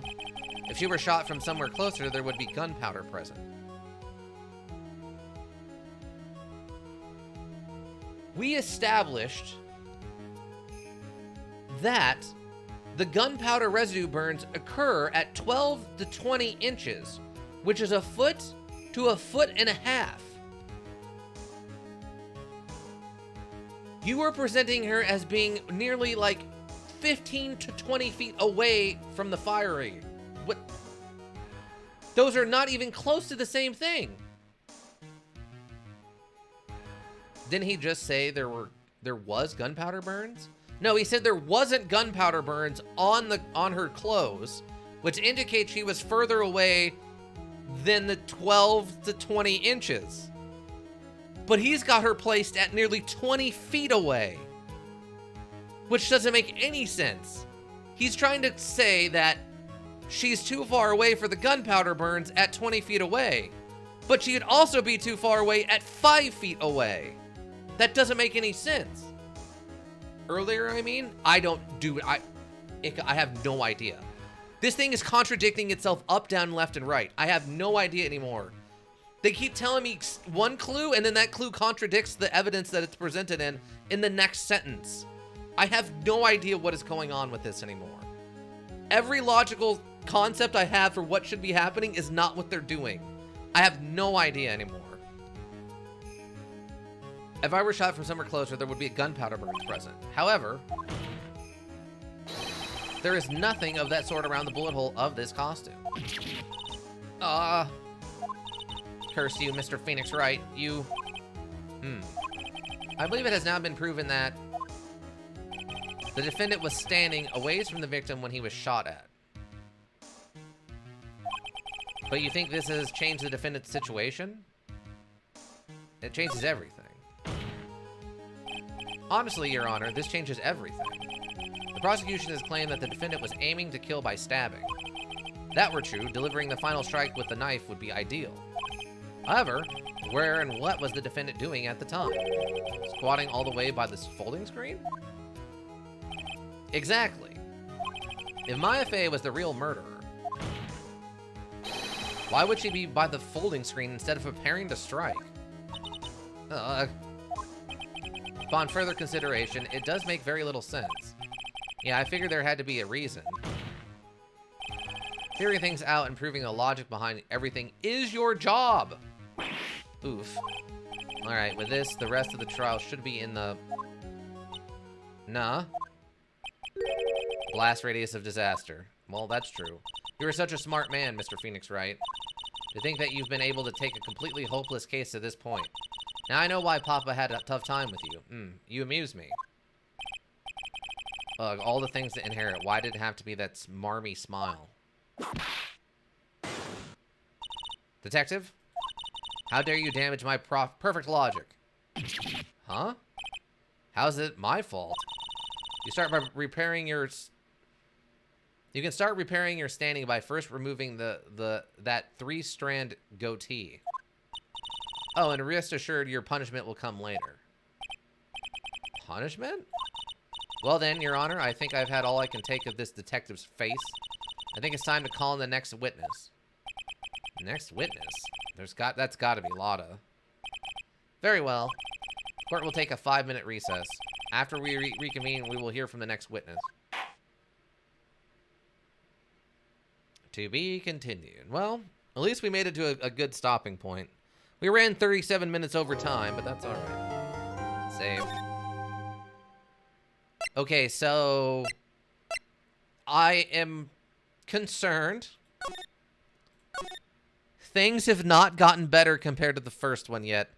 In the logical category of evidence and such. Unfortunately. Hold on. I'm trying to get to... Give me an option here. There we go. Back to the title screen. Yes, sure. Pretty bonkers? Yeah. Okay, I mean, I like that there's other people who can confirm with me that this stuff does not make any sense. They're actively contradicting the evidence that we're presenting. That robe thing was insane. It literally says, it smells of gunpowder, implying that it has gunpowder on it. But then we present it as not having gunpowder on it as the clue. That is literally contradicting each other in the description of the object to its use in the case. What? That is terrible. I want to thank all the lurkers. Thank you. You helped the Twitch world go around. I also want to thank all the people who check out the YouTube repository, or check out the VODs here on Twitch or on the YouTube repository. Thank you. Seeing those numbers helps keep me motivated. I think that's... Has that got it? Yeah, I think the rest of the schedule's fine. I hope to see you all back on Tuesday for the getaway. I hope you have a good rest of whatever you are doing. I think that's it. I'm going to say that's it. My brain's a little fuzzy. I think that's it. I think we're good. Yeah. Yeah. Bye.